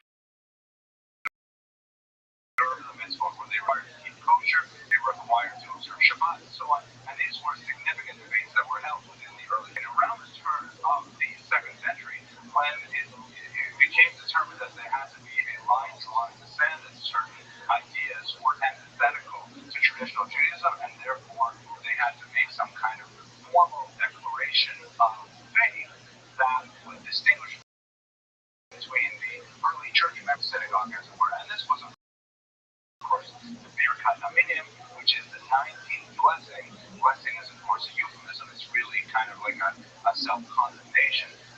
If one were Christian and were to recite this, it would be problematic. And that's what the function of this particular blessing was. That's discussed, of course, in the Gemara. This process continued for several hundred years. The Birkat Haminim is perhaps the most prominent of the Jewish responses to the early church, but the early church had the same issue that went well into the 4th century. They had to convene councils, for example, to clearly define the Christian Sabbath as Sunday rather than Saturday, to separate the calendar so that Easter was not celebrated on Passover, and all kinds of things of this nature. So there's obviously quite a bit to say about how these two movements split in the end of the 1st century. It's interesting to note, however, for our purposes, that the Birkat Haminim is an illustration how in the 1st century it was still kind of like a family debate. It was still something that was in the boundaries of Big Ten Judaism, as you were. But as you move into the 2nd, 3rd, 4th century, and Christianity appeals more and more to people who are not ethnically Jewish, that is Romans and Greeks and so on, then it becomes more of a gentilizing movement, and us versus them movement, and it has significant relationships and development and Judaic attitudes as well. Lots more to say about this, but this is a very short presentation. I hope this illuminated your doubts, and I wish you had fun in your learning.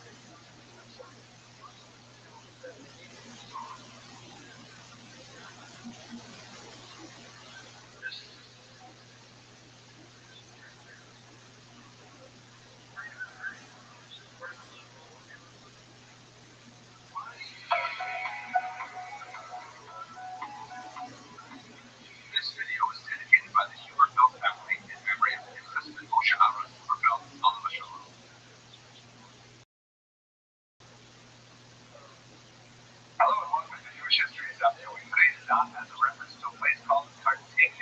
Where is Carthage? So scholars suggest two basic possibilities. One is that it refers to the very important ancient city of Carthage, which is so storied in Roman history.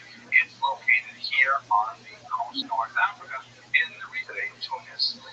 Another possibility, which is not at all impossible, is that it refers to Cartagena, Spain, which is not so far distant, would make sense within the context of the Gemara discussed here.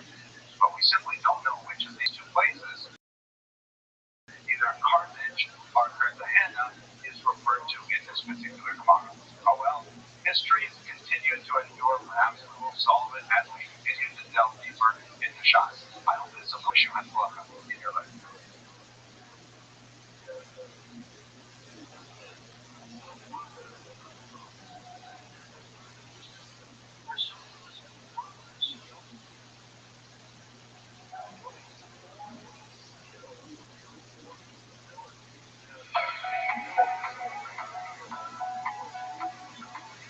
This video is dedicated by the Huberfeld family in memory of his husband Moshe Aaron Huberfeld. Alav Shalom. Hello and welcome to Jewish History and Daf. Today's daf has a reference to an invasion of the city of Nahar in Babylonia. Shmuel refers to it as something that disrupted his regular prayer routine, that is, when the king's army invaded the city. This event most likely occurred in 259 of the Common Era, when the city was invaded by a man named Septimus Odenatus. Here is a bust, which is a presumed likeness of the man involved in the attack on Nahar. He was at the time the king of a vassal kingdom known as the Kingdom of Palmyra. And in the Talmud, he's referred to as Papa Ben Nezer. The Septimus Odenatus becomes Papa Ben Nezer. There's some euphonics in those two names, but I'm not sure exactly how we get from the Latin to the Aramaic. At any rate, Palmyra was a vassal kingdom of Rome at that time and participated in an attack on King Shapur I, which would be known in the Talmud as Shapur Malka, who was the king of the Sasanian dynasty at the time. Here's a map. You can see where the kingdom of Palmyra was located. Quite a significant kingdom, understanding that it was able to grow in the context of Roman domination. But the impact of this particular attack on Nahar was very significant for Talmudic history, primarily because most of the students of Nahar at that time decided to follow Rabbi Yehuda to Pumbedita. The Nahar yeshiva itself never recovered, but Pumbedita inherited its traditions, even having a separate road that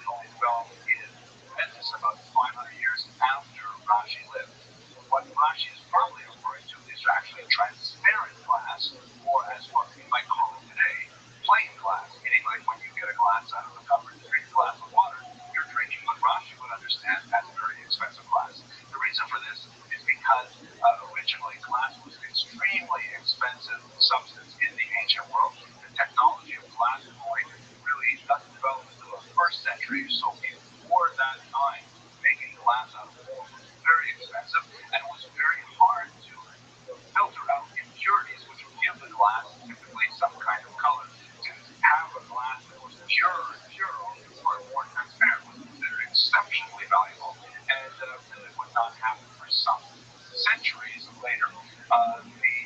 Just to give you a sense of how important glass was at that time, there's a pasuk in Iyov that has nine that refers to glass as having the same value as gold, meaning they're equated in the pasuk. So glass was an extremely expensive substance for quite a long time, and translucent glass, or I should say transparent glass, was especially valuable, which I think is really useful for us to contemplate how incredibly wealthy we are here living in the 21st century and just being able to reach into the cupboard and get something which Rashi would call very expensive glass. Okay, I hope this illuminated your thoughts, and I wish you had fun in your learning.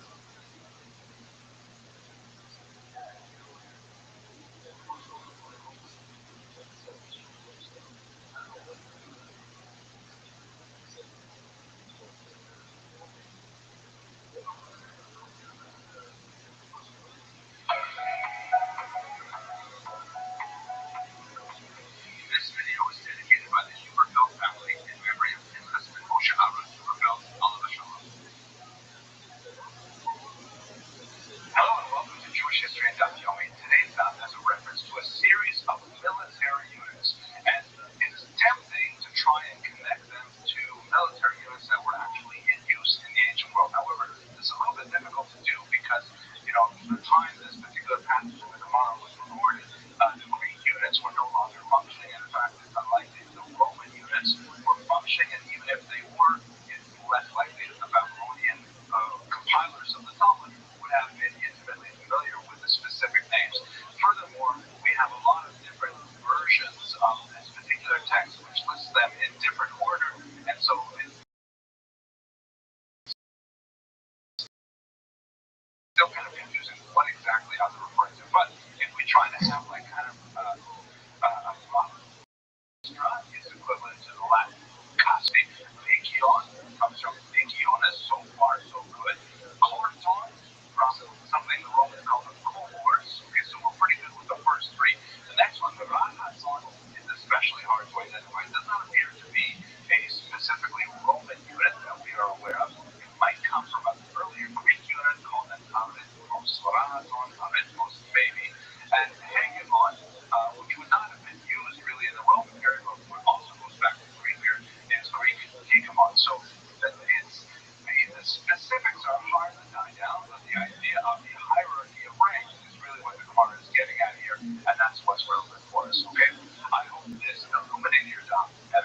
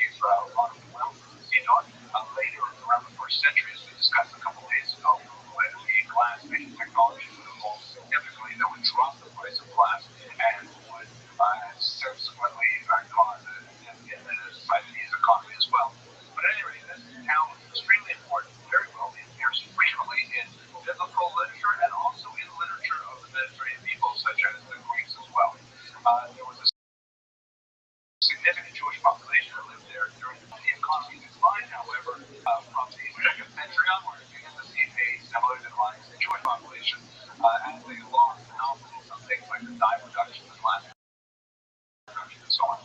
Anyway, that's a quick look at the town of Sidon, which would be in contemporary Lebanon. I hope this illuminated your thoughts, and I wish you hatzlacha in your learning.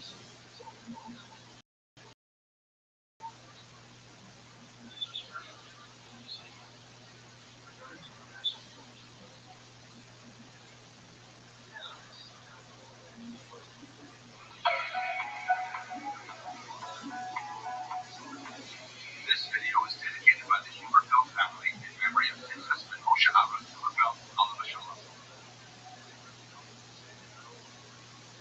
Hello and welcome to Jewish History and Daf. Today's daf has a reference to Chazina ben Dosa years of the first century.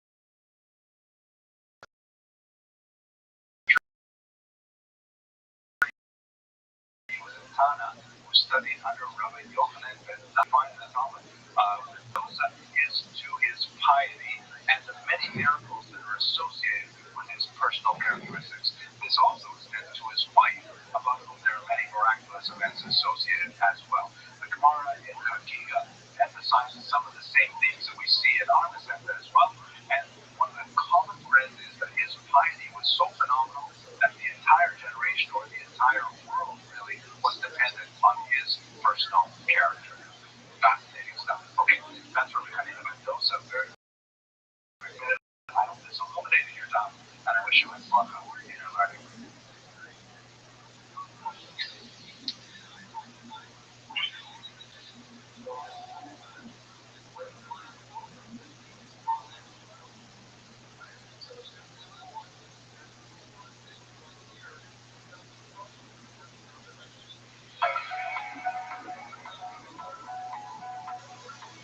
This video is dedicated by the Huberfeld family in memory of his husband Moshe Aaron Huberfeld, Alav Shalom. Hello and welcome to Jewish History and Daf. Today's daf has a reference to bread and oil, specifically the idea of dipping bread in oil, which is a staple of fine restaurants even to the present period, but it has a very special attachment to Jewish cuisine. This is because both olives and bread made from grain products are two of the 7 species with which the land of Israel is especially praised. And we know that bread and olives form a very important part of the diet all the way back to the Roman period. In the Roman period, however, around the time when the Mishnah and the Gemara were developing, the Romans developed a special way of removing a significant amount of bitterness from olives by using lime and brine. And this made olive oil much sweeter to the taste and must have resulted in a significant expansion of the use of olive oil in the diet of the peoples of the Mediterranean basin. We know for sure that the Jews are producing tons of olive oil because there's so many archaeological remains of olive presses up and down the land of Israel. And so it seems pretty clear that at least from around the 1st century, Jews were happily dipping their pita bread into olive oil, a tradition that continues to this very day. Thank you very much for watching. I hope this illuminated your doubt, and I wish you much luck in your learning.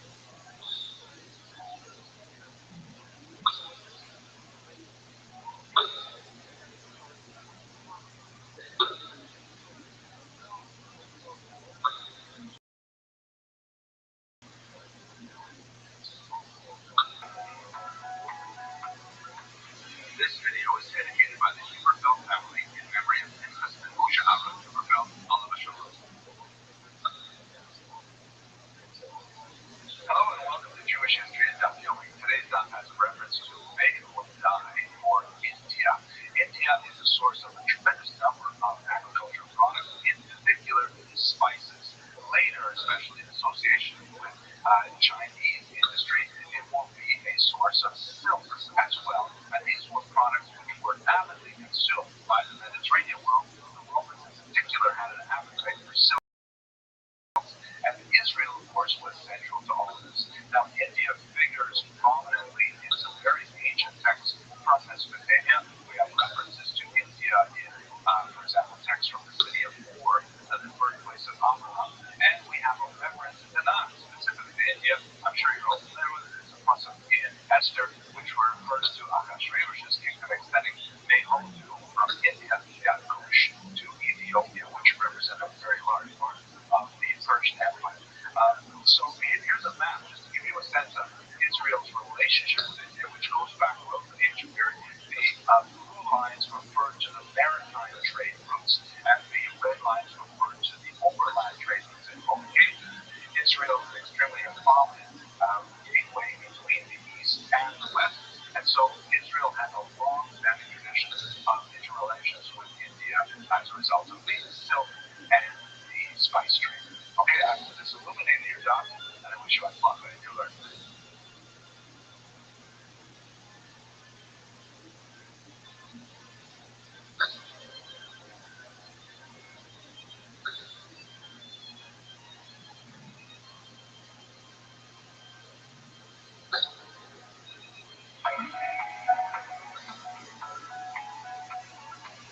This video is dedicated by the Huberfeld family in memory of their husband Moshe Aaron Huberfeld, Alav Shalom.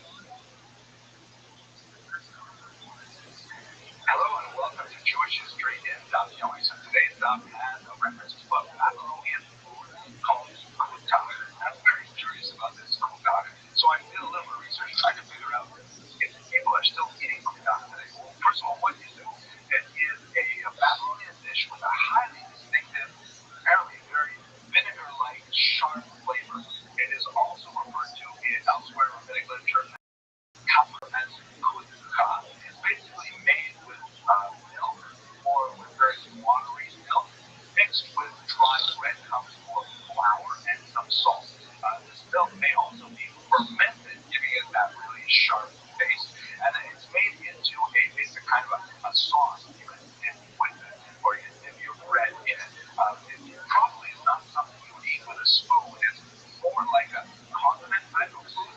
You wouldn't eat mustard with a spoon, for example. You would put it on your hot dog, something like that. I think that's something like kutach. Now, the rabbis are very careful with kutach. They indicate that it has very deleterious health implications. Sharshia, for example, suggested that it would be better to eat near-raw fish than to eat kutach, considering it a very, very negative health. But it may still be consumed into the present day. It looks like it might be similar to what they call the Persian kash. Here's an example of what the kash mixture looks like.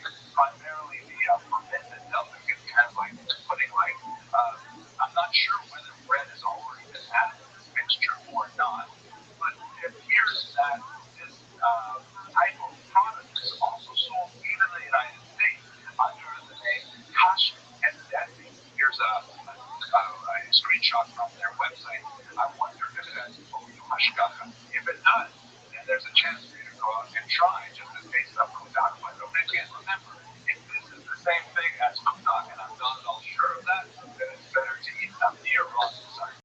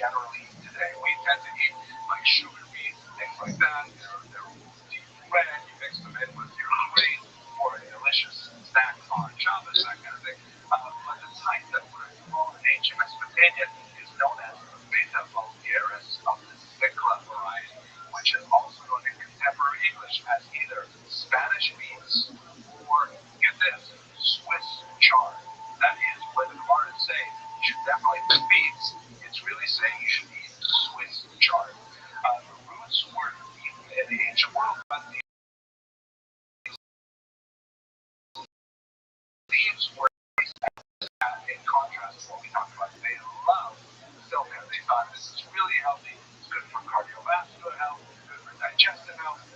Enhances the complexion. Beets are definitely the way to go. Here's a picture of the Spanish beets or the Swiss chard. You can see that it has white roots, not the big bulbous red roots that you associate with beets today. And the leaves are nice green leafy things. They were so highly praised that the Medrash says that Shlomo HaMelech's table not only had them in the winter time when they are normally harvested, but he would actually import them from elsewhere in the world. So we had these beets on his table all along. So next time you're shopping at your local gourmet glass or wherever you shop, skip the Kutan and head for the produce aisle and pick up some Swiss chard. I hope it's illuminating your job, and I wish you much luck at your learning.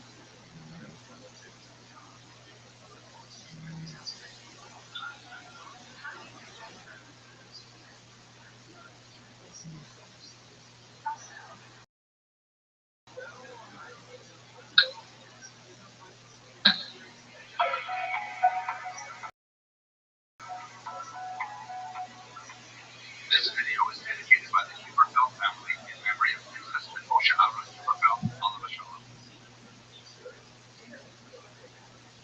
Hello and welcome to Jewish History and Daf Yomi. Today's daf has a reference to Bar Kapara, who was a very important 3rd century scholar that represents a transition point between the Tanaim and the Amoraim. His full name is Rabbi Elazar HaKapar Rabbi, although that's a little bit confusing because apparently there is another Rabbi Elazar HaKapar Rabbi who may be his son. We have the Tosefta reference to someone named Rabbi Elazar and Elazar HaKapar Rabbi, so that would indicate that somehow he had a son with the same name that he had. The term the Rabbi is normally understood to be an indication of respect. But Bar Kapara, most scholars hold that even with the same name, the general Bar Kapara refers to the older of the two and not to the son. He was a student of Rabbi Yehuda HaNasi in Israel, and in fact he engaged in many similar activities. He wrote a Mishnah, which is called the Mishnah of Bar Kapara, or the Great Mishnah of Bar Kapara, which helps explain some of the ambiguous passages in the Mishnah. There is some tension between those two Mishnayos, and that's for another discussion. He apparently ran a yeshiva that's usually understood to be in the south of Israel, although a fascinating discovery in the Golan region is revealed a lintel that is a big stone that would have been over the doorway of a large house that actually had the name. This is the base medrash of Elazar HaKapar. Have a look at it. This is an amazing find. Here's another example. Here's another look at it with the image is actually drawn in, so you can see the writing there. What an amazing thing it must have been to have walked under this lintel if you would actually go in and then meet the great Bar Kapara yourself. Fascinating. He was known as a very well-rounded scholar.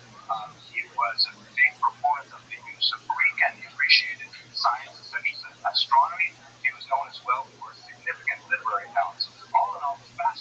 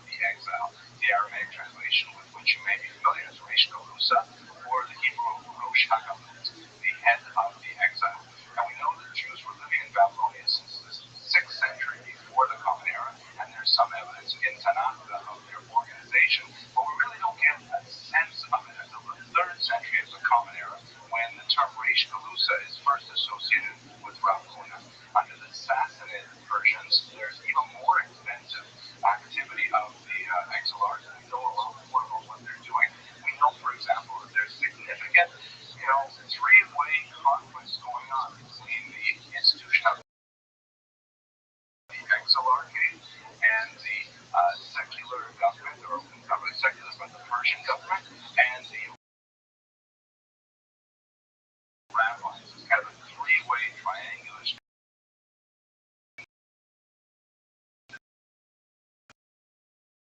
of the stick.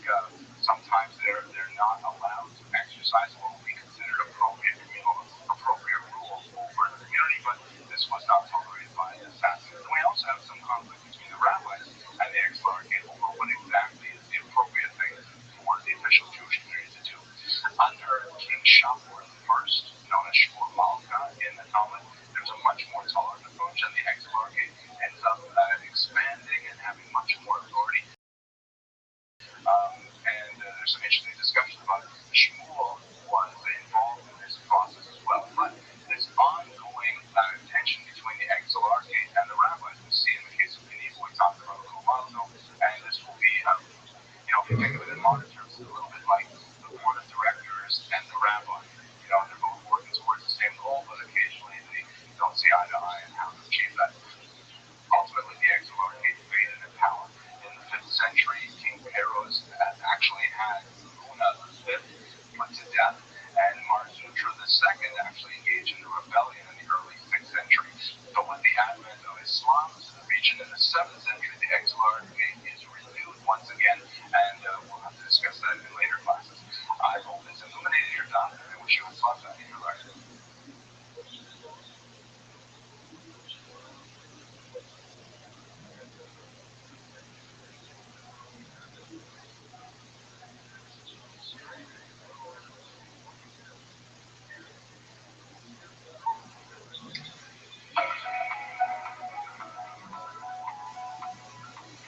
This video is dedicated by the Huberfeld family in memory of their husband Moshe Aaron Huberfeld, Alav Shalom.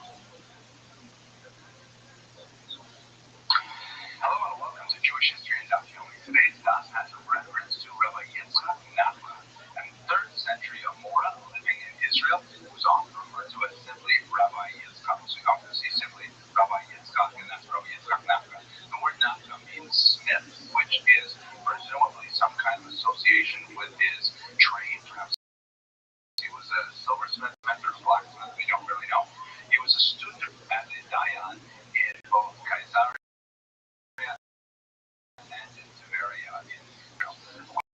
We know also that he was one of the Nechote, those who went from Israel to Babylonia and transferred a lot of the wisdom of the Holy Land to the Mesopotamian region. He's known as being exceptionally adept in both halachic matters and in Aggadic matters, which is not all that common. Usually, the Amoraim are more principally known for one or the other. And there's a brilliant story which illustrates this in Baba Kama Samach, in which Rav Ami and Rav Asi asked Rabbi Yitzchak, please tell them something. One of them wants halacha, and the other one wants Aggada, and so he manages to sort of supplicate them both by telling them a parable of a man who married 2 wives, one who was his age and one who was much younger. And the one who was his age used to constantly pluck out his dark hairs so as to leave him more gray, leave him looking older and closer to her age. And the younger one would pluck out all of his white hairs, which would make him look younger and closer to her age. And in the end, of course, he ended up bald. So that is the kind of way that he responds to them both in terms of halacha and Aggada, and gives you a sense of his personality and even his sense of humor. Okay, I hope that illuminated your thought, and I wish you hatzlacha in your learning.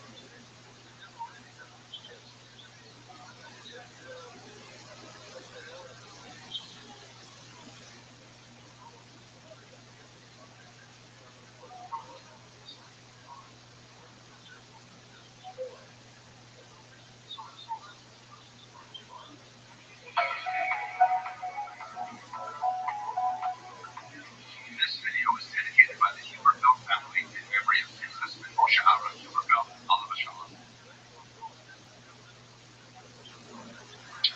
Hello and welcome to Jewish History and Daf Yomi. Today's Daf has a reference to incense, which was used for a variety of purposes in the ancient world. The Hebrew term is mukma. It would be used to add aroma to a home or to freshen up your clothing. It was especially widely used after a meal to kind of clear the sense of cooking and things like that. Now,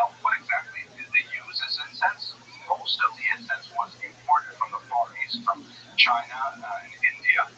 Some incenses were actually imported from Africa, and Israel itself was also an indigenous producer of certain things like henna and saffron, and in particular balsams. That's actually an export product for ancient Israel. It was widely known in the Mediterranean basin for its excellent balsam and its wonderful smell. They even used floral scents and from time to time animal scents. We'll talk about that shortly. So how was this used? So they would have these various types of incense burners. Here's a look at a couple of them.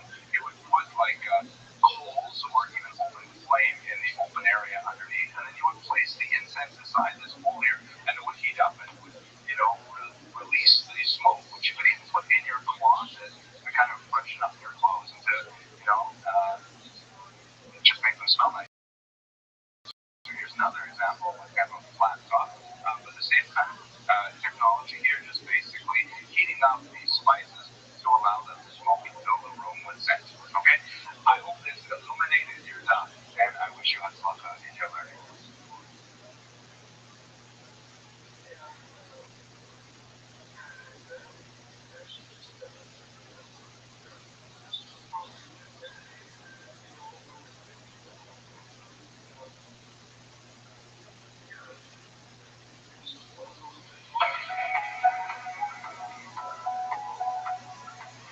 This video is dedicated by the Huberfeld family in memory of Husband Moshe Aaron Huberfeld, Alav Shalom. Hello and welcome to Jewish History in Daf Yomi. So today's Daf has a reference to another type of incense that's made from an animal product. The English term is musk. Now, Rambam and Zanya Gaon both associate musk with a plant product. Say, no, this is the thing that's called musk in languages. It's taken from a particular gland. There are 7 species that are known to have this gland to produce this scent, but the most popular in our times is one called Muscus musciferus, or the Siberian musk deer. This is an unusual kind of deer. You can see from this picture here, it is a rather small kind of animal.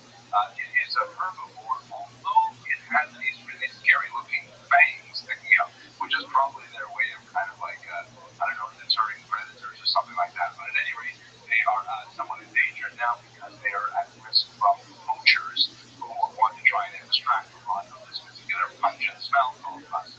I hope this illuminated your job, and I wish you much luck in your learning.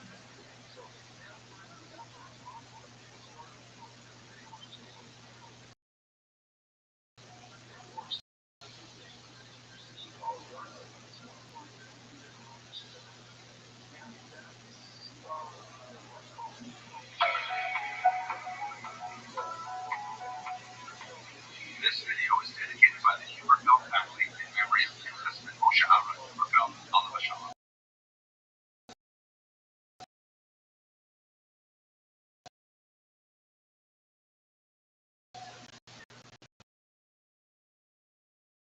Known as Yanai Alexander or Janaeus Alexander.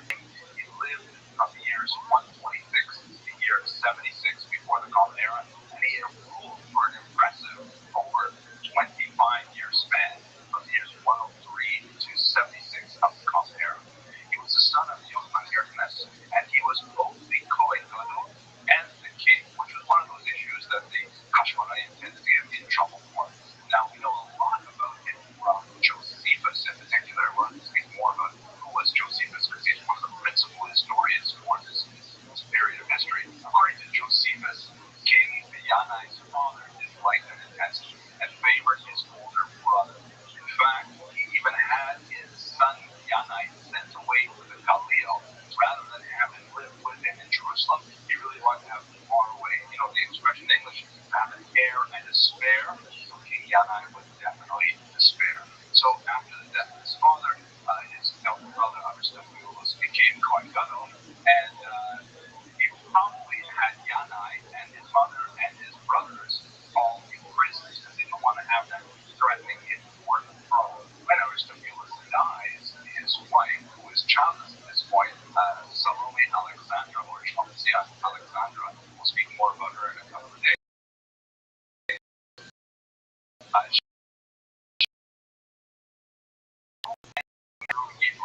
now, turn to the throne, he becomes king, and his wife is very important figure, Shlomo Alexander.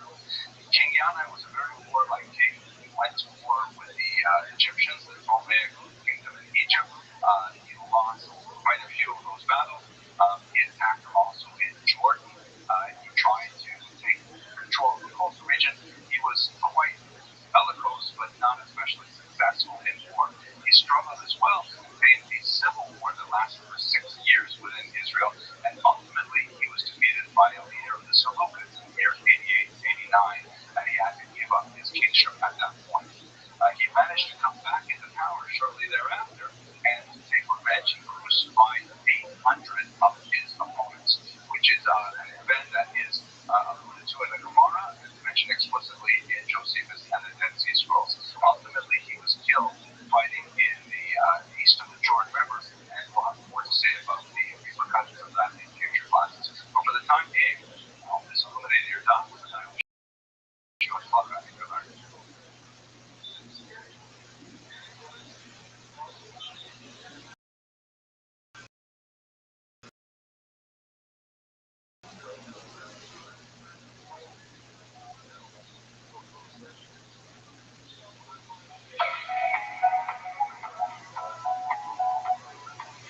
This video is dedicated by the Huberfeld family in memory of Princess Moshe Aaron Huberfeld, Alav Shalom. Hello and welcome to Jewish History and Daf Yomi. Today's daf has reference to a figure who is mentioned repeatedly throughout Shas. That is, of course, the famous Rabbi, who was a major Babylonian Amora of the 3rd century. I just would like to focus a little bit on his earlier days when he was studying in Israel. His full name is Abba ben Michael, also known as Abba Aricha or Abba ben Tall, because he apparently was of full stature. And he is especially known for founding the great yeshiva at Sura. He was a native of Capri in Babylonia. He came from a very important family. But what's significant is that early in his career, he moved to Israel and he studied under Rabbi Chia and Rabbi Yehuda Hanasi. He was ultimately made a rabbi. He was ordained. He was Mikam by Rabbi Yehuda Hanasi himself. And that was an extremely important part of his intellectual and spiritual development because he absorbed the intense Torah of Eretz Israel. After that point, he moved to Babylonia, but only after he had absorbed the wisdom of the last generation of Tanakh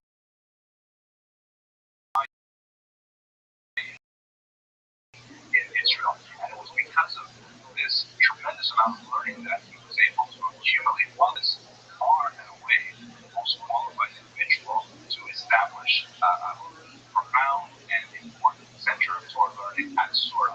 He ultimately became the head of the educational and the spiritual world of Babylonia, and in many ways the entire edifice of Babylonian Talmudic reasoning traces its way back to Rabbi in particular. I hope that illuminated your thoughts, and I wish you luck on your learning.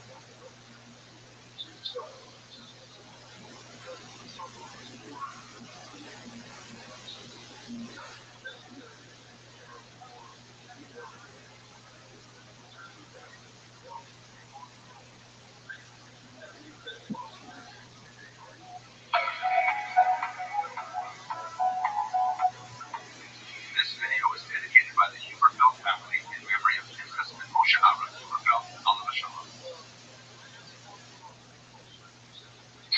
Hello and welcome to Jewish History and Daf Yomi.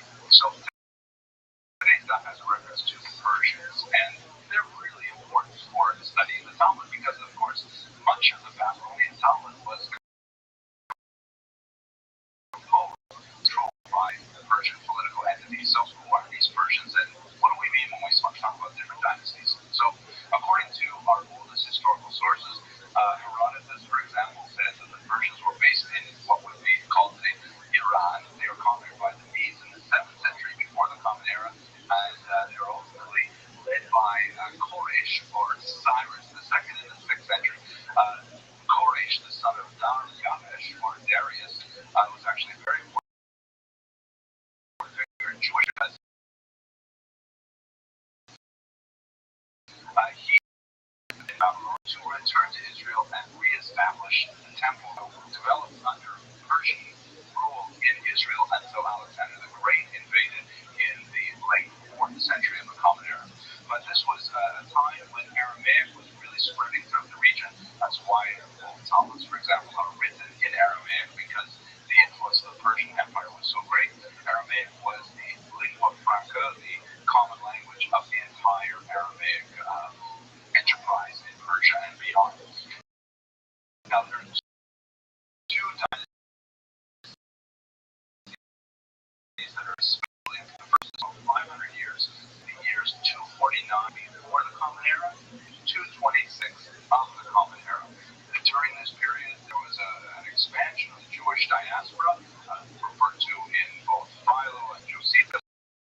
The book of Maccabees talk about it. The next dynasty that's especially important, because this is the period when most of the Talmud was actually codified, was the Sassanid dynasty, and they ruled from 226 until 642.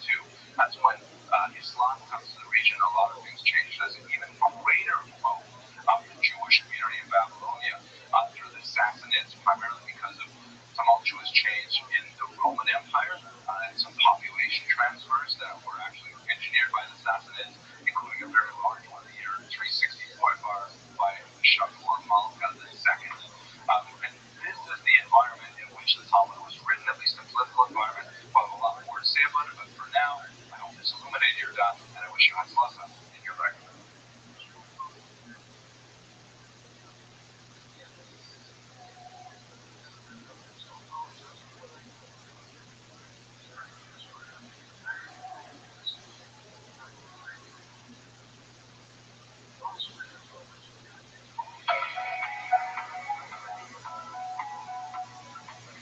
This video is dedicated by the Huberfeld family in memory of Pinchas and Moshe Aaron Huberfeld, Alav Shalom. Hello and welcome to Jewish History in Daf Yomi. So today's daf has a reference to something called artin vines, which apparently is a kind of very valuable mushroom.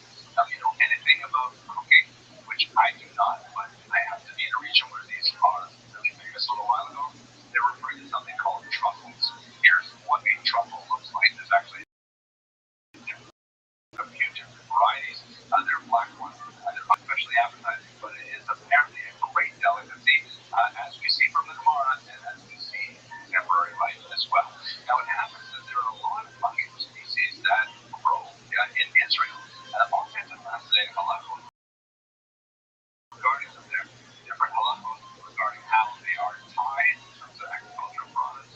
There are blessings said over eating truffles and other mushrooms and they're found basically in the Judean desert and in the Negev they grow, which is rather remarkable. Now, if you look at the wise with them, black, you just looked up the prices, go for $90 an ounce, and white truffles go for $168 per ounce. Not quite as valuable as gold, which is about $1,400 an ounce, but still pretty good. Okay? I hope this illuminated your stuff. I wish you luck in your life.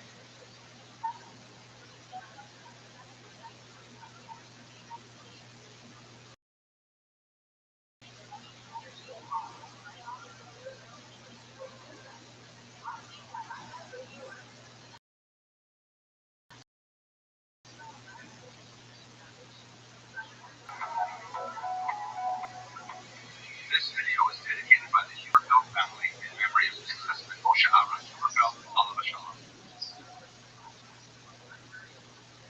Hello and welcome to Jewish History in Daf Yomi. Today's daf has a reference to Queen Shlomo Zion, a very important and much beloved queen in Jewish history.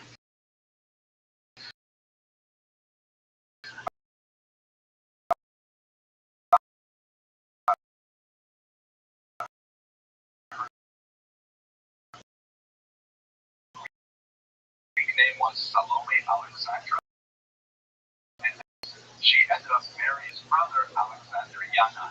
Now, she had a very long reign with him. After Yanai's death, she actually reigned alone from the years 76 to 67 before the Common Era. Now, in great contrast to her husband Alexander Yanai, she was a much more gentle soul. She was not at all as warlike and as cruel as her husband, and she was a great supporter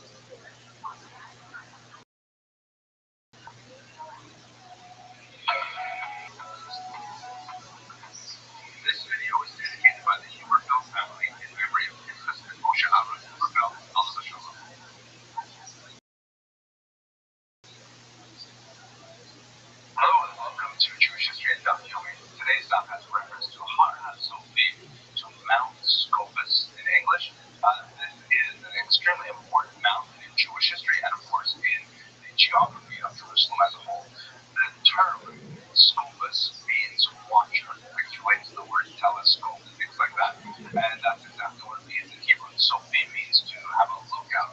And it has a rather commanding position, especially as you look towards the east. Today, it is the site of the main campus of the Hebrew University, and I actually spent quite a few daydreamy late afternoons in my residence room looking out over the beautiful Judean desert from Har Hatzofim. It has a long history. We see it referred to frequently. For example, the works of Josephus in his treatment of the Roman-Jewish War. The 12th Roman Legion, for example, was based there in their ultimately successful attempt to besiege and destroy Jerusalem. Between the years 1948 and 1967, it actually was outside of Israel. It was inside Jordanian territory. And there's a lot of very sad and dramatic moments associated with that isolation from the rest of Israel proper. Here's a map. You can see it on a 3D level, on satellite level. You can see where it's located. You see a little sense of the elevation. And relevant to our tomorrow, you can see that it is a 47-minute walk that is on the streets to Jerusalem, to the temple itself. That's kind of a roundabout route. I'm not exactly sure how fast it would be if you walk straight, but there's an elevation change of 90 meters from the Temple Mount to Mount Scopus. I can tell you, I used to, back in the day, in the 1980s, when things were rather different in Israel at the time when I'm recording it, I used to regularly walk from my dorm room at Har Hatzofim through the Arab neighborhoods all the way into the old city where I had a job working in a pizza restaurant. I don't think you can do that so safely today, unfortunately. Anyways, I hope that illuminated your dot, and I wish you hatzlacha in your learning.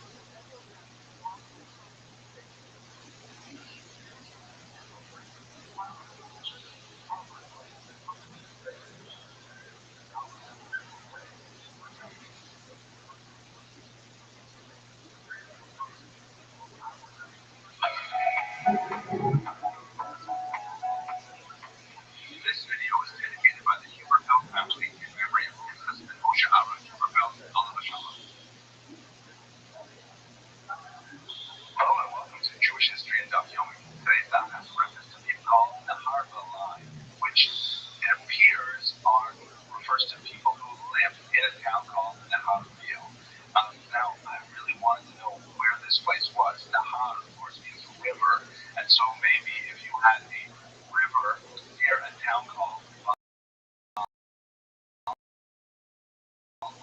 Bill, but I could not identify it, unfortunately. I'm going to associate it with Rabbi or Rabbi, but it still doesn't give me much more sense of it. Now, just to place it within the context, we should know that Mesopotamia is a region of rivers and canals, and so there would have been, hundreds, maybe thousands of them throughout the region, primarily because you have these two big rivers, the Tigris and the Euphrates, that flow from the northwest, from the mountain regions up there, the snow melt and so on, and they flow down into the Persian Gulf. One of the reasons why you have such a large civilization in this region is because the flow is predictable in terms of every season. With the snow melt, you have an onrush of water, and although there's occasional danger with appropriate man-made irrigation canals, which would radiate away from the main two rivers, you could control much of the hills over a large swath of territory. Hence the concentration of resources and the development of civilization in this region, much like we see in the great river civilizations of the world, the Nile, the Yangtze, the Ganges, and so on. All of these rivers support very early civilizations. Okay, unfortunately, I couldn't give us a more pinpoint sense of where the Nahar is, but I hope it's illuminating your job, and I wish you luck in your learning.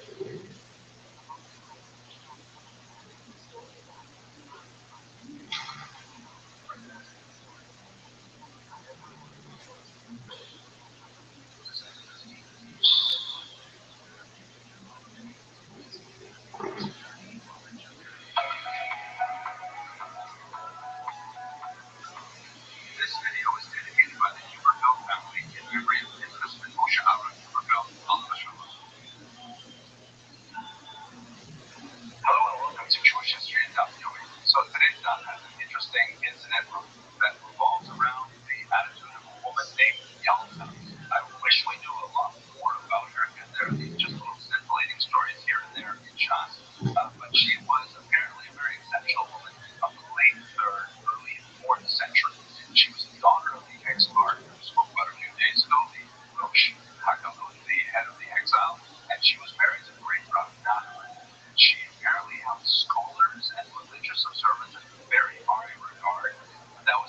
and because she was a rather demanding personality, and if she ever felt that in any way she was missing out on some kind of benefit through a religious ritual, she tended to get very angry indeed, as we see. In Gemara and Kedusha, there's a similar kind of story in which Nachman asked Yehuda to send greetings to Yalta, and Yalta felt that this was entirely inappropriate, and she spoke rather harshly as a result, as recorded in the Talmud there.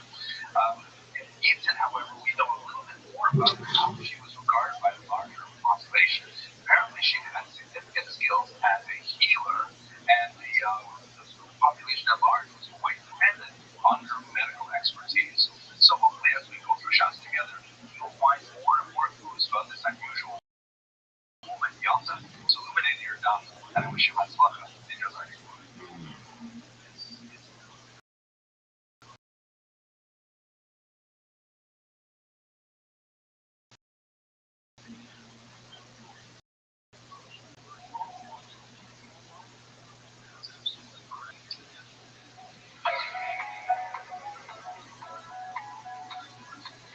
This video is dedicated by the Huberfeld family in memory of Nicholas and Moshe Aaron Huberfeld, Alva Shalom.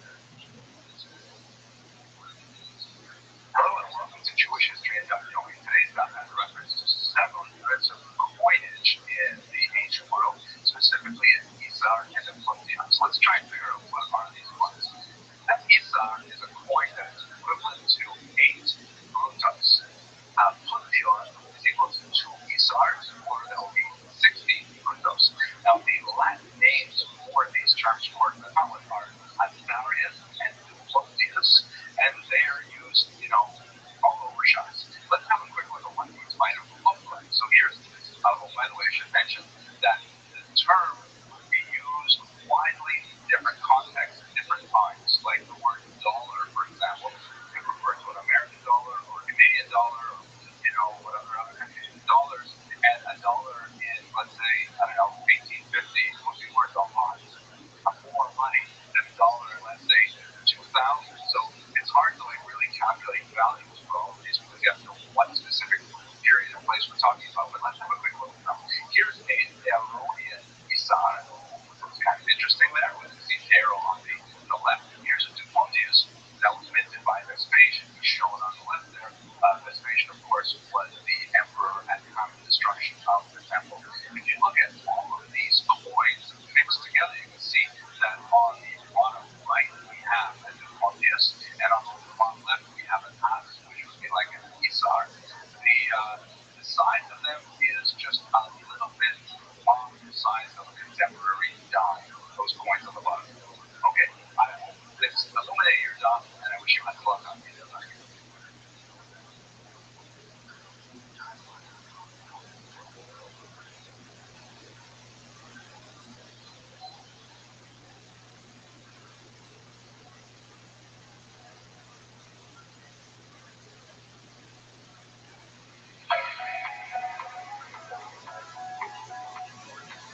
This video is dedicated by the Huberfeld family in memory of Nicholas and Moshe Aaron Huberfeld, Alva Shalom. Hello and welcome to Jewish History and Daf Yomi. Today's daf has a reference to once the Sadducees ruined things. So what exactly were the Sadducees and what was their influence on Jewish history at the time? Rashi explains there that the Sadducees, claimed that there was no world other than ours. And in fact, that's something we see quite a bit in a lot of the sources. Now, what were the Sadducees? So in 200 before the Common Era, they were associated with the wealthier classes in Israel. They had a lot of control over the temple rituals themselves, and they were heavily influenced by the assimilationist tendencies of Hellenism. You can see why there would be kind of a natural antagonism between the Tzdukim and the collusion between the Sadducees and the rabbis. According to Amos Rabbi, this group called the Tzdukim were originally followers of Sadok, a student of Antiklash Ish Soko, described in the afterlife. And Sadok, in this version from Amos Rabbi Natan, said that he denied the afterlife. We see that throughout the period. Other scholars say no, they may have derived their name from the Kohen Gadol named Sadok in the time of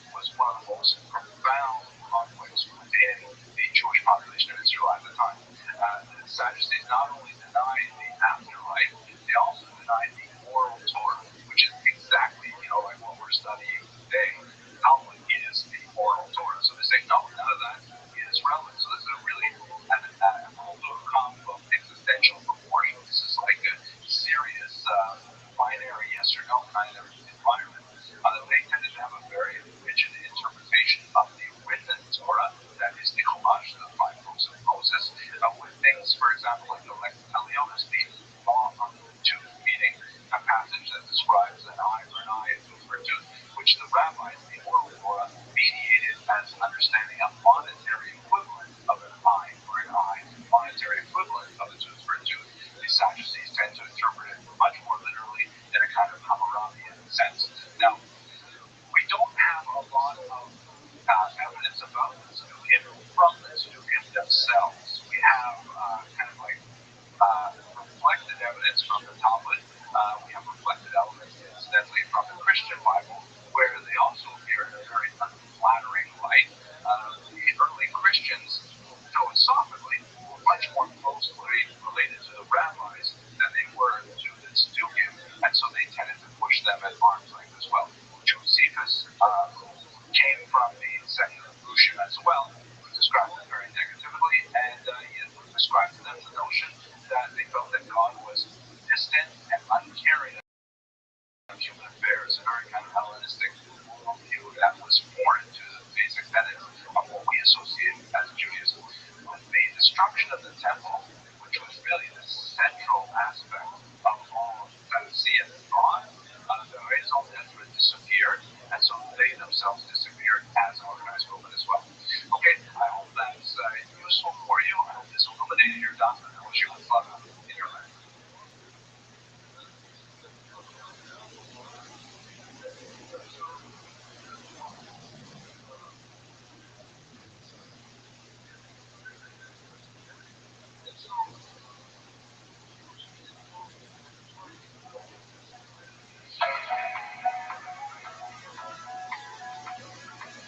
This video is dedicated by the Huberfeld family in memory of Pinchas and Moshe Aaron Huberfeld, Alav Shalom.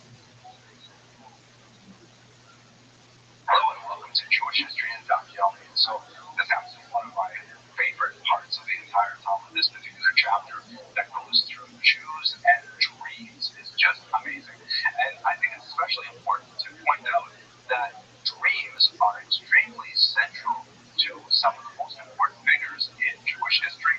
And in fact, they are Jews are associated with dreams and dream interpretation right up to the modern era. We see, of course, in the Bible the stories of Joseph, Daniel. We see in the rabbinic literature this amazing section of the Talmud here and many other passages. And one of the significant elements, I think, in Jewish thought, a major influence, I believe, on Western civilization, is the notion that the dream world is connected to the physical world, that there are various things going on in dreams that relate to physical reality, both retroactively and proactively.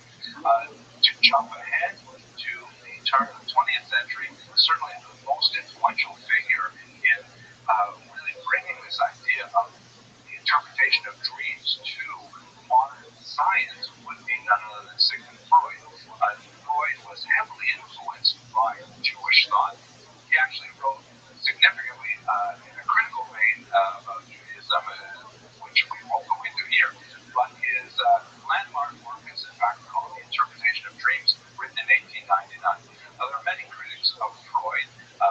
One of my favorite passages is the idea that what is original in Freud is not good, and what is good in Freud is not original. And I think there's a certain amount of truth to that statement, because some of his most fascinating discussions of the role of dreams are in fact based on a lot of ancient Jewish thought. For example, we have the idea of, in this parak itself, we have the idea of the daytime residue, meaning the element of what happened in your day that inspired the dream for that night. We also have in this parak the idea of all dreams follow the interpreter's interpretation, very important flower principle that we see up in Freud's work as well. And of course, the most significant element of Freud's work, is a major contribution to psychoanalysis and psychology in general, is the concept of the id, which is quite closely related to what the Talmud would call the Yetzer Hara. Lots more to say about this, but I don't want to go too far afield. I hope you enjoy this parak, because it is amazing. But for now, let me just wish you an illuminated dot, and have a lot of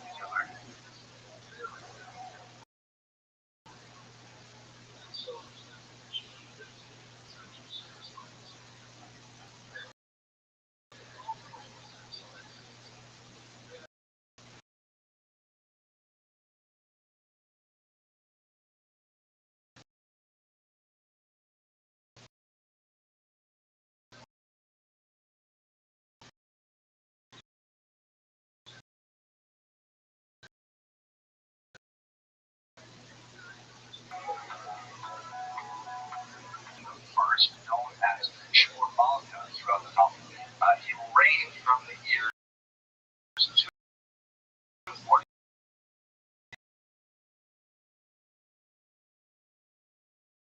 to King's.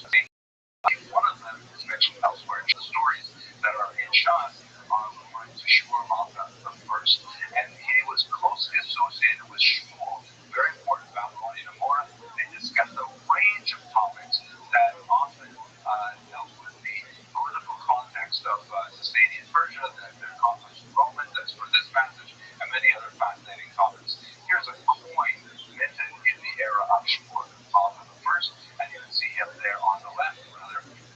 Fellow.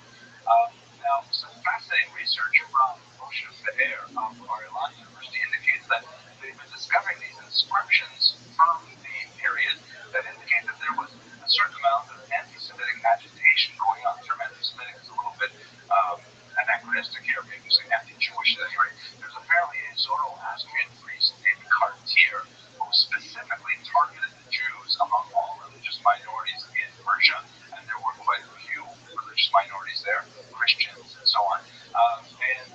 Jews were specifically singled out as worthy of persecution. Here's a look at that inscription that was found and is dating to the 3rd century in Iran during the period of Shmuel Malka the first. Professor Bear points out that it's fascinating that we're discovering these inscriptions, and yet we have no other evidence that Shmuel Malka actually acted upon them, which is kind of like a backwards validation of the idea that Shmuel Malka the first was Philo-Semitic, or at least very tolerant of Jews, perhaps as a result of his close association with Shmuel. So it gives you a sense of the environment in which the Jews lived. Okay, that's it for a very quick word on Shmuel Malka the first. We will return to him and to his reign as we go through shots together. But for now, I hope this illuminated your daf, and I wish you a fun night. You're ready.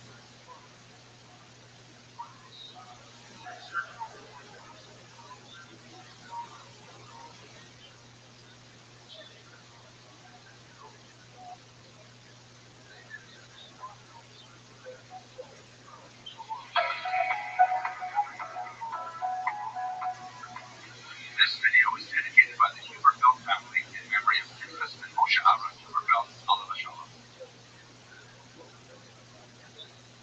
Hello and welcome to Jewish History and Daf Yomi. Today's daf has a reference to Antoninus, a Roman leader that had a very close relationship with none other than Rabbi Yehuda Hanasi. But it's difficult to actually determine which Roman leaders because this name is reused in different contexts with different people. There are several Roman emperors that overlap with Rabbi Yehuda Hanasi's life, and most scholars identify this Antoninus as being the most likely candidate.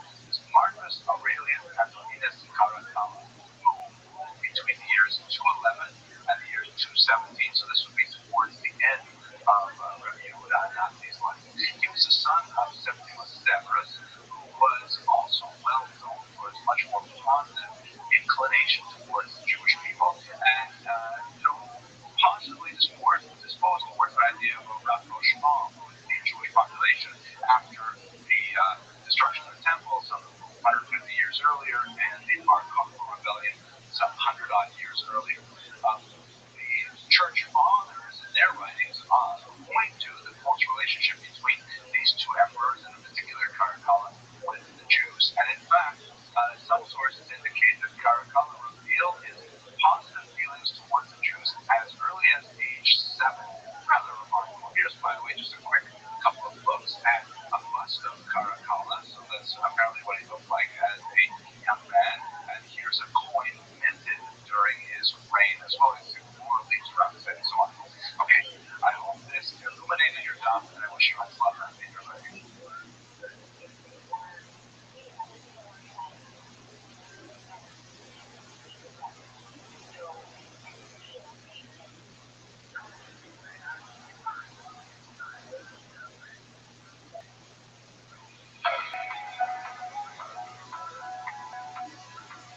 This video is dedicated by the Huberfeld family in memory of Pinchas and Moshe Aaron Huberfeld. Alav Shalom.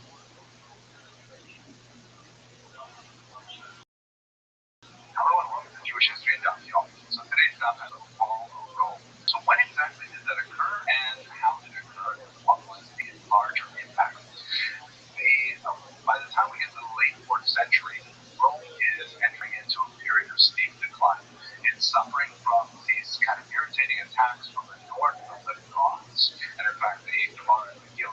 use them as air pockets, this period when these, barbarian hordes from the north are coming down and attacking this great civilization.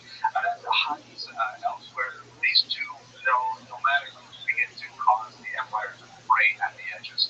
By the time we get to the first decade of the 5th century, Rome is really in trouble. The city itself was put under siege twice, and the disaster was averted only when huge bribes were put to the besieging forces. It was finally sacked, however, in the year 410 after 3 days of horrible pillaging, and this was in a very 100 years that the city had fallen and was pillaged by enemy forces. It had a real major impact on everyone, so basically indestructible. It recovered and then was sacked again in the year 455. Then finally the emperor was removed from the throne in the year 476 and replaced by a conquering German figure named Ottavation. So this was like really the fall of Rome is something that took place over something like 80 years, with a major sack in the year 410 and then incomplete obliteration of the empire as we know it in the year 476. Here's a quick look. Take a look at this map. This is the Roman Empire at its height, so you get a sense of how expansive the empire was, really going all the way from England throughout the entire Mediterranean basin, all of Western Europe, North Africa, the Middle East, and then here's an interesting 19th century artistic representation of Genseric attacking Rome in the 5th century, and you can see in the top right there some of those nomadic hordes taking away the menorah. Now, obviously, there's a lot to say about the history of the menorah, and you can find a great book on this topic, but nevertheless, you get a sense of the destruction of Rome and what it meant for geopolitics in the 5th century. Okay, I hope this illuminated your doubt, and I wish you much luck in your learning.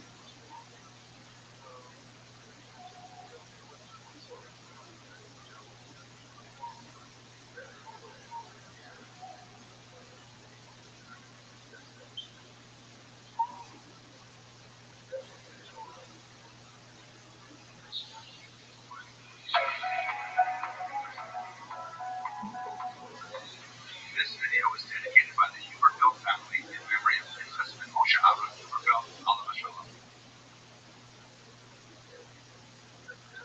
Hello and welcome to Jewish History and Documentary. Today's daf has a reference to earthquakes, and I'd like to jump ahead about 1,000 odd years to look at another earthquake that was extremely consequential in the history of Jewish thought.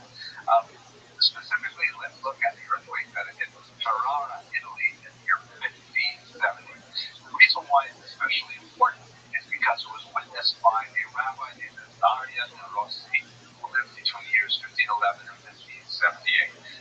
He was living on the Po River in northern Italy, not far, by the way, from Padua, who was the home of the great Raphael. And he was, not an especially distinguished figure. He had written nothing up until that point.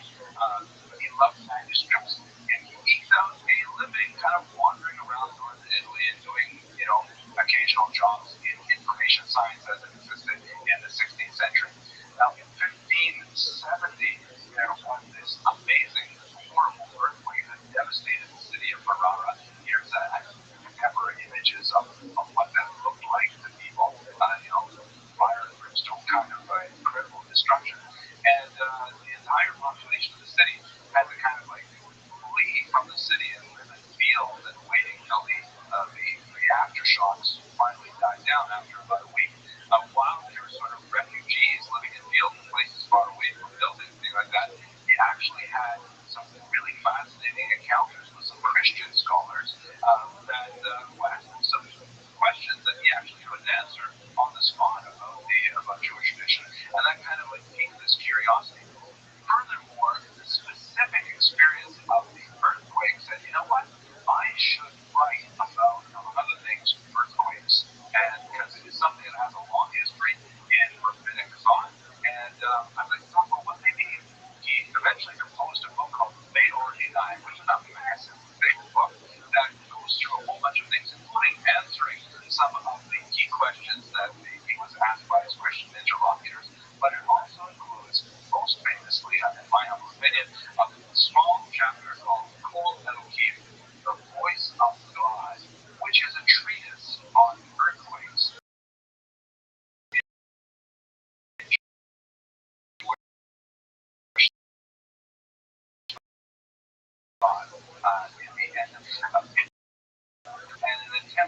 understand what causes earthquakes, and it's really had a major impact on the next several hundred years of Jewish life.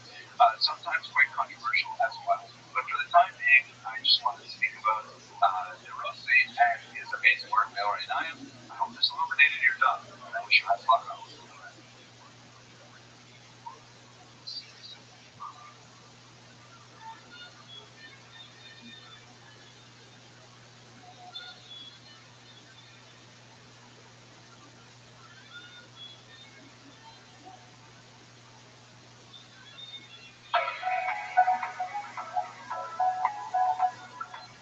This video is dedicated by the Huberfeld family in memory of Pinchas and Moshe Aaron Huberfeld, Alav Shalom. Hello and welcome to Jewish History in Daf Yomi. The next few Daf are just packed with fascinating historical and academic material. But today's Daf has one of those passages that is kind of like personality forming. And this, of course, is the story of Rabbi Akiva, who is stranded overnight in a field, and the next morning, of course, he goes into town, he realizes the tremendous kindness he received, and he utters a famous statement to discuss greater depth. But looking at it historically, army that Rabbi Akiva would have encountered and narrowly escaped that night, why was it so dangerous for him to be wandering through the woods alone at that time? So the passage itself is difficult to date, but from the context, it appears that this is referring to the closing years of the Bar Kokhba rebellion, which he supported. We don't know a lot about the specifics of how this rebellion started, how it progressed, and so on. Our major source is a Roman historian named Cassius, but there have been some fascinating new discoveries of archaeological nature in the Dead Sea region that shows us a little bit about the internal workings of Bar Kokhba's army itself. But let's try and understand what specifically was the context of Rabbi Akiva's story.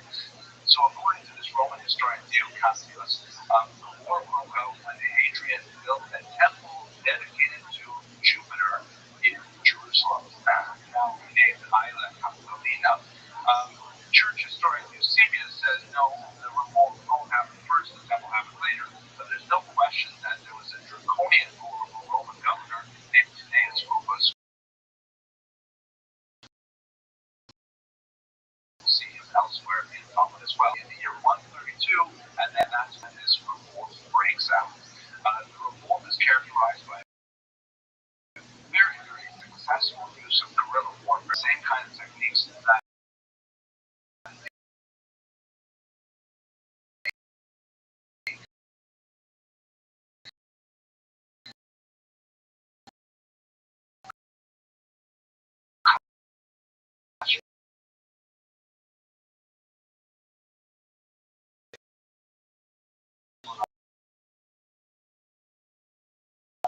used many hunters taking advantage of the local terrain, tons to Israel and the violence. According to Cassius, the Jews ultimately could not withstand the overwhelming might and numbers of the Roman legions. The purchases 985 villages and more than 500,000 Jews killed over battles that extended nearly 4 years. Heavy casualties were also inflicted on the Romans.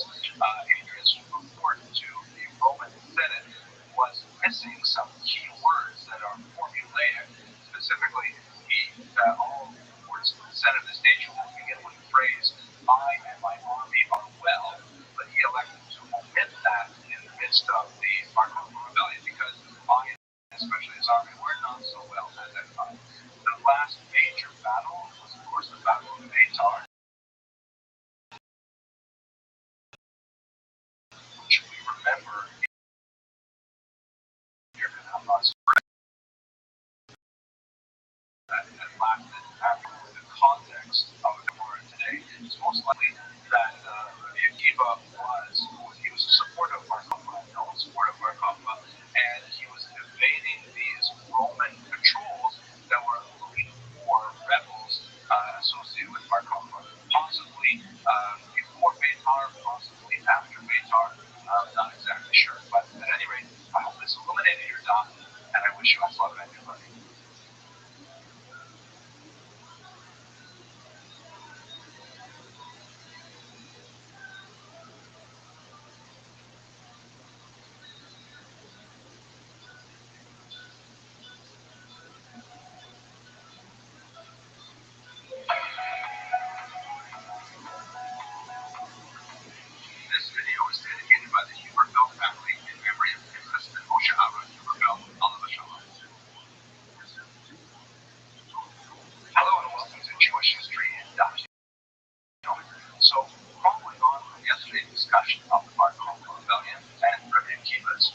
Japan, we have the figure of Amos ben Yehuda, also a Tana of the second century.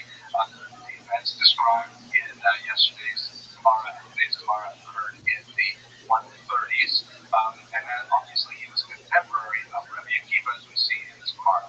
Now, it's interesting to note that Amos ben Yehuda elsewhere in the Talmud is characterized as an extremely cautious individual, someone who tends to take a very conservative approach lest he expose himself to some risk, as we see in this particular Gemara as well. But for example, the Gemara in which he apparently was concerned that his wife should she be wandering around the shul and places like that, she would engage in inappropriate conversation. So he would actually lock his wife up rather than expose her to that kind of risk. Now I know we don't like Rosh Hashanah, but that's kind of an extreme example of trying to avoid it. He's in fact criticized for this kind of behavior by Rabbi Meir, who says he's like a man who finds a fly in his drink, and rather than simply scooping out the fly, he throws away the whole thing because he doesn't want to have anything to do with it. That's an interesting kind of Gemara to think about in our own times, because we might be in the category of isness, perhaps because we live in such a period of great plenty that we might say, okay, let's just have another one because we live in a throwaway society anyways. Not necessarily saying that's good, but I've gotten off the topic here, so you know what? I hope this illuminated your doubts, and I wish you luck in your life.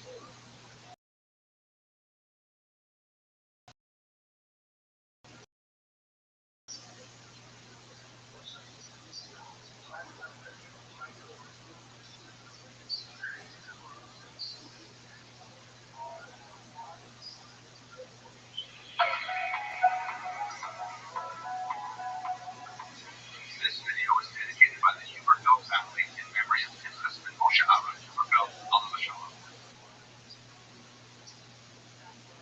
Hello and welcome to Jewish History and Daf Yomi. So today's Daf has a fascinating, very brief reference that opens up a huge world in terms of intellectual history. When the rabbis are talking about what is the meaning of the word kafandaria, translation shortcut, Rabbi says simply the word kafandaria is shma. It is just like it sounds. What does that mean? It is just like it sounds. Well, obviously, the Latin origin of this word kafandaria, which is compendaria in Latin, right? It sounds exactly the same. And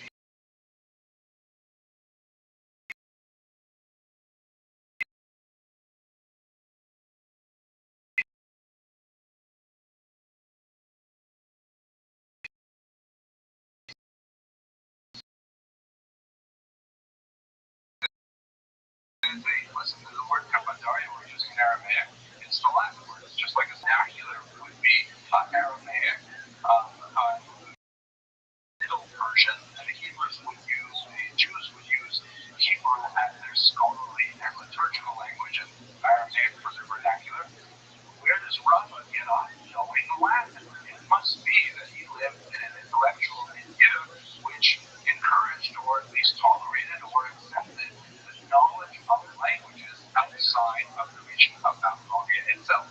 And note, it's not just Rabbi, because all of his interlocutors understood that Kapandaria Kishma. They understood, yeah, okay, I guess it comes from Latin that we all understand. So that's a fascinating kind of, insight into what's going on in the educational environment of the Amoraim of the 4th century, and really very impressive achievement in my humble opinion. Okay, I hope that up, and I wish you luck with it.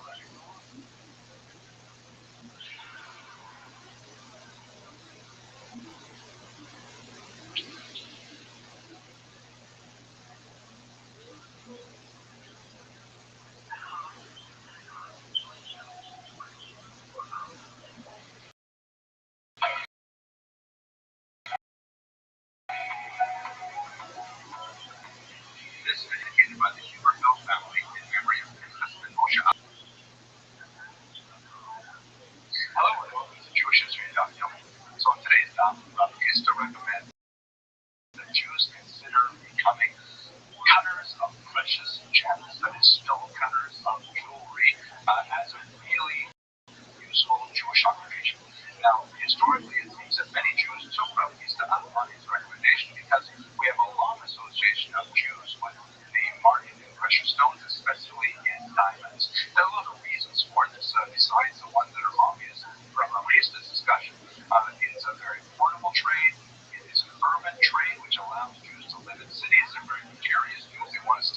each other. Walking distance of a synagogue, a mikvah, a Chinese restaurant, things like that.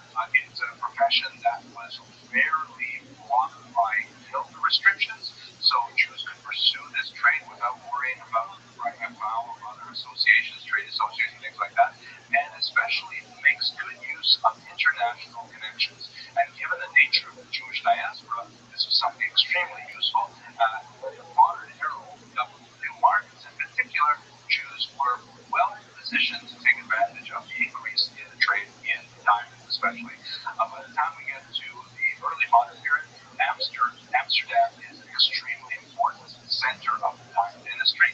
Later moves to London and Belgium, but there are Jews involved in the trade very heavily from that period on, especially Portuguese Jews, because they had an unusual advantage because of the horrible persecution in Spain and later in Portugal. There are a large number of Jews who were forcibly converted before the expulsion from Spain in 1492, and then the forced expulsion, the forced conversion in 1497 in Portugal, which also left many Jews in this kind of limbo status.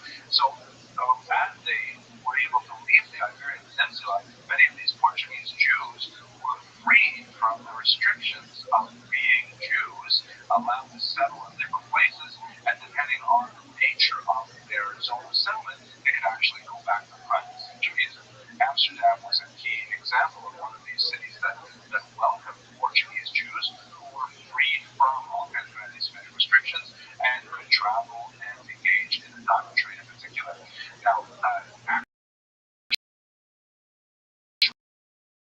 stone cutting, which we can associate with people like Spinoza, who was a lens grinder, for example, terrible disease known as tuberculosis, but the trade expands. We see lots of important figures like Lugo Camel is involved in the diamond trade, and even in today's world, Israel has emerged as one of the world's greatest wholesalers of diamonds. So Rabbi recommendation by Mara definitely had a major impact.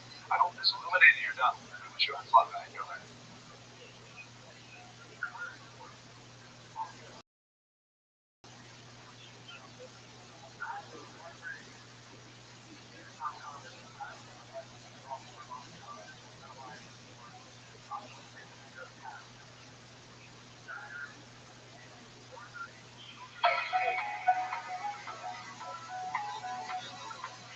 This video is dedicated by the Huberfeld family in memory of his husband Moshe Aaron Huberfeld, Alav Shalom. Hello and welcome to Jewish History and Daf Yomi. What a tremendous day this is. We're completing the second of Barachos together. What a tremendous boost, a tremendous privilege for me. I'm so grateful to the Rothschild'S for giving me the opportunity.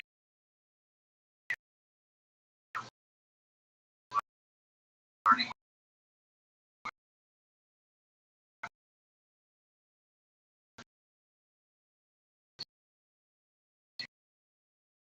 And I anticipate that many of you watching this video,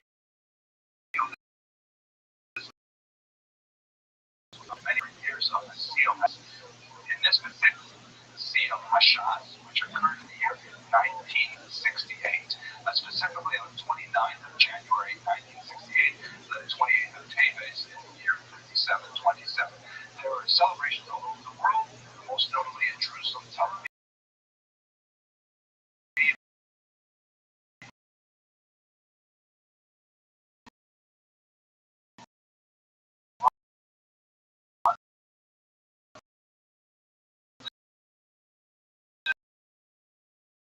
In many ways, this is a very important seal.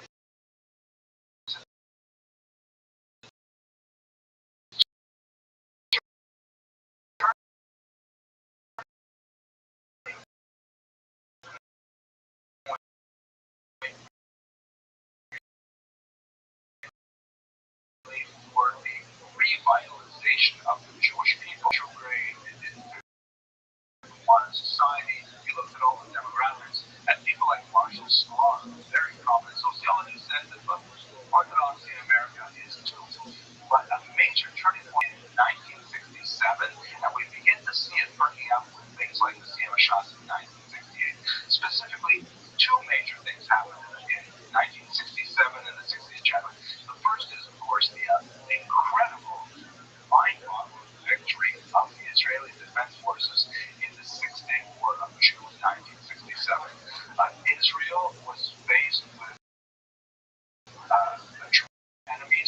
the end calls that the Arab armies were going to drive the Jews into the sea and reclaim the land that was allocated to them in the UN partition plan of 1947, and the experiment of Israel, however noble, was ultimately found an end.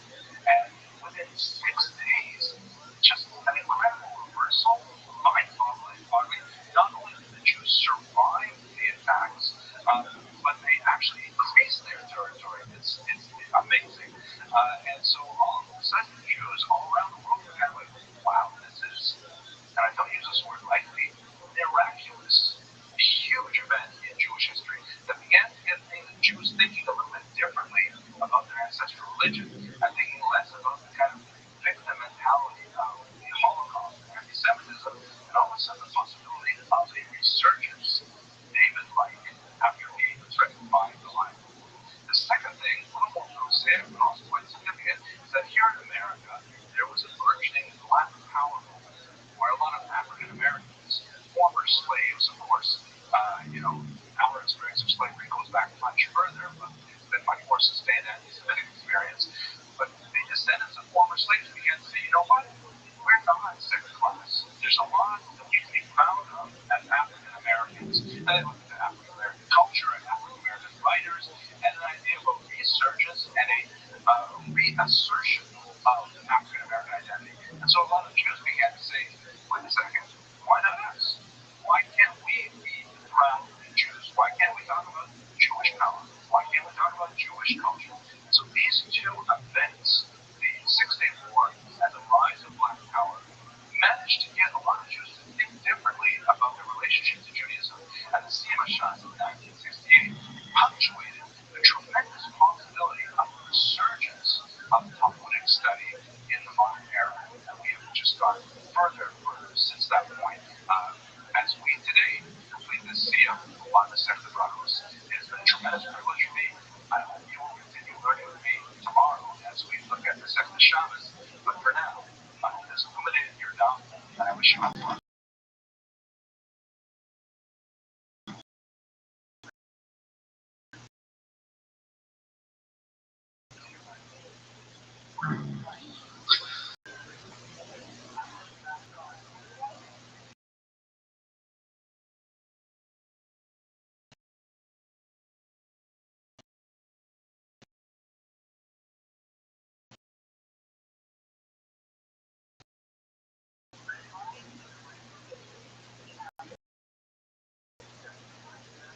This video, and so I want to know what exactly.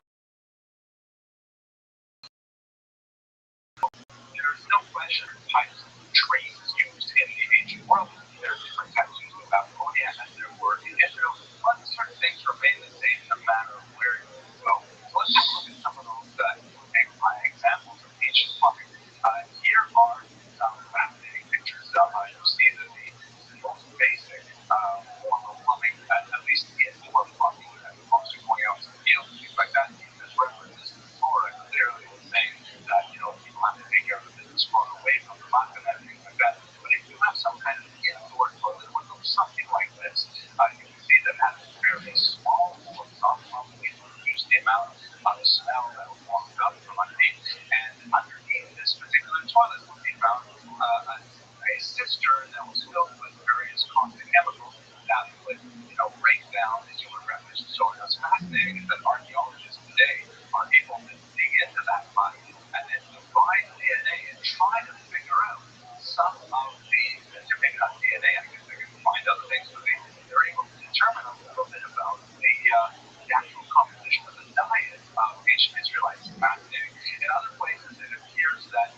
symbolic toilets were sometimes placed, like a Barish, in the former sanctuaries of Avodah Zarah. Like you put a toilet there, it's not clear whether it was used or not, because there's no residues being found, but nevertheless, it's kind of like a symbol of what we really use these places. Now, fascinating, in today's Mishnah in particular, it doesn't quite make sense because these seem to be all rather private places, doesn't fit what's going on in the Mishnah. It might fit with an outdoor kind of thing, but it appears that the Romans were really big into communal use of the facilities. And so we see, for example, in St. John, the Romans loved constructing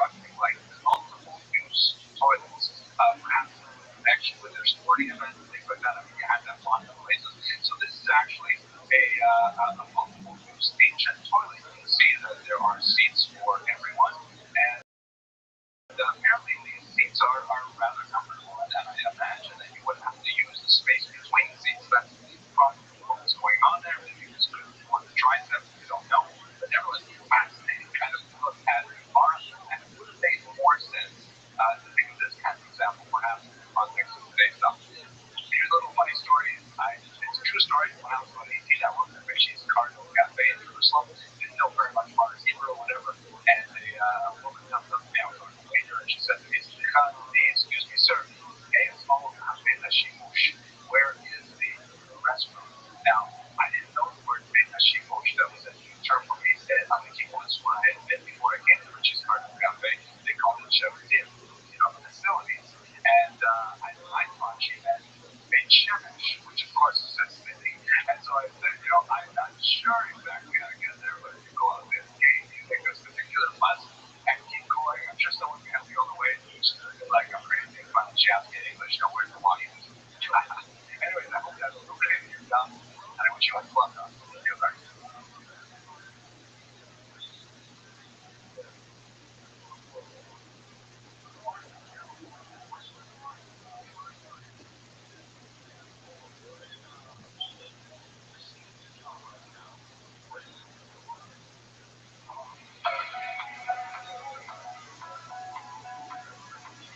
This video is dedicated by the Huberfeld family in memory of President Moshe Aaron Huberfeld, Oliver Shalom. Hello and welcome to Jewish History in Daf Yomi. I'm so grateful that you joined me again for another sector, at least for this one video. And my convention is that when we begin another sector, we talk a little bit about the actual daf itself. We're going to be spending so much time about the content of the daf.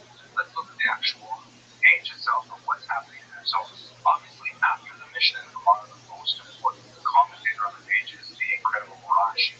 Rashi has been portrayed on the Talmudic page since the 15th century when printing began in the Jewish world. And there's a few interesting conventions that have been accepted, especially since the Talmud edition that turned 500 years old just this year in 2019.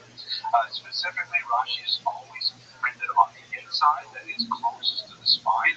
This is the place of honor of all commentators, right on the inside. And furthermore, the layout always has 4 lines at the top. Now, I don't know if this is true, but I've heard this legend. It's very beautiful. This is alluding to the idea that Rashi says you must review your studies 4 times to have any, serious any serious grasp on your material.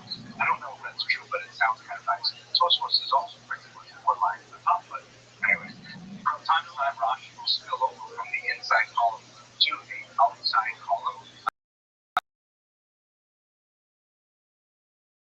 That occurs especially when they're very long Rashi. The grandfather of all commentators, there's so many different ways. He was born in France, in the Champagne region, a city called Troyes, in the year 1105. His full name is Shlomo ben Yitzchak, who actually is an acronym for Rabbi Shlomo ben Yitzchak, or some people say Rabbi Shel Israel, teacher of all Israel.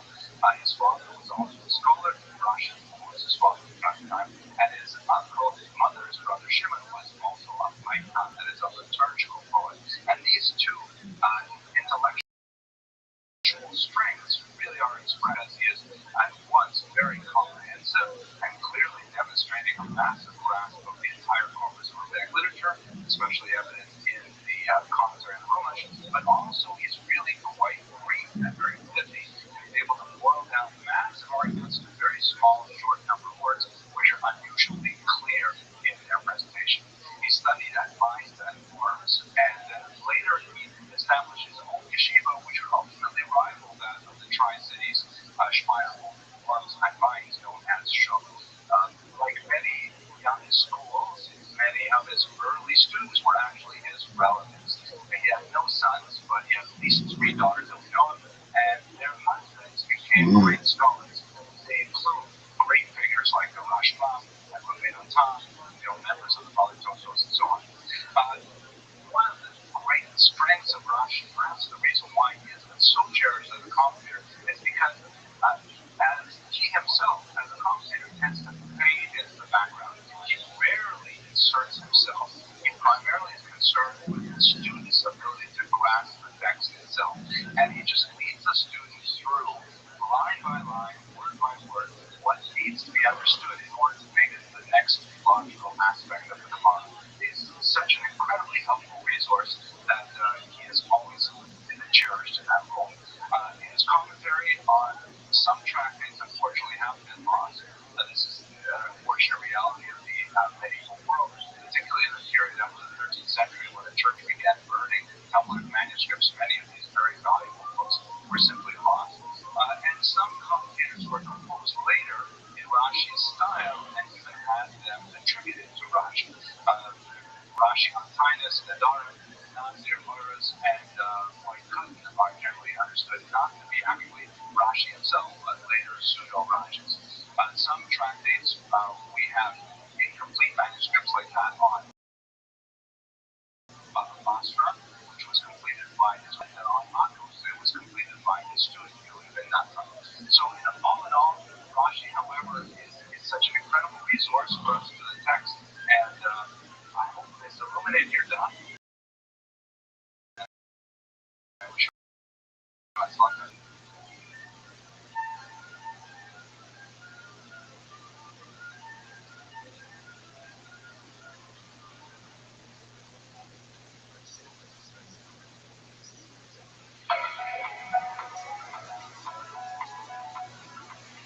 This video is dedicated by the Huber-Bell family in memory of new husband Moshe Avram Huber-Bell, Alva Shalom.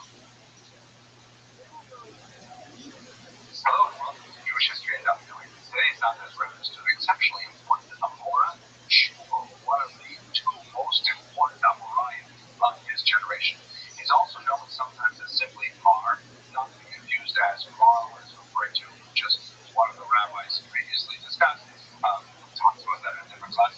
He's also known as Shmuel Yarkinama, which means the moon gazer or the astronomer, because he had a phenomenal understanding of astronomy, the stars, the skies, and so on. He lived in the late 2nd and early 3rd century, and he's associated most closely with Rabbi. In fact, all of these arguments from that particular time usually indicate a difference between Rabbi on the one hand and Shmuel on the other. He was born in Nahar-Dor. He lived there most of his life. The teachers included his father, Abba and Abba Hakomi.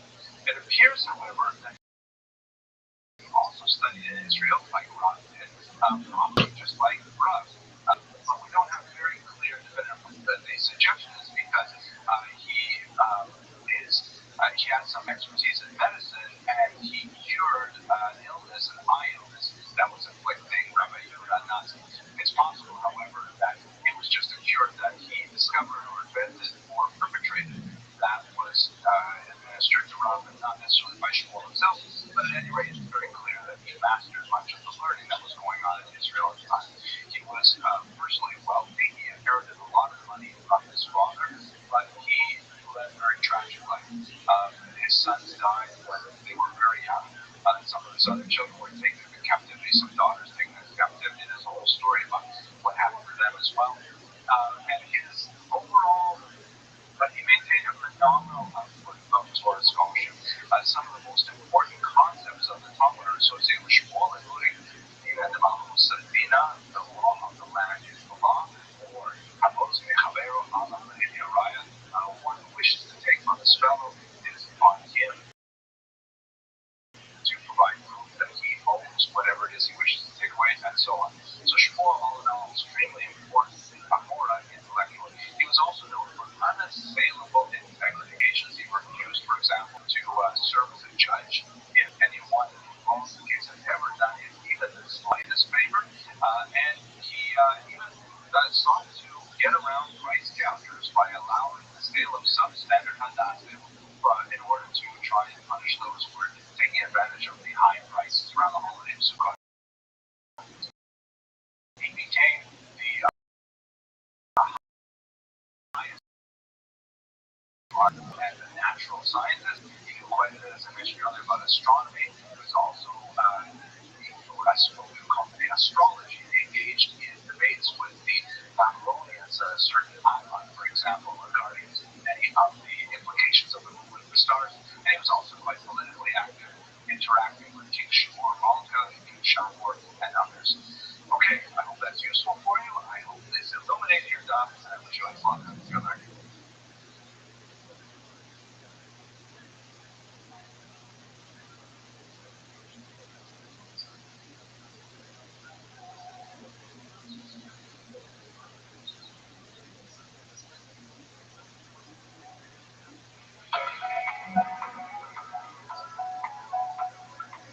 This video is dedicated by the Huberfeld family in memory of Pinchas ben Moshe Aaron Huberfeld, Alav Shalom. Hello and welcome to Jewish History and Daf Yomi. Today's Daf has reference to Rabbi Yosef, a very important Amora who died in the year 333 of the Common Era. His full name was Rabbi Yosef ben Chia, and he was briefly head of the great Talmidei Yeshiva after the death of Rabbi. He was a student of Rabbi Yehuda bar Yechezkel, and he was known as a very religious student. He was called Sinai, meaning Mount Sinai, for his incredible grasp of a wide variety of sources. He translated actually much of Tanakh, for certain Divrei Hayam in the Book of Chronicles, into Aramaic. Now, while Rabbi was the head of the Yeshiva Potlita, Yosef, however, refused to receive any honor. He was very self-effacing in that matter. He was also deeply engaged in mysticism. He was understood to be a master of Merkava mysticism, and is alleged to have even had discourse with the king of demons, Ashmedai, that's his name. He was personally independently wealthy, and he was known for an incredible philanthropy. He charitably supported hundreds, literally hundreds of his students. We know that towards the end of his life, he became ill, possibly with Alzheimer's, and apparently also maybe cataracts or something that affected his vision. And unfortunately, he lost much of his learning. There's some very beautiful passages in Talmud. We will see them often as we go through Shas, where Rabbi Yosef will be somewhat quizzical about a particular dispute until his student Abaye will humbly suggest to him, Rabbi Yosef already taught us this before, and will remind the teacher of what he had studied in Talmud. Okay, that's it for today. I hope this illuminated your doubts, and I wish you a lot of your learning.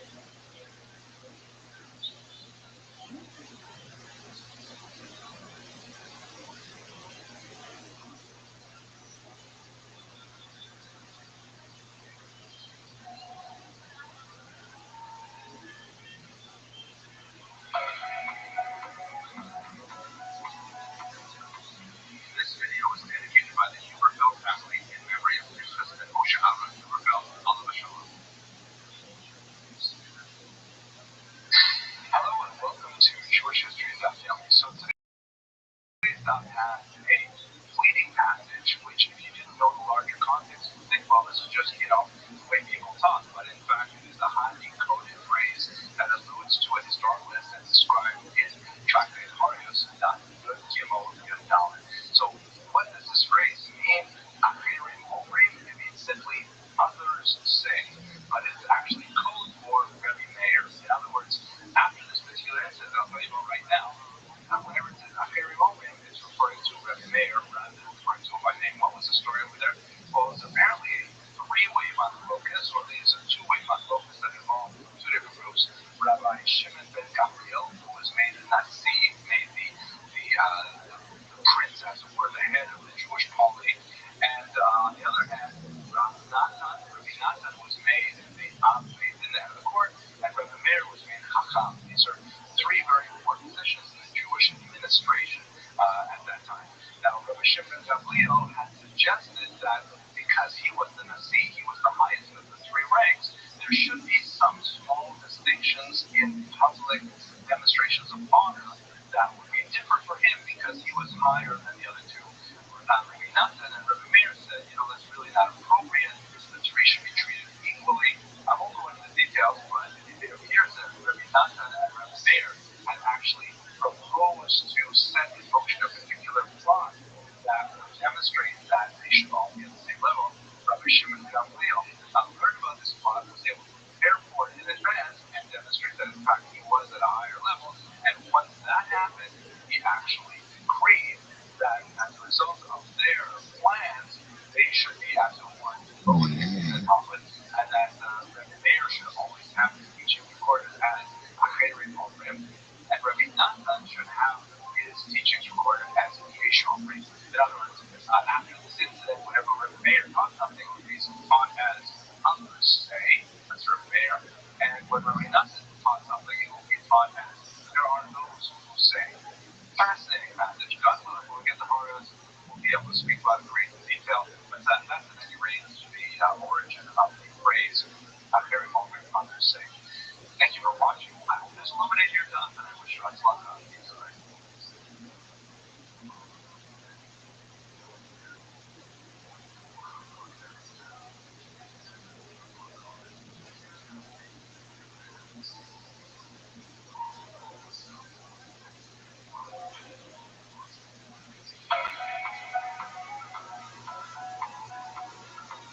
This video is dedicated by the Huberfeld family in memory of their husband Moshe Aaron Huberfeld, Allah Shalom.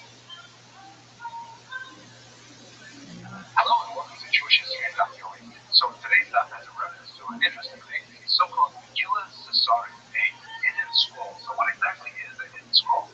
We should remember that at the end of the 2nd century in particular, Jews were at an inflection point and they were making the transition from an oral culture that is all this Torah Shabbat man that is specifically taught orally, handed down from Rabbi to student, and it had been so for hundreds of years. And there was a massive amount of information, especially information that was not necessarily going to be codified in the Mishnah, those texts called L'Raito, which literally means outside texts. And how do you remember all of this? So much data. So certain rabbis, in this case Rabbi Chia, and also his student Rabbi Oshia, would collect these texts, or many other rabbis as well were doing this, and they would keep private notebooks. These were not intended to be disseminated widely. They were still very much relying on the oral culture, but they wanted to just remember. They didn't want to lose it. We should also remember that at this time, the Jews had lost a major war with the Romans. The temple was destroyed. The population was dispersed significantly. Quite a few tens of thousands sent off to slavery in Rome, but there's still Jews living in Israel throughout this period. And then a little bit later, you have the Bar Kokhba rebellion, following the worst devastation.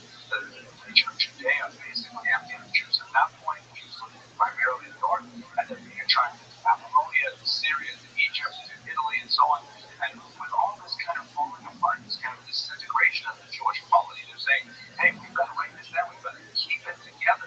That's the reason why the Mishnah was ultimately written, was because under those circumstances it really had to be preserved. And so that's really what a Megillah Caesarim is. It's one of these documents that was privately held. In fact, that's a better translation than hidden scroll. It's a private scroll that was designed to preserve the information at a time when it was in danger of being lost. Not for the purposes of reading it out loud, but for the purposes of the individual to remember, oh yes, that's what they said, and so on. By the way, just for a quick footnote, just like at the end of the 2nd century, and towards the 3rd century, there was a turning point in the history of the transmission of the Torah, of the oral Torah in particular, making that jump, that leap from an oral tradition to having a text-based culture. We are in that period again today, and in fact, you and I are participating in it right now in digital format, because you are listening to me, right, orally, you, and you are watching me as well as I'm talking about these things. Not that I'm saying Torah, I'm saying history, but still, lots of other people on this app are definitely saying Torah Shabbat. So, what does it mean when we transition from a printed text to an oral text that is transmitted digitally? Lots of challenges and lots of opportunities associated with that.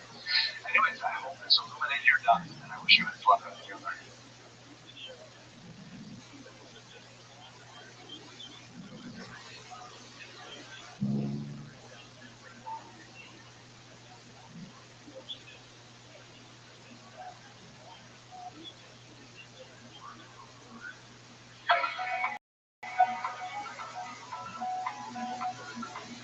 This video is dedicated by the Huberfeld family in memory of their husband Moshe Aaron Huberfeld, Allah Shalom.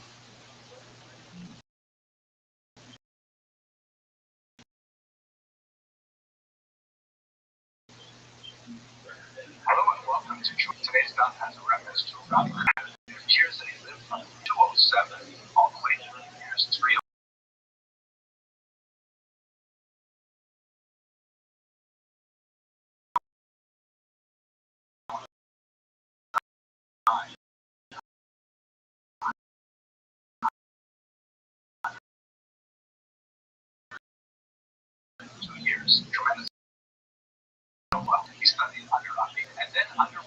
successor, Rabbi, with whom he had a little bit of friction.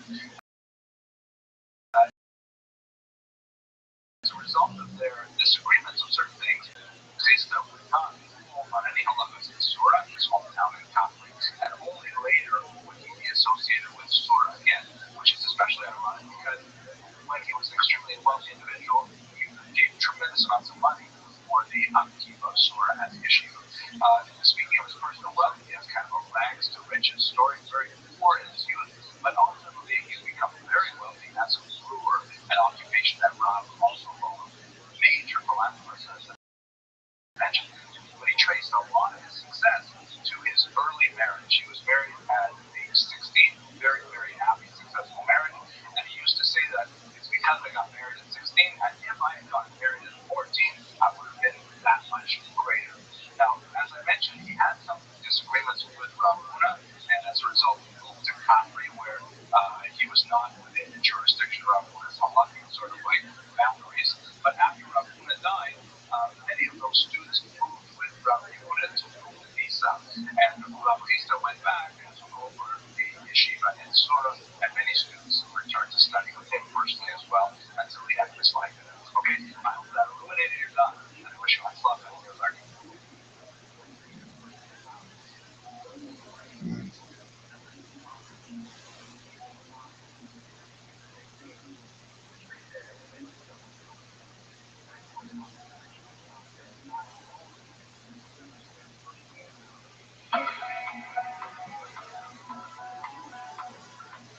This video is dedicated by the Huberfeld family in memory of His husband Moshe Aaron Huberfeld, Alav Shalom. Hello and welcome to Jewish History and Daf Yomi. So today's daf has an unusual passage talking about throwing a beehive into the street. And you have to wonder, why would anyone throw a beehive into the street? I will tell you, when I was a little kid, I once found an abandoned beehive and wanted to knock it down with a baseball bat to see what it would look like inside. It turned out it was not abandoned, but let's go back to the Gemara. So what relevance does that have to the Gemara? Because it's not talking about a beehive like full of bees. It's talking about a particular shape. And it's a shape that's significant for the discussion of the Gemara. Let's have a quick look at beehives and why you would get this. So here's what a natural beehive would look like. There are lots of different designs depending on the specific type of bee that built this, but that's kind of like a classic natural beehive, and that's like the one that I probably abandoned when I knocked it down. Ouch. Here's an idealized beehive that we imagine, in Rosh Hashanah when you get a little honey and potatoes and things like that.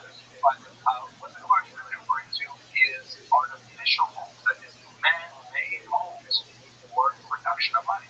Now, modern beehives can be square like this, and that tends to be the most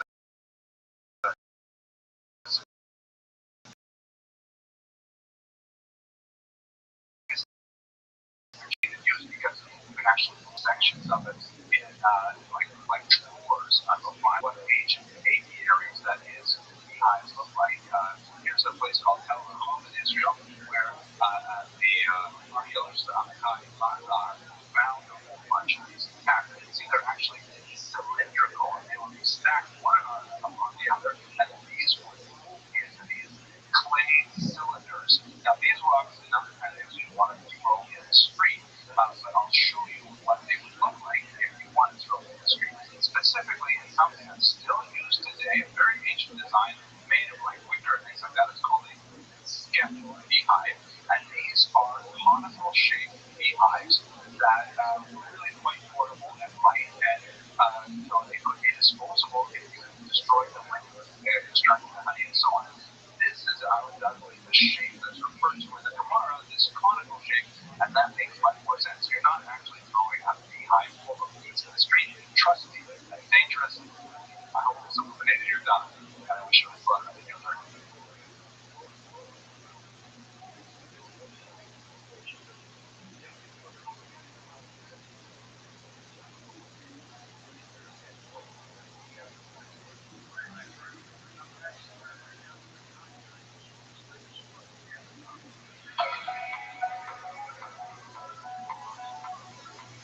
This video is dedicated by the Huberfeld family in memory of His husband Moshe Aaron Huberfeld, Alav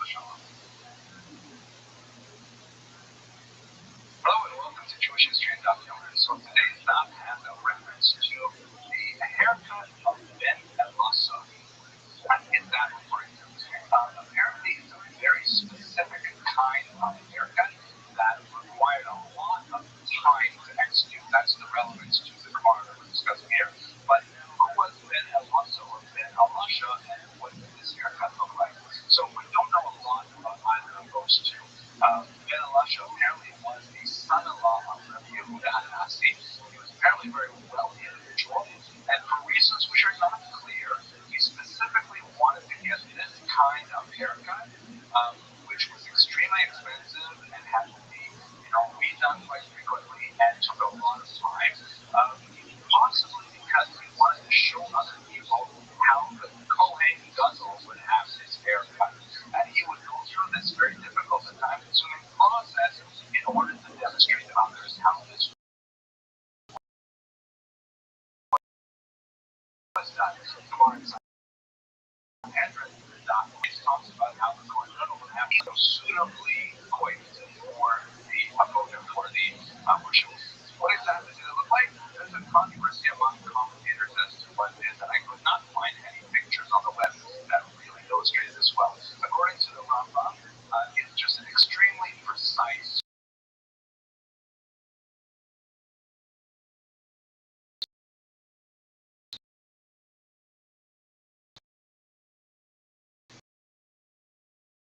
short haircut, or so like exactly the same length of hair. That has to be incredibly time consuming. I can't even imagine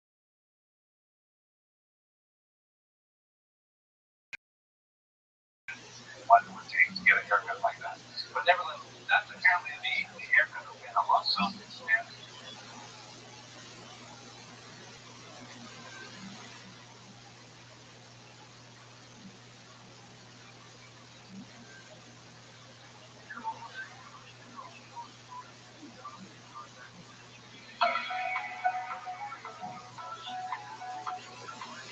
this video is dedicated by the Huberfeld family in memory of Princess Moshe Huberfeld, Oliver Shalom.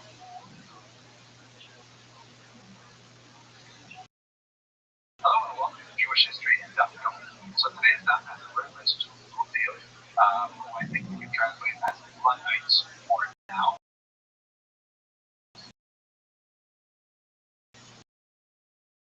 But it's not referring to the English advance in technology which threatened there, including in textiles, and they went around breaking down looms and things like that.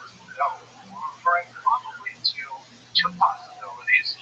The Gemara, of course, says that the Ludim eat in the first hour of the day.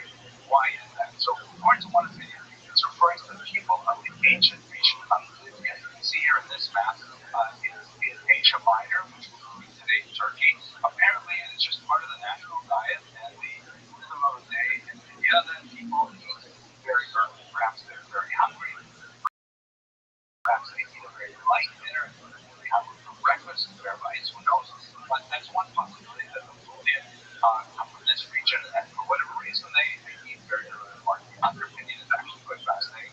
It might come from the Latin word dare, which means to play, and is an allusion to those who play in the gladiatorial games. In fact, the word gladiatorial seems to have the word dare in it, although it's probably more related to the word gladius, which means sword.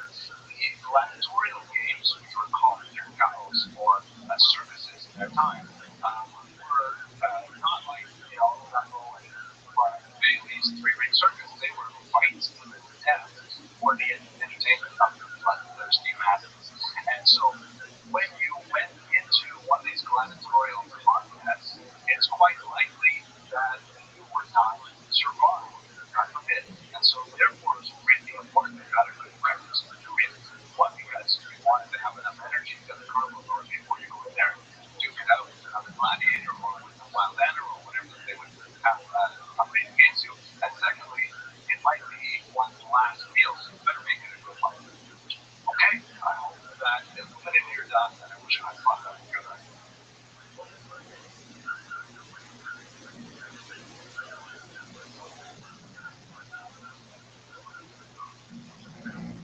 This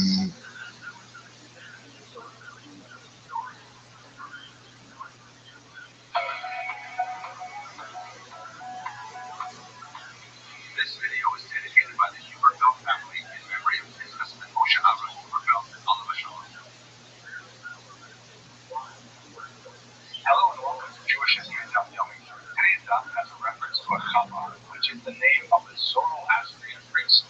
Zoroastrianism was actually the official religion of Persian Empire for about 1,000 years. It was conceived by a man known as Zarathustra several centuries before the Amorite era.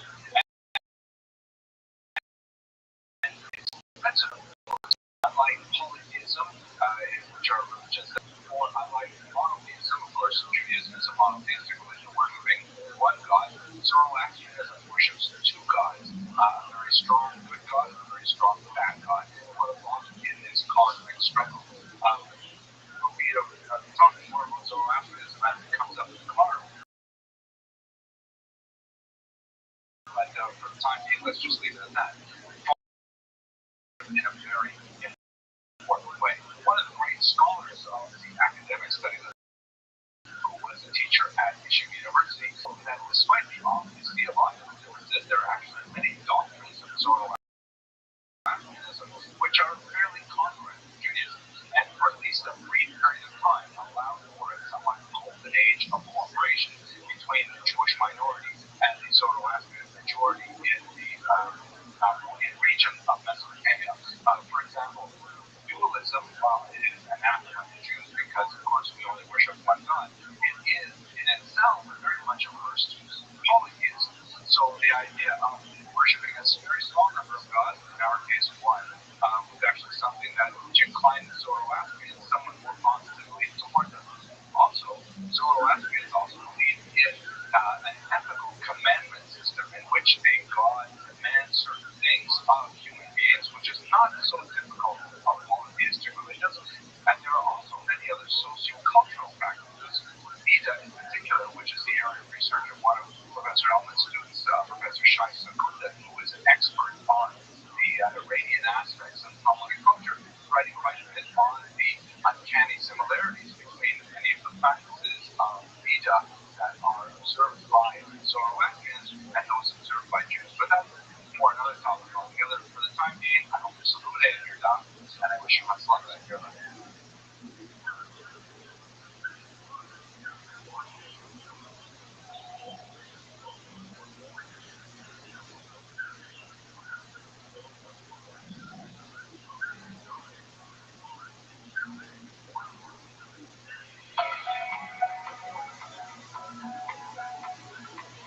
This video is dedicated by the Huberfeld family in memory of Pinchas and Moshe Aaron Huberfeld, Alav Shalom.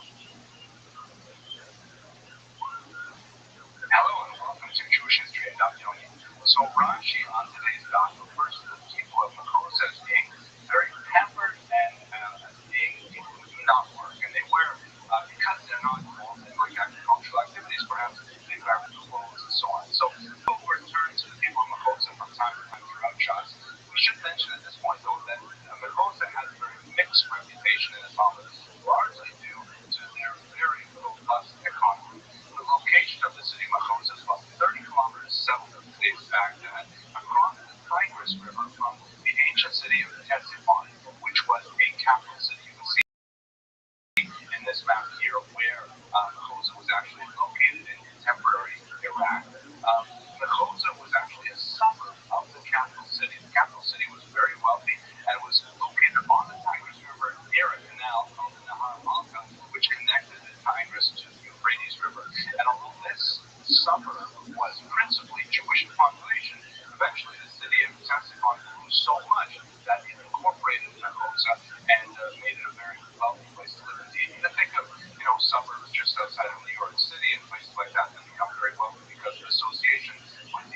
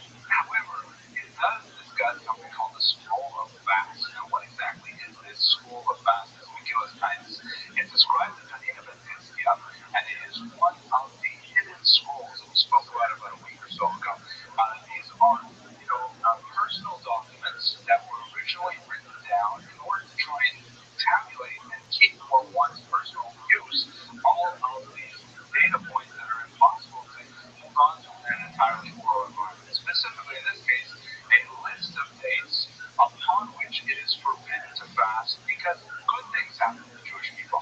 Even though we call it the time list, really is mainly about times that good things happen, and therefore fast days could not be decreed on those days, and also eulogies as well. The reason why these were private, as we discussed in the brief share on hidden scrolls, is because there was a ban on writing down oral Torah, and so individual rabbis would privately for themselves keep a list of major teachings they did not want to forget. Eventually, these, of course, became circulated and ultimately published. The Megillah Titus happens to be a very early document of the Pharisees, though, and it's exceptionally worthwhile on a historical level because it gives a sense of what it was like for the rabbis around the end of the Second Temple period.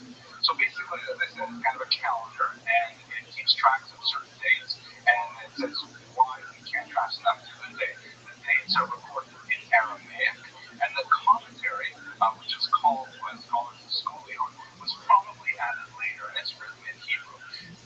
Probably told this is not a history book, it's more of a chronology. The intention is not to really convey a massive amount of historical information. The intention is primarily religious in nature, so that Jews will be aware of these days when they cannot agree a fast and so on. Most of the events that are described here are primarily Second Temple events, and many of them, unfortunately, are obscure. We do not know exactly what they refer to. Okay, that's about it for Megillah Titus for today. I hope this illuminated your learning.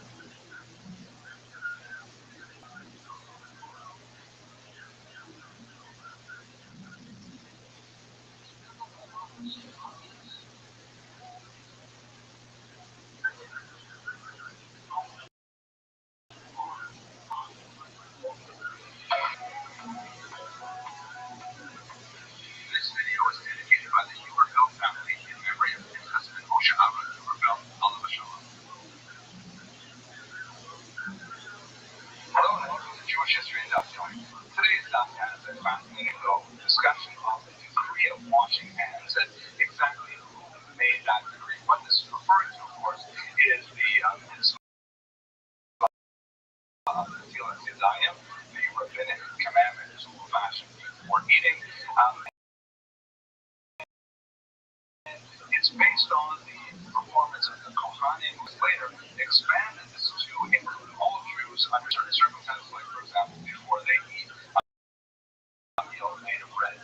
Now, what's interesting about the historical point of view is that it really is a statement about the authority of the rabbis and how the Jews were quick to adopt these kinds of measures as they were enacted by the rabbis of their day.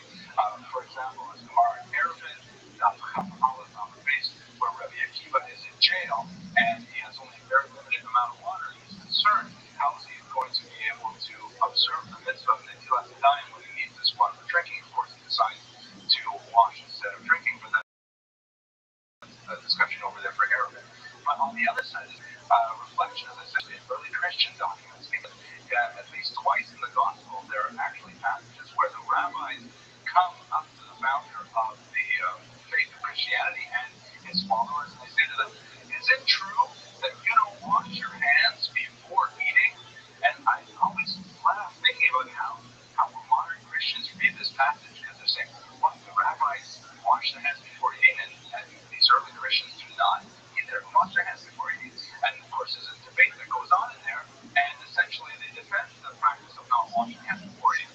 Now, obviously, the only way those passages can be read is if they're not talking about how sanitary one is and what kind of hygiene one practices before eating. Really, what they're talking about is how much attention do we pay to the decrees of the rabbis. In the case of Rabbi Akiva, for example, it was quite extreme, and that's kind of like a role model for Jews. And on the other hand, in the early Christian movement, washing one's hands in a ritual fashion before meals meant adherence to the rabbis, and therefore not doing so meant establishing an independent path, which would ultimately create a different religion altogether. Okay, fascinating little thought about the first century. I hope this illuminated your thought, and I wish you much luck on your learning.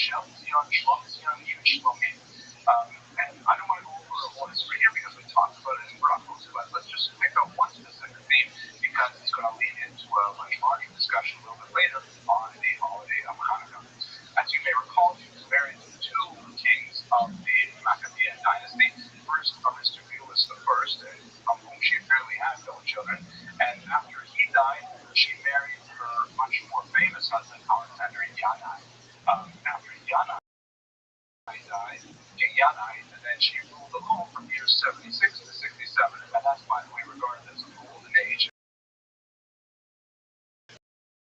many ways, because we holds that there was peace in the region. As we see in the she was a big supporter of the Pharisees and her brother, she and mother, against the Sadducees, which were associated with her husband, Alexander Yanai. And as queen, she restored a lot of authority to the Pharisees, to the rulership. They took greater authority in the operation of the temple. They controlled the calendar, again, a lot of positive things from their perspective.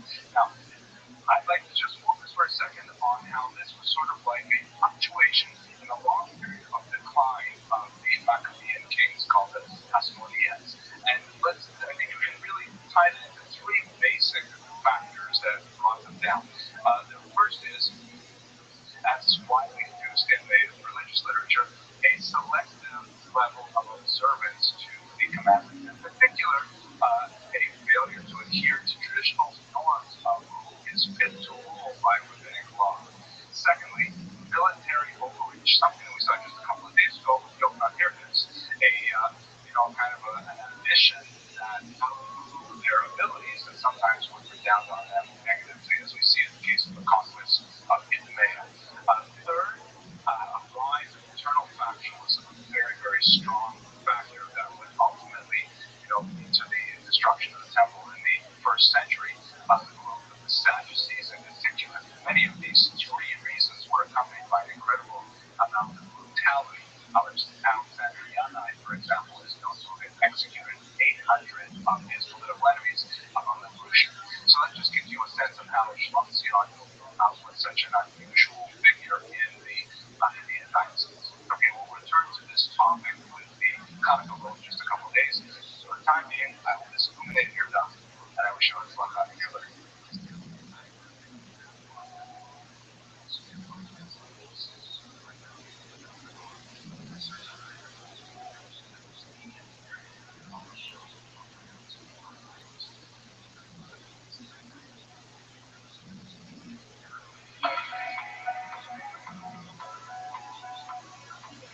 This video is dedicated by the Huberfeld family in memory of Pinchas and Moshe Aaron Huberfeld, Alav Shalom. Hello and welcome to Jewish History and Daf Yomi. Today's daf has reference to Rabbi Tarfon, who was an extremely important Tana, lived in the first century and after the destruction of the temple as well. His home was in Lida, or in Lod, and he was associated in particular with the surviving remnant after the destruction of the town of Yavne. He had many colleagues with whom he regularly discussed a lot of the practical. One among them was Rabbi Akiva, and the Gemara in Sumas does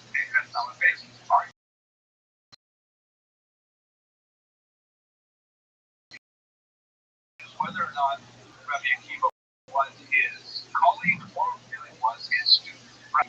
In Rabbi, he was someone who refused to accept any honor for himself. In fact, in one case, he was able to save himself from physical assault by revealing that he was a learned person, and then he regretted for the rest of his life that he was Torah for his own purposes. He was a tremendously kind individual and very innovative as well.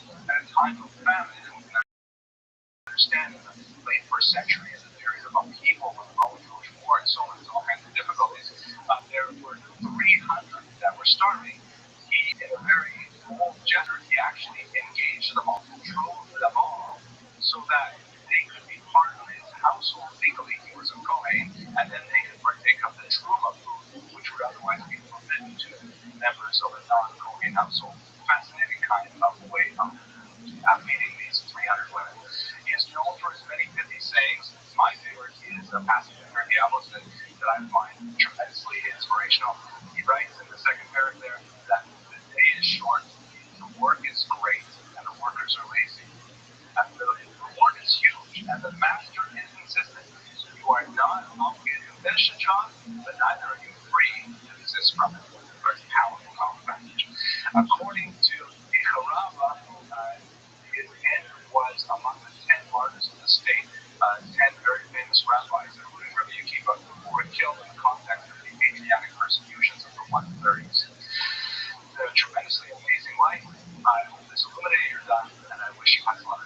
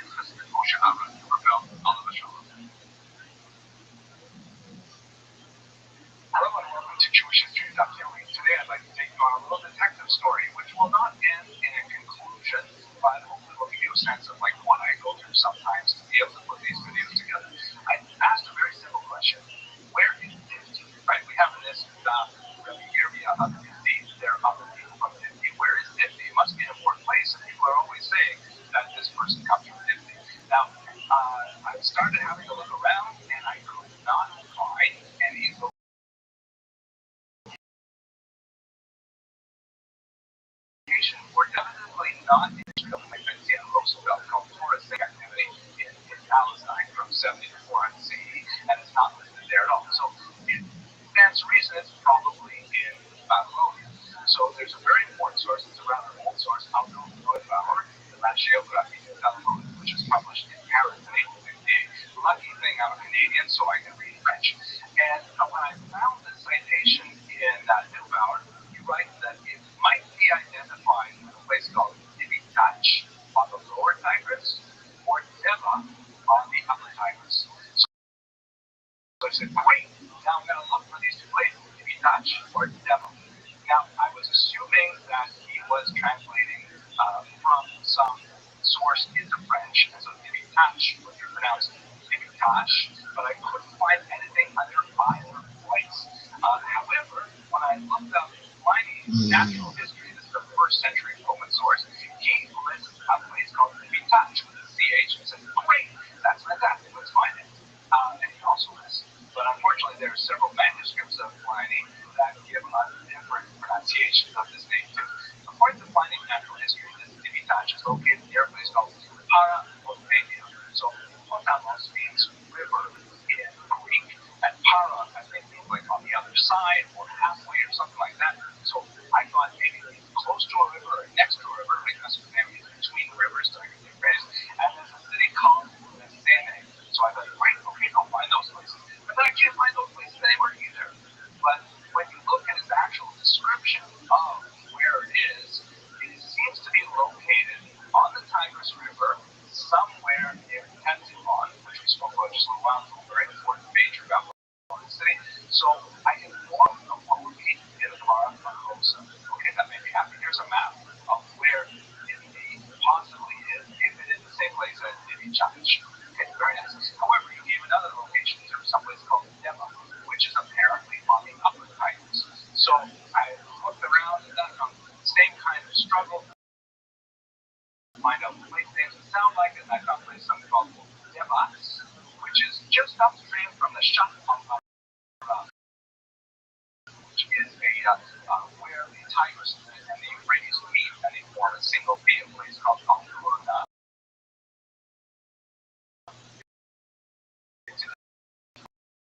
That Ifta is on the lower Tigris and Ifti is on the upper Tigris. But when I locate those two place names, they're reversed. That Ifti is actually Ifta.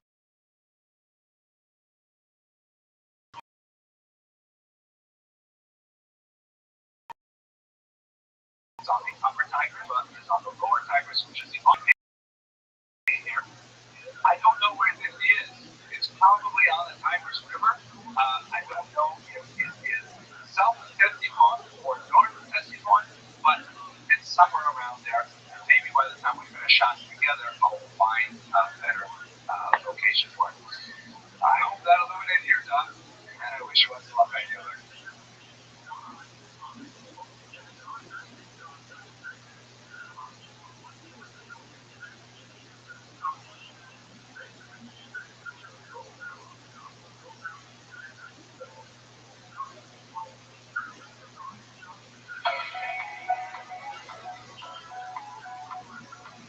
This video is dedicated by the Huberfeld family in memory of its husband Moshe Aaron Huberfeld, Allah Shalom.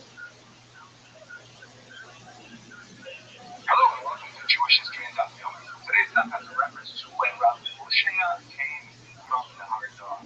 So what is that possibly referring to? It sounds like something important, right? Because the Gemara felt that we should mention that this is where he came from and when he came from and so on.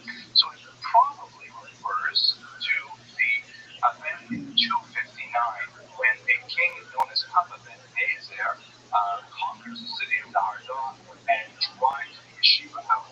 Much of the yeshiva later is incorporated into yeshiva of Medisa. Ben Ezer has been identified by the Greek 19th century historian Andrew as Septimus Ordinatus. Ben Ezer sort of sounds like Septimus Ordinatus, and he was the king of Palmyra at the time. And he was a client king of the Roman Empire, and as part of his desire perhaps to ingratiate himself with his Roman overlord, he attacked Persia, and specifically attacked King Shapur I much for Malka.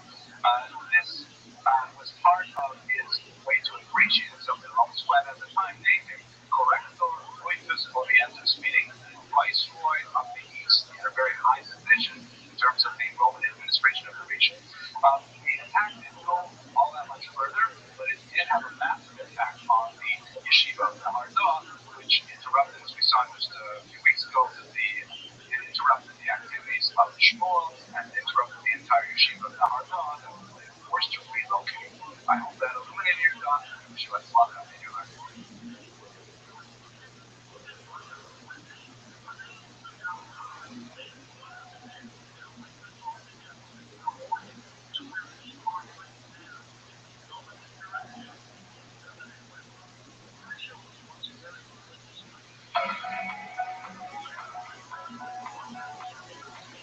This video is dedicated by the Huberfeld family in memory of President Moshe Aaron Huberfeld, Alav Shalom.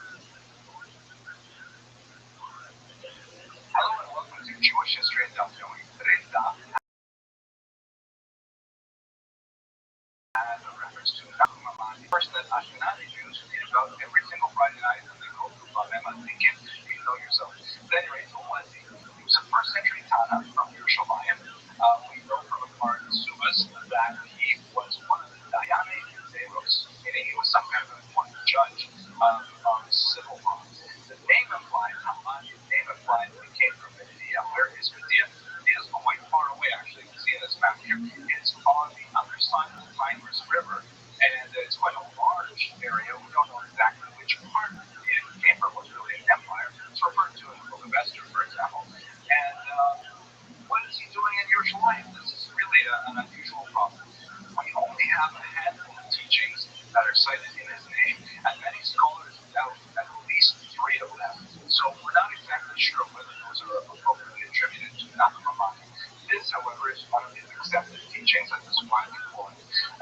So the question is, why does he have that name, Nachum Amani? Apparently, either he or his ancestors came from Medea.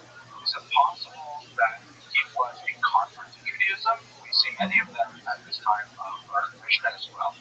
Is it possible that he was a descendant of the exiles, perhaps in the first exile of the 6th century? We simply don't know. But all of these things together, I hope, will illuminate your doubt and give you some help.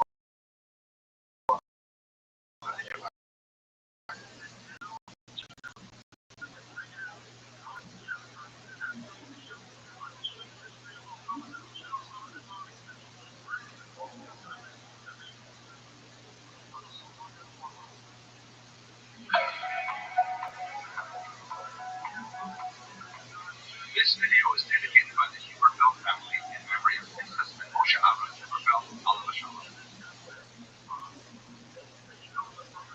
Hello and welcome to Jewish History and Daf Yomi.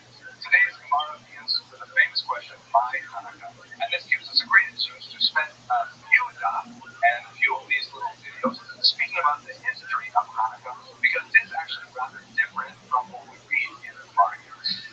The sources for our understanding of the events of 167 before the Common Era and onward for a few years are basically the Talmud, something called the Book of Maccabees, and Josephus.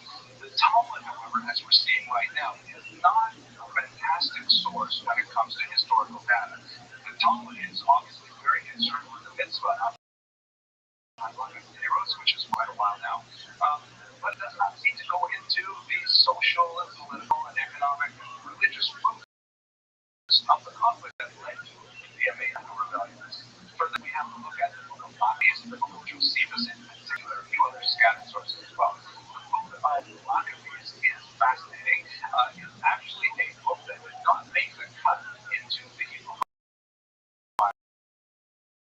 It's one of those outside books that are sometimes in Tanakh. It's got 10 individual chapters.